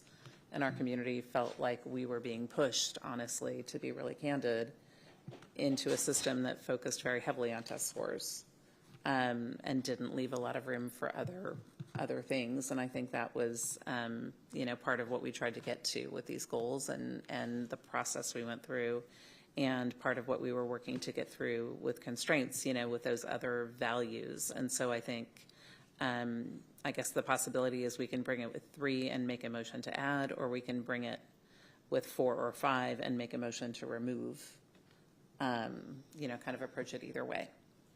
Because we're just sort of belaboring it at this point. I don't feel like there's movement. Would it not be possible just to have the meeting, have what's on there, have the discussion part of the meeting, and then vote? Then we know. Yeah, that's kind of what I was going to suggest. And I also would maybe suggest that you consider the fact that because nobody's change to the recommendation is carrying the day for the consensus, that perhaps, that you ought to consider that as well. Yeah. Okay. So maybe we bring it with all 5 and someone makes a motion. Yeah. And that seems cleaner, and that way they're there and Yeah. removed, and we don't have to add on the fly. We'll have some Okay, good Robert's so- Rules practice. Okay, that works, and that seems simplest. Okay, let's run through the constraints. I think there was consensus on constraint 1 that we change the language, the title, change the language, get rid of chronic absenteeism, and focus on the 2 special education items.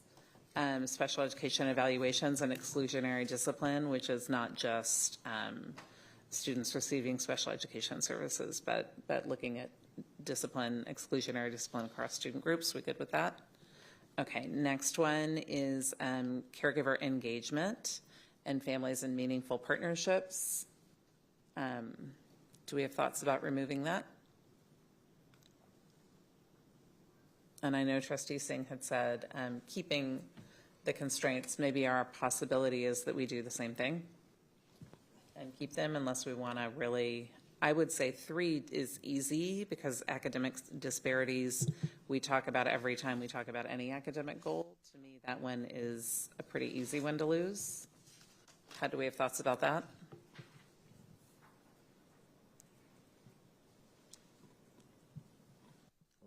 And I have thoughts about constraint 2 again, which I think I'm repeating myself, but constraint 2 turned into goal 6 because it is now saying one of our goals is to effectively implement the dual capacity building framework on more campuses.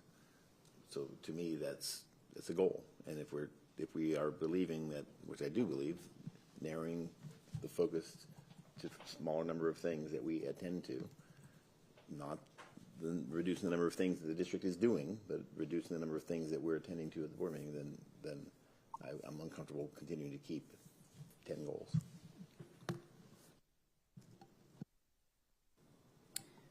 I also do want to, I guess, go back to constraint 1 and the constraint progress measures and the points that Trustee Theodioste made. I think those are vital pieces of information that historically the community have not had access to or were misled on. And I think that I'm wondering, could there be perhaps another way, another avenue for the community to have that information that isn't through a constraint progress measure?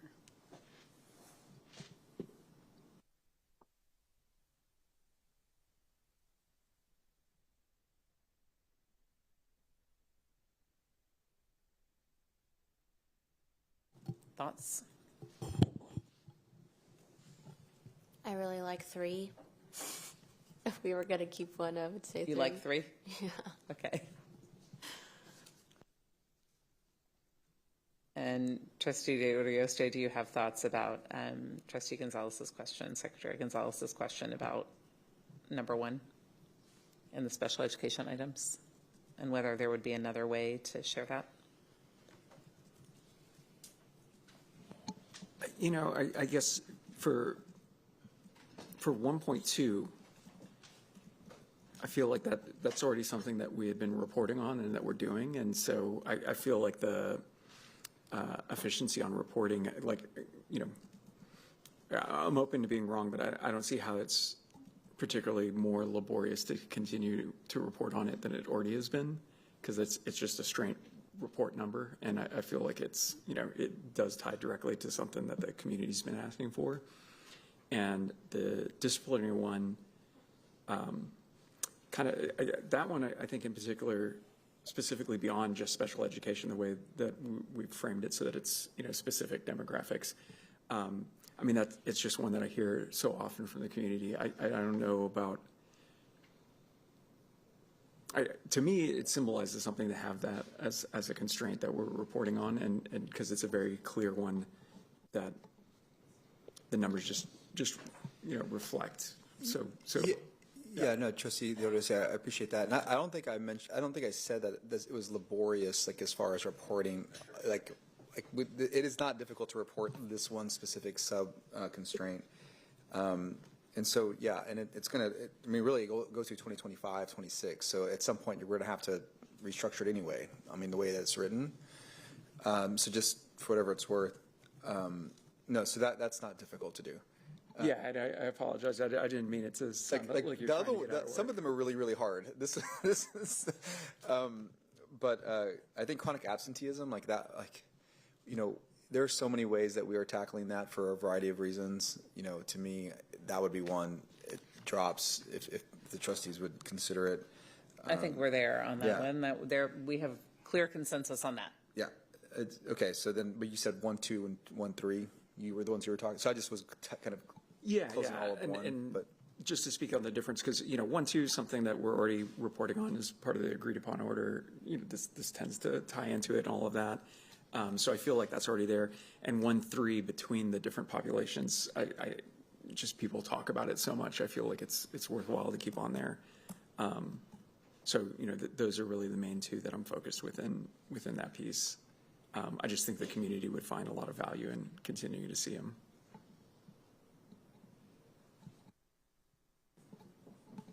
I think given what we've been through with special education, I do support having that, making sure that the progress is steady. I think we've seen so many times a school get turned around and fall back into problems, or, you know, we pay attention to it while we're paying attention to it, and then we lose sight. And so I do think there's some value, at least for a little while, maybe, especially if it's an easy thing to report. Having that there. The last, just because I do sit right next to Trustee Kaufman, to me, I do see this as a constraint because it's very much a barometer. You know, like I don't think we're saying there's a goal to have this be zeros across the board or anything like that. It's something that clearly reflects disparity in discipline is, you know, a good way to track, you know, what's happening in practice. And it's involves so many other things that we're doing. You know, it really is kind of a litmus for all those other pieces that contribute to these scores that we're seeing. Okay. So do we want to bring one with 1.2 and 1.3, and then we can take a vote? Make a motion? Okay. Let's look at number 2. We have thoughts about number 2?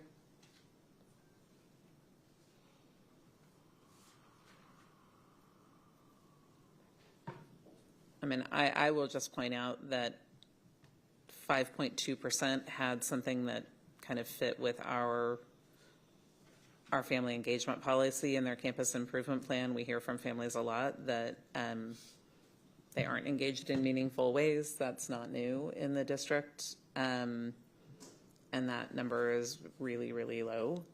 And I'm not sure that this constraint is going to fix what we hear from families. So just want to kind of put that out there, but really show that, you know, a campus improvement plan,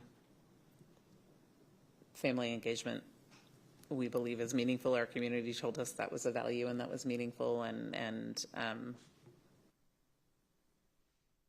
I'm not sure, as Trustee Kaufman said, that this these constraints necessarily get us where we want to be. So I think it's worth considering. Yeah, can I say something? So I'm right there with you as far as, you know, how valuable it is to recognize and engage with their communities and you know, take their lived experience to inform our work and to do it in a true partnership.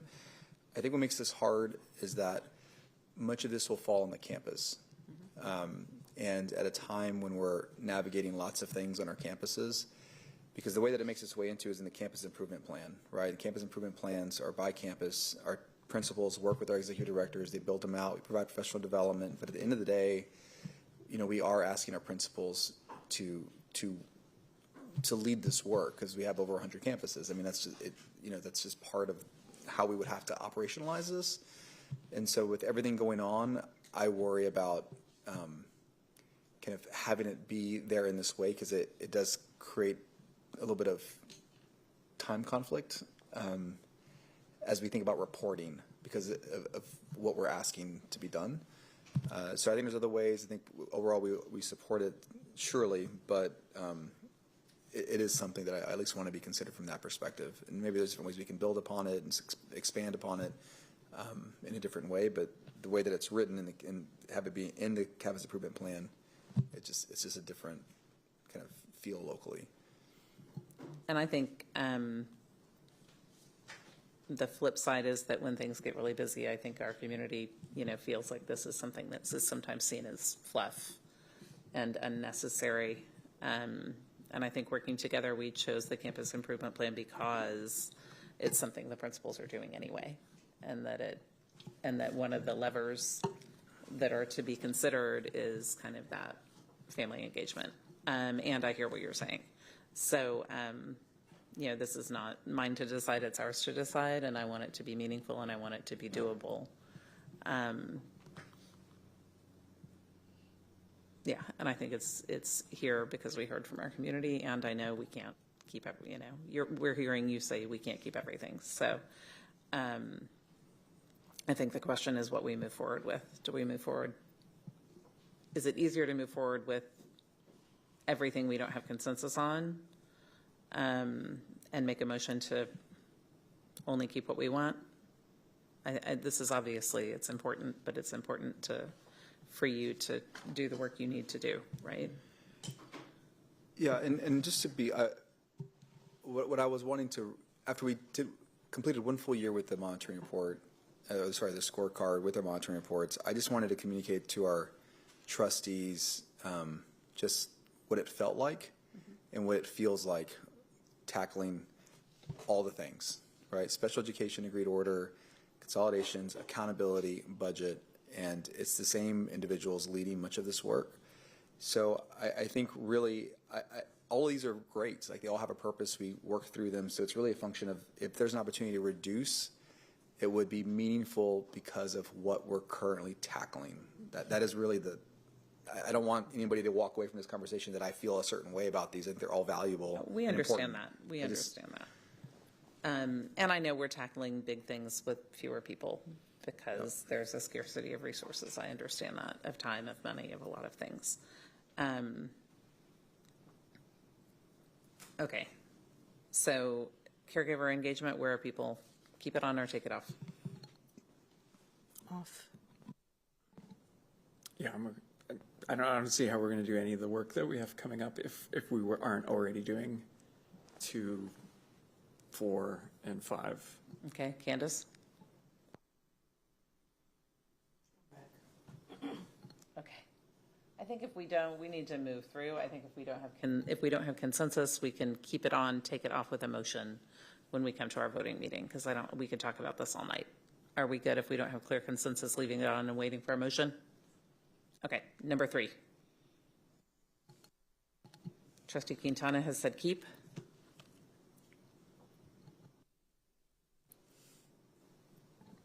Yeah, I agree. If we're losing the dual language on the goals, that we would keep something for dual language on the constraint. Because this is the quality of our dual language instruction. Could we take only that and get rid of the gifted and talented? Ashley, how many times do we have to monitor?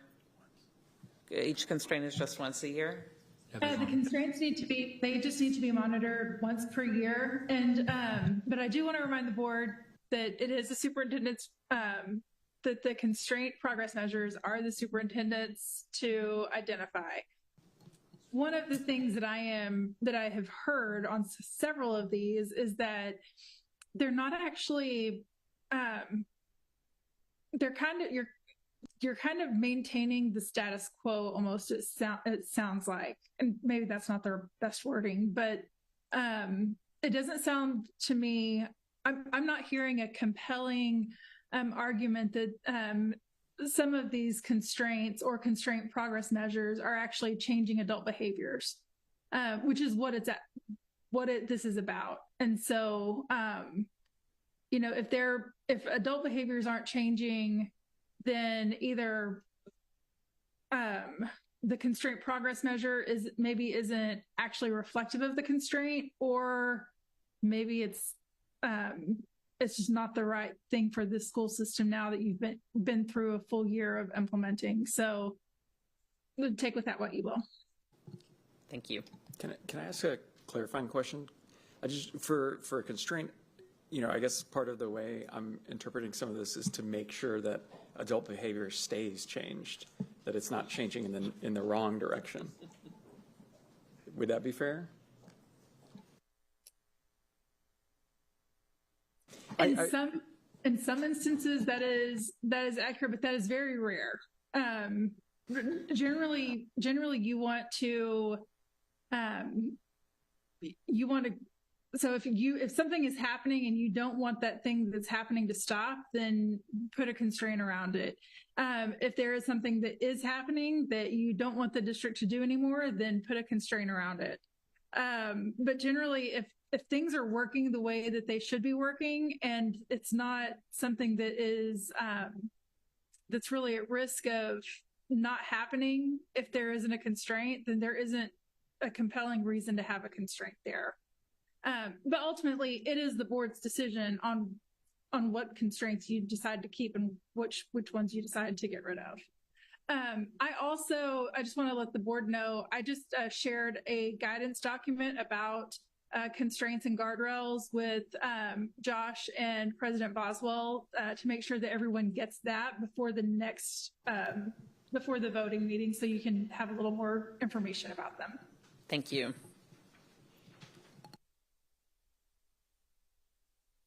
So looking at constraint 3, I'm going back to our conversation about goal 5, about the seal of biliteracy and having this CPM be more meaningful to us. And is there thought about keeping constraint 3 and that constraint progress measure and getting rid of goal 5?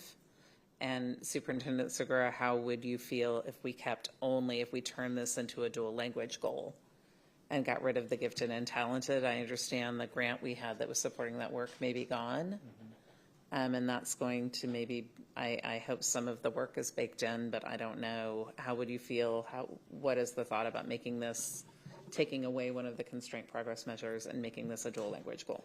So 3.1, I very much appreciate, I think it's a great constraint progress measure. I think over the last year we really learned how to balance the observations occurring by our principals versus the multilingual education department.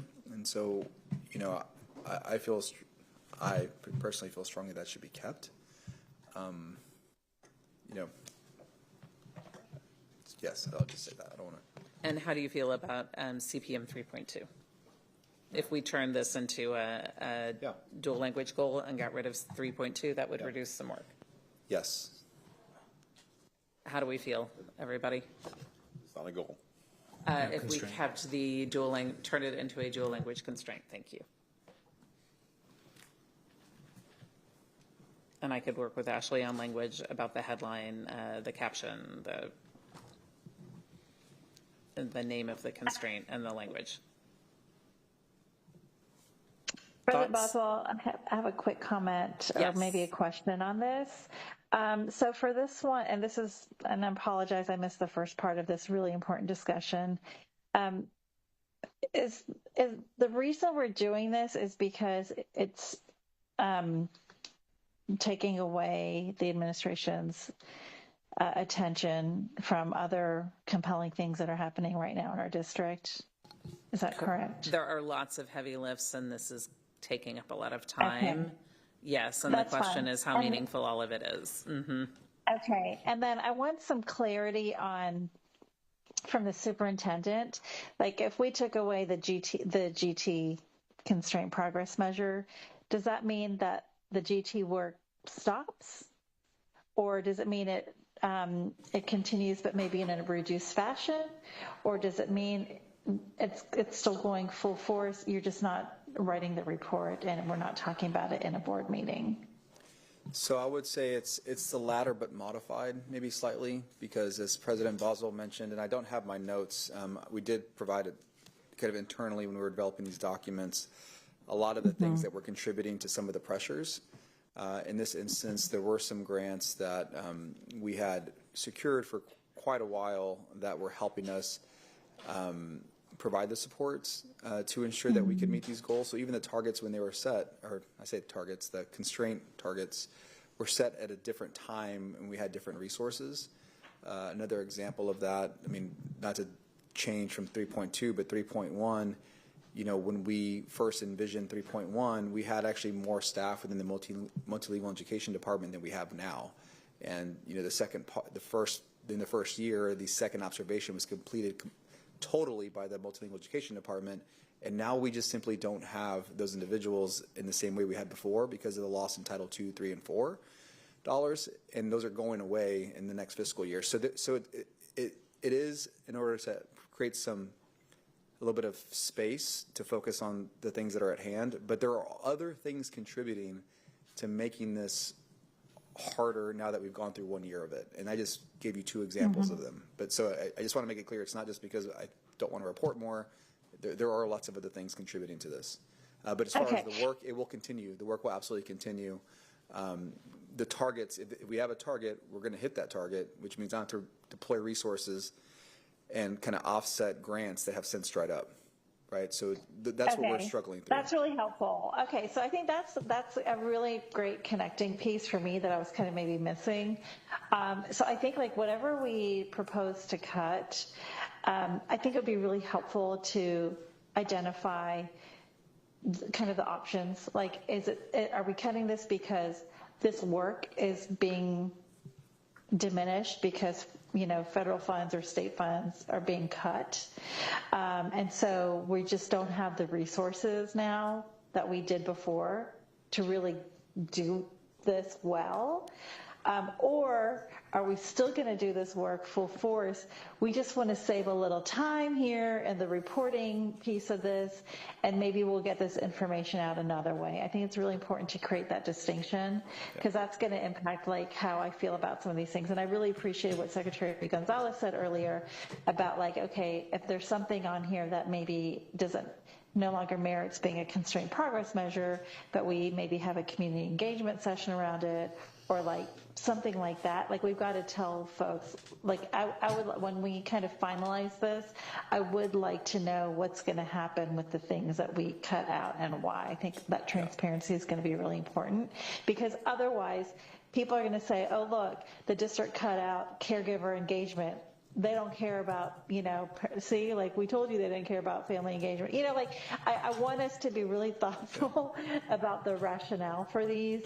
And I would say, in addition, I don't know if we can even do this. Ashley, maybe you can, I would love your guidance, but like, could the administration come up with like an easier progress measure or a more effective one now that we've had a year to sort of beta test some of these? So for like, you know, if people aren't really feeling like our constraint progress measure for caregiver engagement is really like changing the adult behaviors that we want.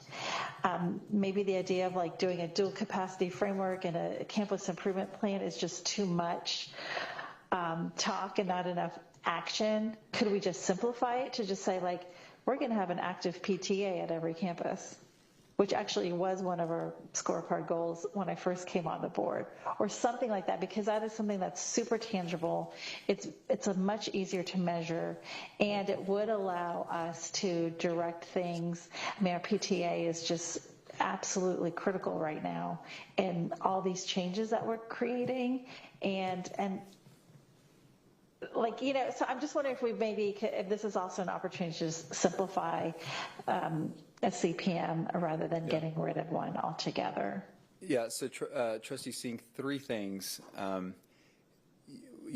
The comment around creating time and then not doing the work, or not having the ability to do the work in the same way because the funds have been reduced in some way. I think there's also a third component, which is we have the funds to do the work. I don't necessarily have the funds to track it in a way that actually is responsive to the target in the scorecard.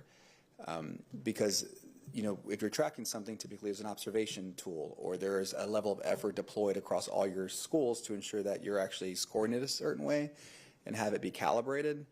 So the work can continue because we have the resources to do that, but how we track it and the ensuring kind of validity in how we do it is also resource consuming. So every time we do something, you know, the tool to track it and the resources to track it are also a significant expense. So that's the third thing that I think it really is part of this conversation that I don't want to get lost or maybe missed or maybe kind of not considered. And the other thing is for the dual capacity or for caregiver engagement, some of these were baseline years, right? So it was just the first year. And so we learned a lot in that year. You know, that's the purpose of a baseline year. So you weren't going to see maybe the complete shift because we were just tracking where we are. So I just wanted to kind of share that as well, because there are lots of things that we learned. We learned about how to collect data. We learned about what it really means when you put it in one place or another. So that also contributed to this, because some of the things we're actually modifying are baseline years that once we get through it, you're like, hey, that wasn't actually what we intended, and maybe the way that we thought we were going to pull it isn't actually how we should pull it. So a lot of that is contributing to this as well. And absolutely, if there's a modification, we've already spent the time to think through kind of why we're leaning or maybe why our recommendation is a certain way. So we'll provide that data and can call out maybe the things that are putting pressure on why we're making a recommendation to move away or not. So yes, I don't know if that was helpful. Appreciate that. Thank you. So do we have a thought, given what we've just heard about the administration saying they think the dual language goal is valuable, and the conversation we had earlier feeling like that was a more meaningful measure of real progress toward that. Not a perfect measure, obviously, a narrow measure, but also revealed that a lot of our classrooms weren't being faithful even to language of instruction, and then gifted and talented may not be something that makes a lot of sense right now. How do we feel about changing constraint 3 to a dual language constraint, keeping the first constraint progress measure and getting rid of the gifted and talented progress measure given reality right now? I have a thumbs up. I have a thumbs up. I have a nod. Yes. Candace? Arthi? Sure. Okay. We have another point of consensus for reducing some of the workload and a change. Okay, early learning constraint. Vice President Whitley Chu is not here, and I know this is one that had been important to her throughout. Do we want to discuss that, come back to that? Okay, and she's back there. She may, yeah. I'm curious the superintendent's thoughts on that. Yeah, on the early learning. Seems like a lot of work has been gone into developing that measure. Yeah, I mean, there's lots of work in all of these. I think when we built the constraint, we were trying to find this balance between something that was already familiar, but something that hadn't been operationalized in the way that would allow us to track it the way that we are. And so it was a baseline year, so we learned a lot. It's kind of one of those ones where it'd be helpful. But again, the work's going to continue. It's a focus of ours. We've actually restructured ourselves to really, I think, invest in early learning. It is a big focus of ours. So for us, I would maybe ask Dr. Maxwell if she has anything to share, but generally speaking, it's one that, there's value in it, but it's also a lift. So, I don't know, Dr. Maxwell, if you want to.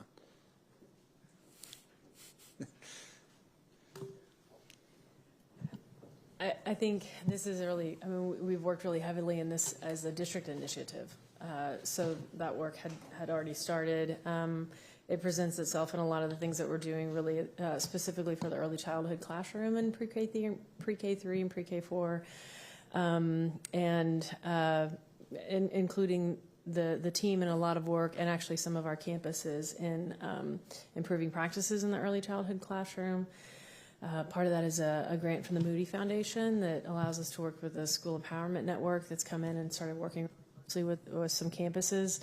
And then it's inherently integrated. I think part of that early learning initiative too is really focusing on K2 practices through content. So that's part of the work that's integrated into literacy and numeracy, and the way that we focused on K2, that of course, as we've talked many, many times, a big part of that, so that we're really looking at the pre-K through second grade classroom and all that. So I think most of that is really involved in our district initiative. That's on top of some of the other work that we did just to kind of stabilize some foundational work in pre-K3 and pre-K4 with some of the guidance, the curriculum, the training that we've provided to those teachers and how we've really amped that up. So there's part of the initiative, I would say, is a lot of that work.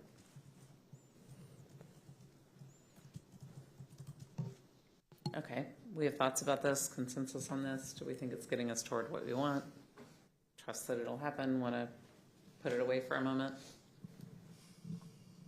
I think Catherine was clear to go down to just one, so we probably have her answer. Trustee Whitley Chu, but do we have thoughts? Yeah, Trustee Singh. Okay, sorry. And I seem to be the one that I want to keep it. Because this is our chance to talk. I'm really just having a hard time getting just wrapping my arms around the idea of, it took us 6 months to develop the scorecard, and now we're just I worry about just dropping things that are just so important to our work, and I know that we're being put in this position largely, for so many reasons I could list, but I don't want us to take our eye off the ball for this one. So, and that's why I get back to, if we're not able to do the work anymore or do it to a lesser degree, that's one thing. But sorry, I just realized my video was off.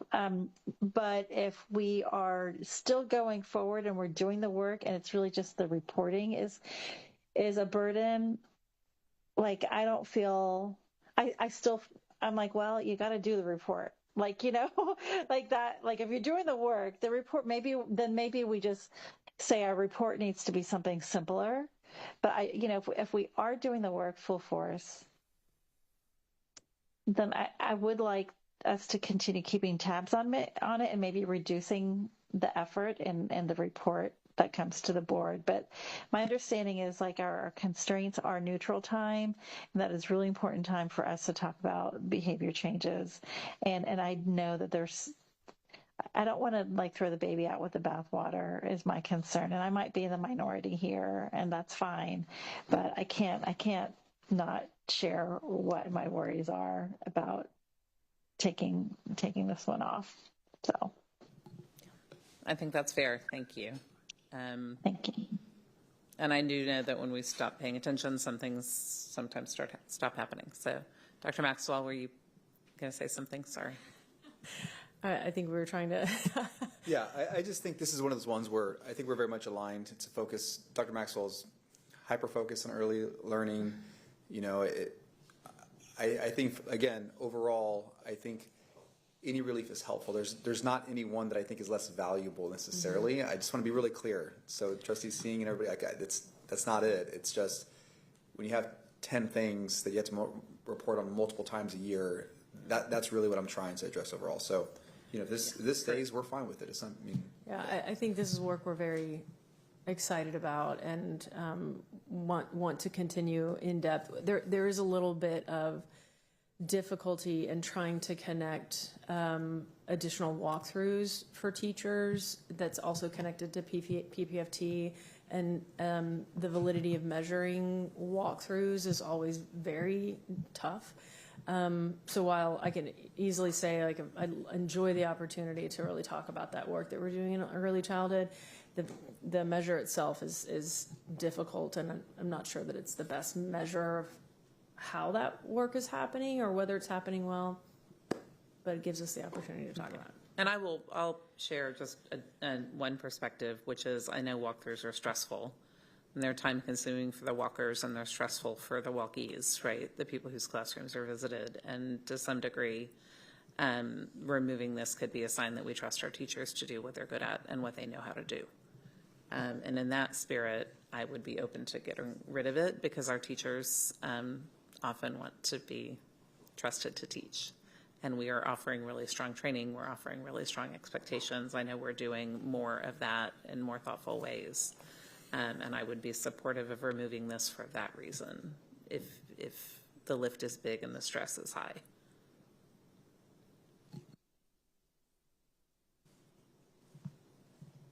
Thoughts?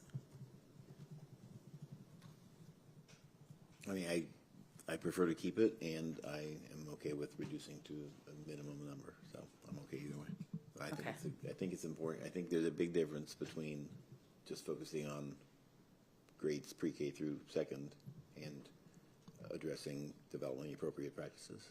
And we have somebody who believes in developmentally appropriate practices, but the purpose of board policy is to kind of enshrine things that represent the vision and values of the community over time so that it doesn't change with the next iteration. So I do know we've heard loudly and clearly from our community that they value developmentally appropriate practices in early learning. So I'm okay either way. I think it's an important goal. I think I'd like that they've attended to how they can fit that measure into existing structures instead of creating something brand new. Teachers are going to get walkthroughs all the time.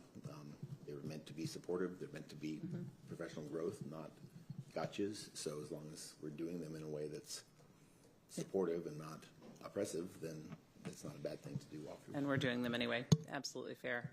Okay, so I think we have consensus. Why don't we leave that on? We can make a motion. Number 5 for accountability, I think we're clear that there's value in that. That is, we are in that moment. Thank you, Dr. Maxwell. How do we feel keeping a dual language constraint? Do we want to go back and revisit goal number 5, biliteracy, and think about taking that goal off and focusing on the constraint in the spirit of saying we are absolutely reducing a burden somewhere, like bits and pieces and a goal? How do we feel? Yes, thumbs up. Yes. Can you say that again? So we had talked about the dual language education and biliteracy and bilingualism, and we had 2 places we were looking at that. One was in the goal number 5 for biliteracy, which is looking at the seal of biliteracy or the global seal of biliteracy or the Texas measure.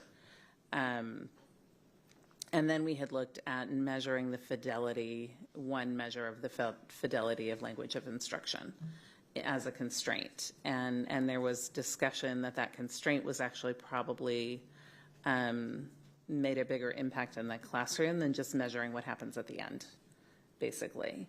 And the idea is that if we change our constraint to dual language, we've reduced the gifted and talented. We can accomplish what we're hoping by having, strong biliteracy and leaning into dual language without the goal, but with the constraint. Does that make sense? And then we can lose goal number 5 and reduce the burden for the administration with that. Yes. Do we feel good about that? Okay. Okay, so I think we have a plan. That was a lot of conversation. Thank you all. I think we're hearing you, and we'll come back, and there may be, we'll start with these changes, and then we can vote on. Can you more. summarize the net changes? Yes, I have a document that I have made, and I will summarize. So the changes that we will be considering are third grade literacy stays the same. It's one that we have to have CCMR. Third grade numeracy goal 2 stays the same. It's one that we have to have, HB3 goal. It is also an HB3 goal. Goal 3 stays the same. At the administration's recommendation, we discussed changes. We are not making changes. And that is another one that we have to have, a college career military readiness goal. We are going to leave goal 4 on to bring it to the meeting next week, and we can take a vote with it on or with it off. We'll entertain a motion to approve it as presented or to make a change to it. Goal 5 we are removing. Okay, so that's what we're doing. The entire goal. The entire goal of goal 5, because we are going to focus our biliteracy attention on a constraint that measures the fidelity of language of instruction. So we're going to go through the constraints now. Does that make sense? So you said we're going to get to the constraints now, and we'll go through. Got it. Yes, and hold on. I'm cleaning up my notes so I know that we are really, really clear on what we're going to be doing. And I will work with Ashley and I will work with Josh to make sure this is all, and share it with the officers to make sure what we're putting forward is what we're talking about. Okay. First, superintendent constraint. We are changing the title. It's going to be focused on special education. We are going to change the actual constraint itself. I will work with Ashley to make that happen. GPM number 1 is going away, chronic absenteeism, so that's the second thing we're removing. We are changing the constraint progress measures. We are going to bring 2 for a potential vote.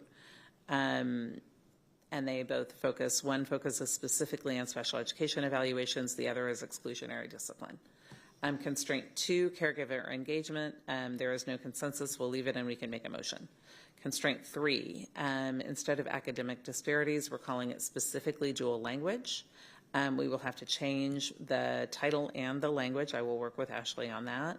And we're keeping constraint progress measure 3.1, the language of instruction. We're keeping that, and we are getting rid of CPM 3.2 for gifted and talented for many reasons, one of which that funding has been lost.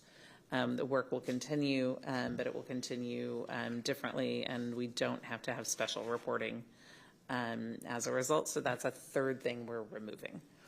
Constraint 4, early learning, we will leave on for our meeting and decide through a motion what we do with that. Constraint 5, accountability, is the new one, and there seems to be clear consensus that that is something we want to have. We good on that? Am I accurate on that? Okay, that was a really long conversation. Thank you.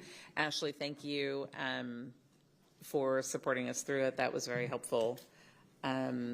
So appreciate that. We are going to move on since we are still in agenda update. We're changing updates to the board monitoring calendar. This calendar that we have in front of us will now have to be changed. Ashley, I have a question. Okay. We need to approve the board monitoring calendar this month, but we won't know how to make the monitoring calendar until we approve our scorecard. I've talked with Josh about an order of operations for voting separately on a lot of these. Can we change Josh, do you think we can change the calendar, have a couple of versions of the calendar ready to go, and we can approve the one that matches what we come up with? Do you want me to have like the 6 permutations before the board meeting? I'll work with you. Gotcha. Okay, thank you. Ashley, does that work? And then we'll pick the one that matches the scorecard we came up with. It's a little choose your own adventure. I'm happy to work with Josh as well. Okay, thank you. Little choose your own adventure, but I think it will get it done by the deadline we have. Thank you. And if you need to, so if you get in a pinch with that at the voting meeting, you can always table it and it'll be fine. It'll be fine, even though. Yes, it'll be fine. Yes. Okay. We're going to call it extenuating circumstances. Okay, thank you. Okay, we'll try the choose your own adventure route if we can't make that work. Thank you for that, Grace. I appreciate that. Okay, so next item that we're going to talk about that is one of our deliverables for September is in our cleanup process is approving amendments to our board guardrails. We have 3. We have to have at least 1.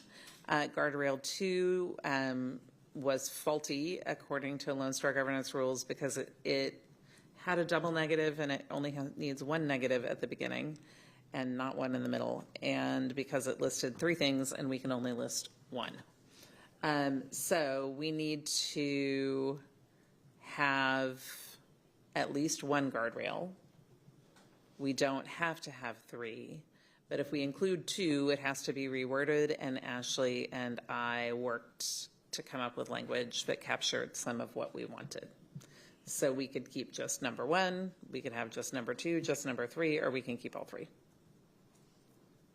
Do we have thoughts? You want all 3?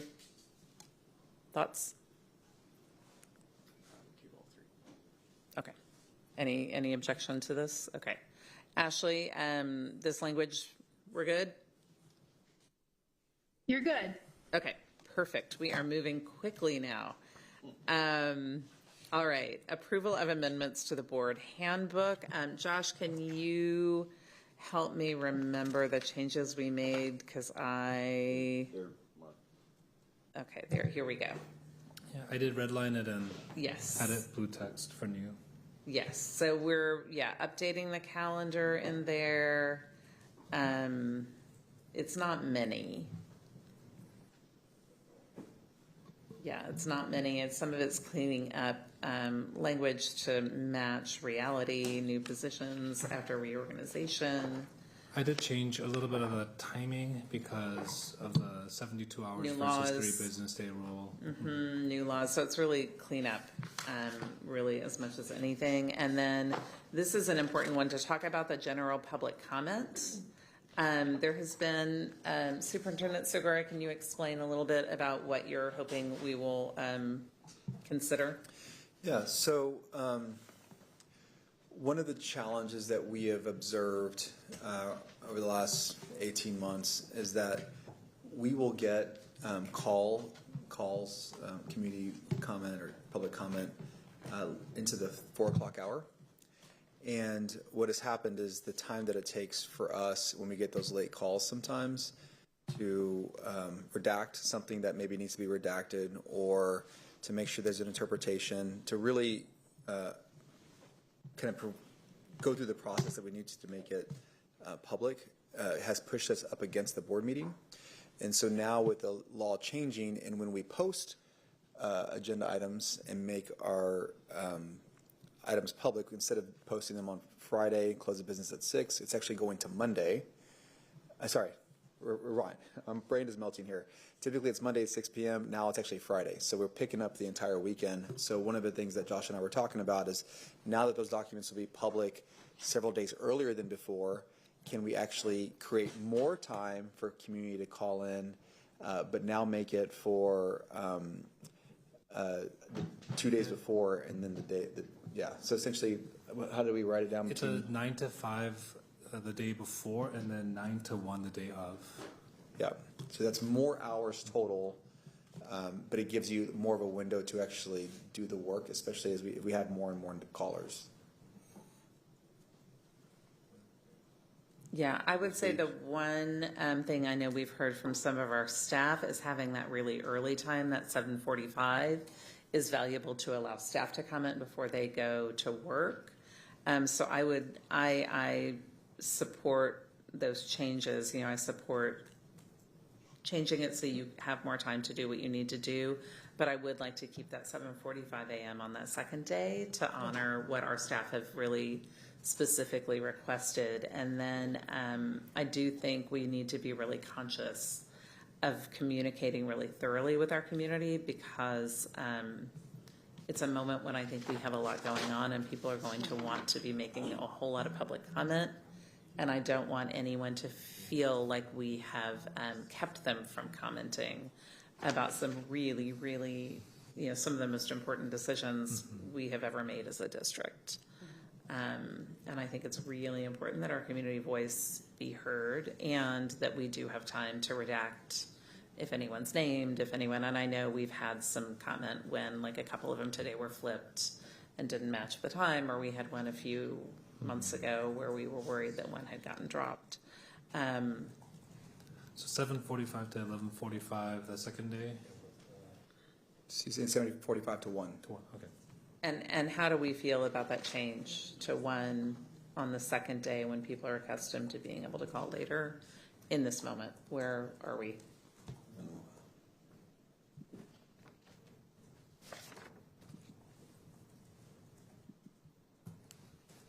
And do you need all the way back to 1 o'clock to have the time you really need? Like, is there a balance?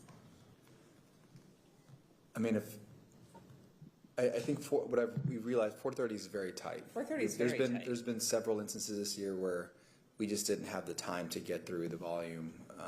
Yeah, 4:30 is very tight. You know, there's not like a whole team. Just to be clear, there's literally one person, you know, that's kind of managing this on our behalf, and then as support is required, we back him.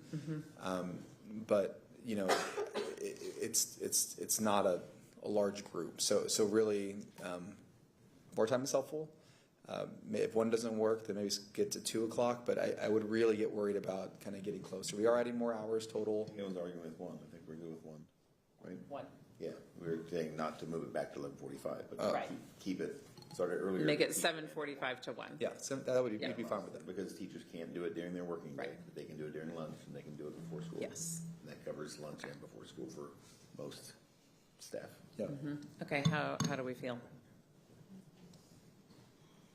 Okay, and then I think the question is just if you could let us know really clearly how you'll be sharing it with the community, and in this moment, just making sure we share it kind of widely and in a bunch of different ways, and understanding that our community is not just people who get email from schools and are connected by text, but our community. We've heard from neighborhood associations today. We're hearing from grandparents. We're hearing from people who aren't necessarily going to be on a list. And I don't know if KUT would make an announcement, if, you know, the Statesman would print a small notice, you know, we could put it on our marquees. I don't know what.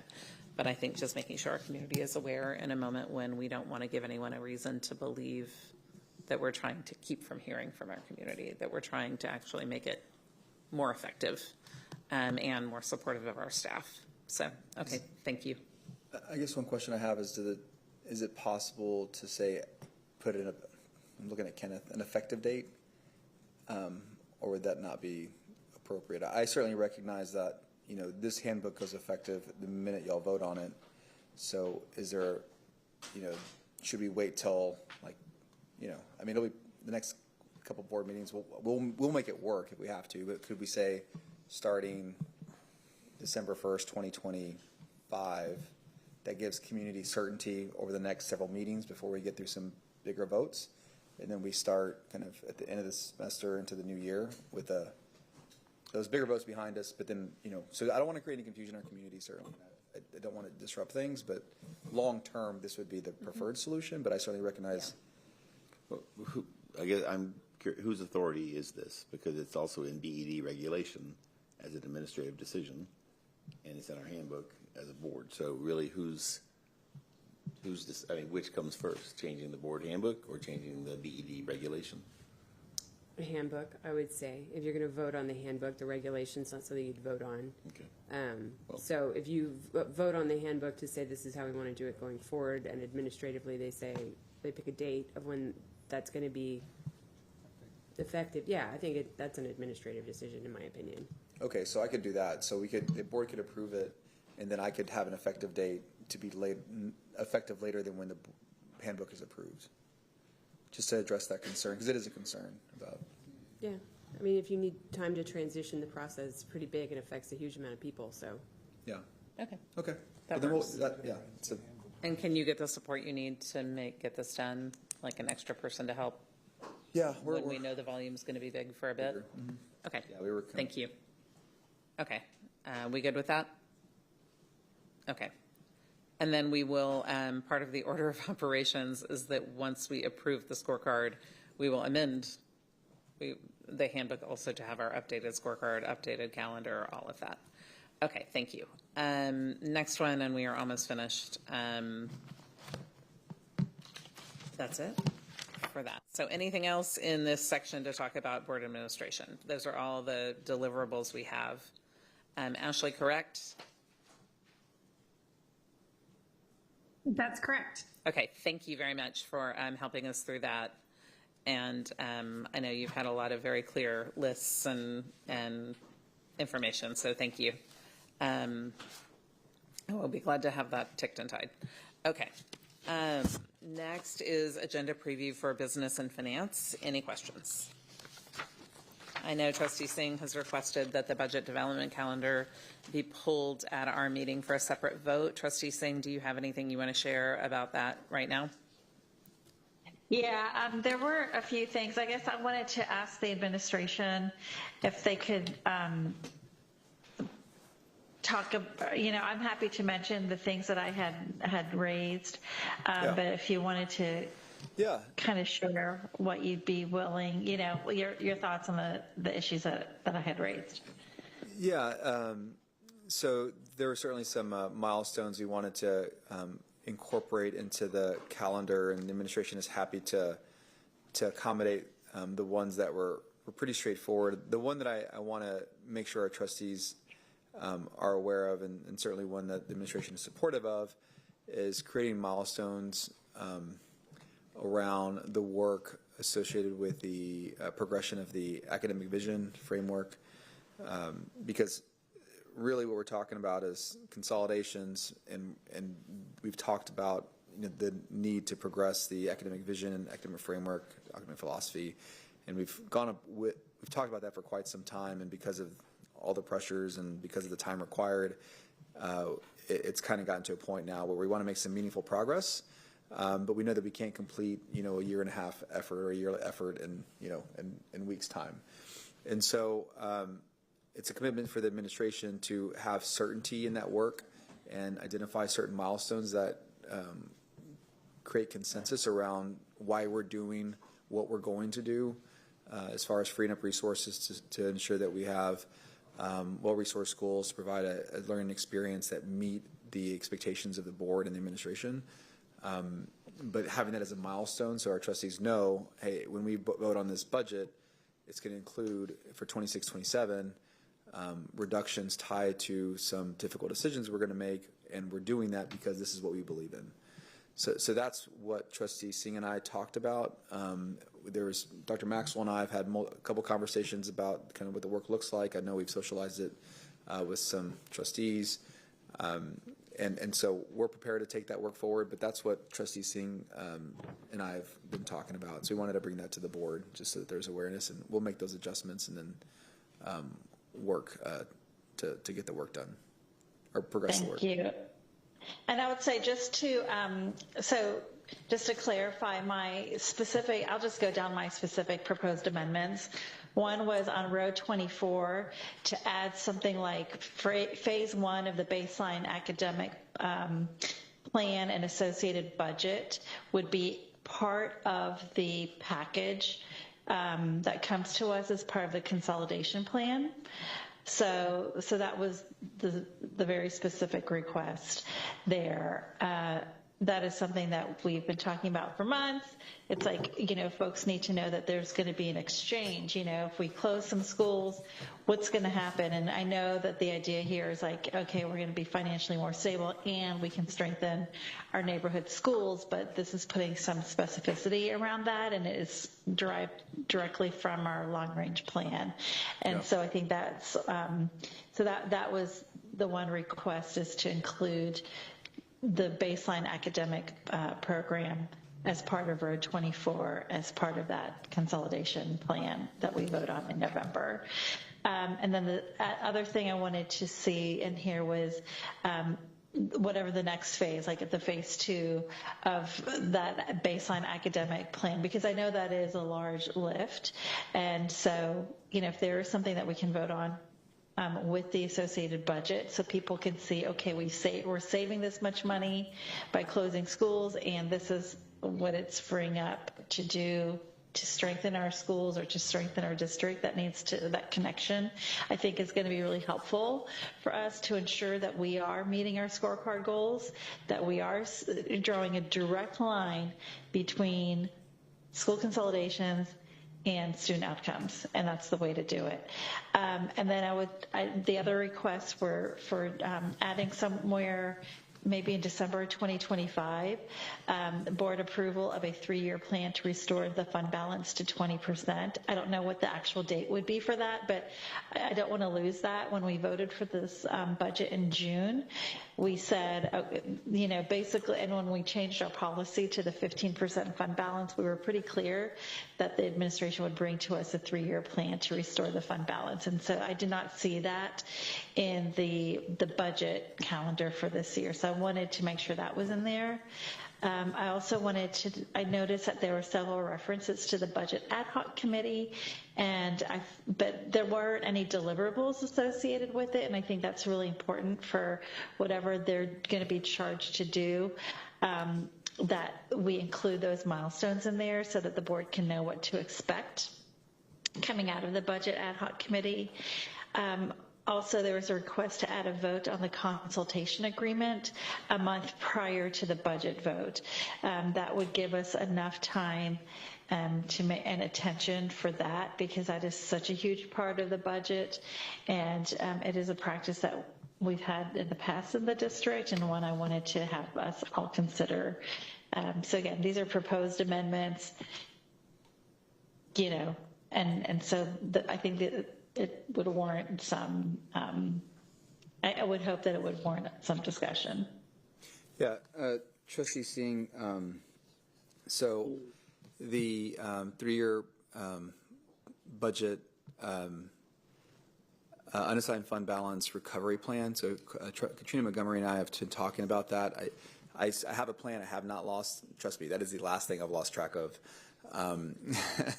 So we've already been planning through. I think the challenge we had is we kind of started from a traditional budget, and there are things that typically wouldn't fall in the budget that we're now going to be kind of aligning, and we understand why that makes sense. So we will be sure to make sure that we hit those milestones. I also want to be really, really clear. I don't want the message to be that because we're consolidating, all of a sudden we will get all of these things. We're operating at a budget deficit now, so we can't afford what we have now. I just need to be really clear. So it will be a step towards multiple steps. As we get to a stable budget, as we get aligned and continue to provide quality education and actually even improve it. So I just want to be really, really clear, because I don't want the community or trustees to think that, if we could do all of these things, then all of a sudden this will happen in the next year. If we were baseline, then that would be the case, because we'd free up funds and we'd be able to allocate those funds. In this case, we're operating from a deficit, so we have to make up that deficit and then take the next step. So I hear you, but that is why I think the academic work is important, because it tells you that there's multiple steps to get there. Everything we're doing is kind of in that vein to move further. But I'm just going to continue to reinforce that, just because I think it can get lost sometimes. But yes, we will make adjustments. I hear you. Katrina and I have already talked about many of these. I'll have some maybe proposals back for the amendments because of how I think they maybe could align a little bit, if that's helpful. Okay, good, thank you. Anything else on the budget calendar? Anything else in section 9? All right, anything in section 10, facilities?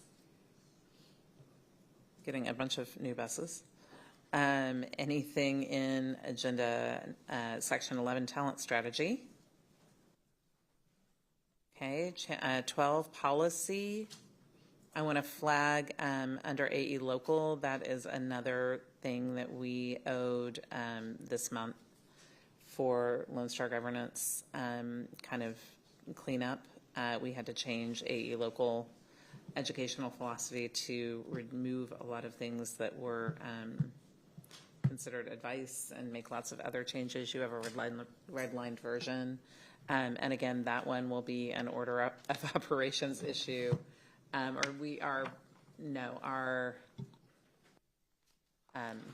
scorecard and calendar will go into it as exhibits.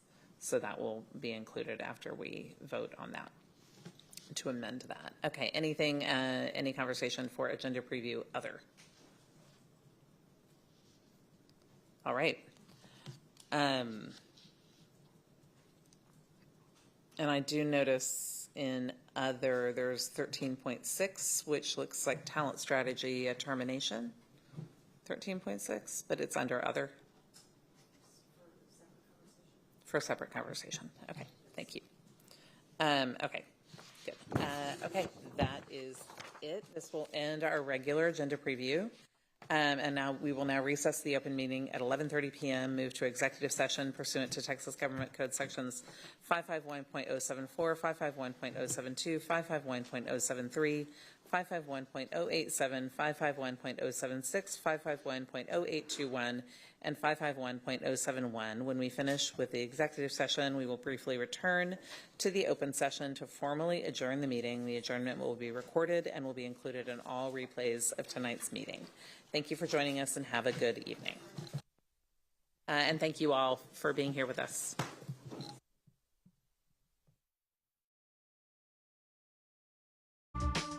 AISD TV is channel 22 on Spectrum and Astound Broadband, channel 99 on AT&T Uverse. Live streams are also available at AISD.TV, Roku,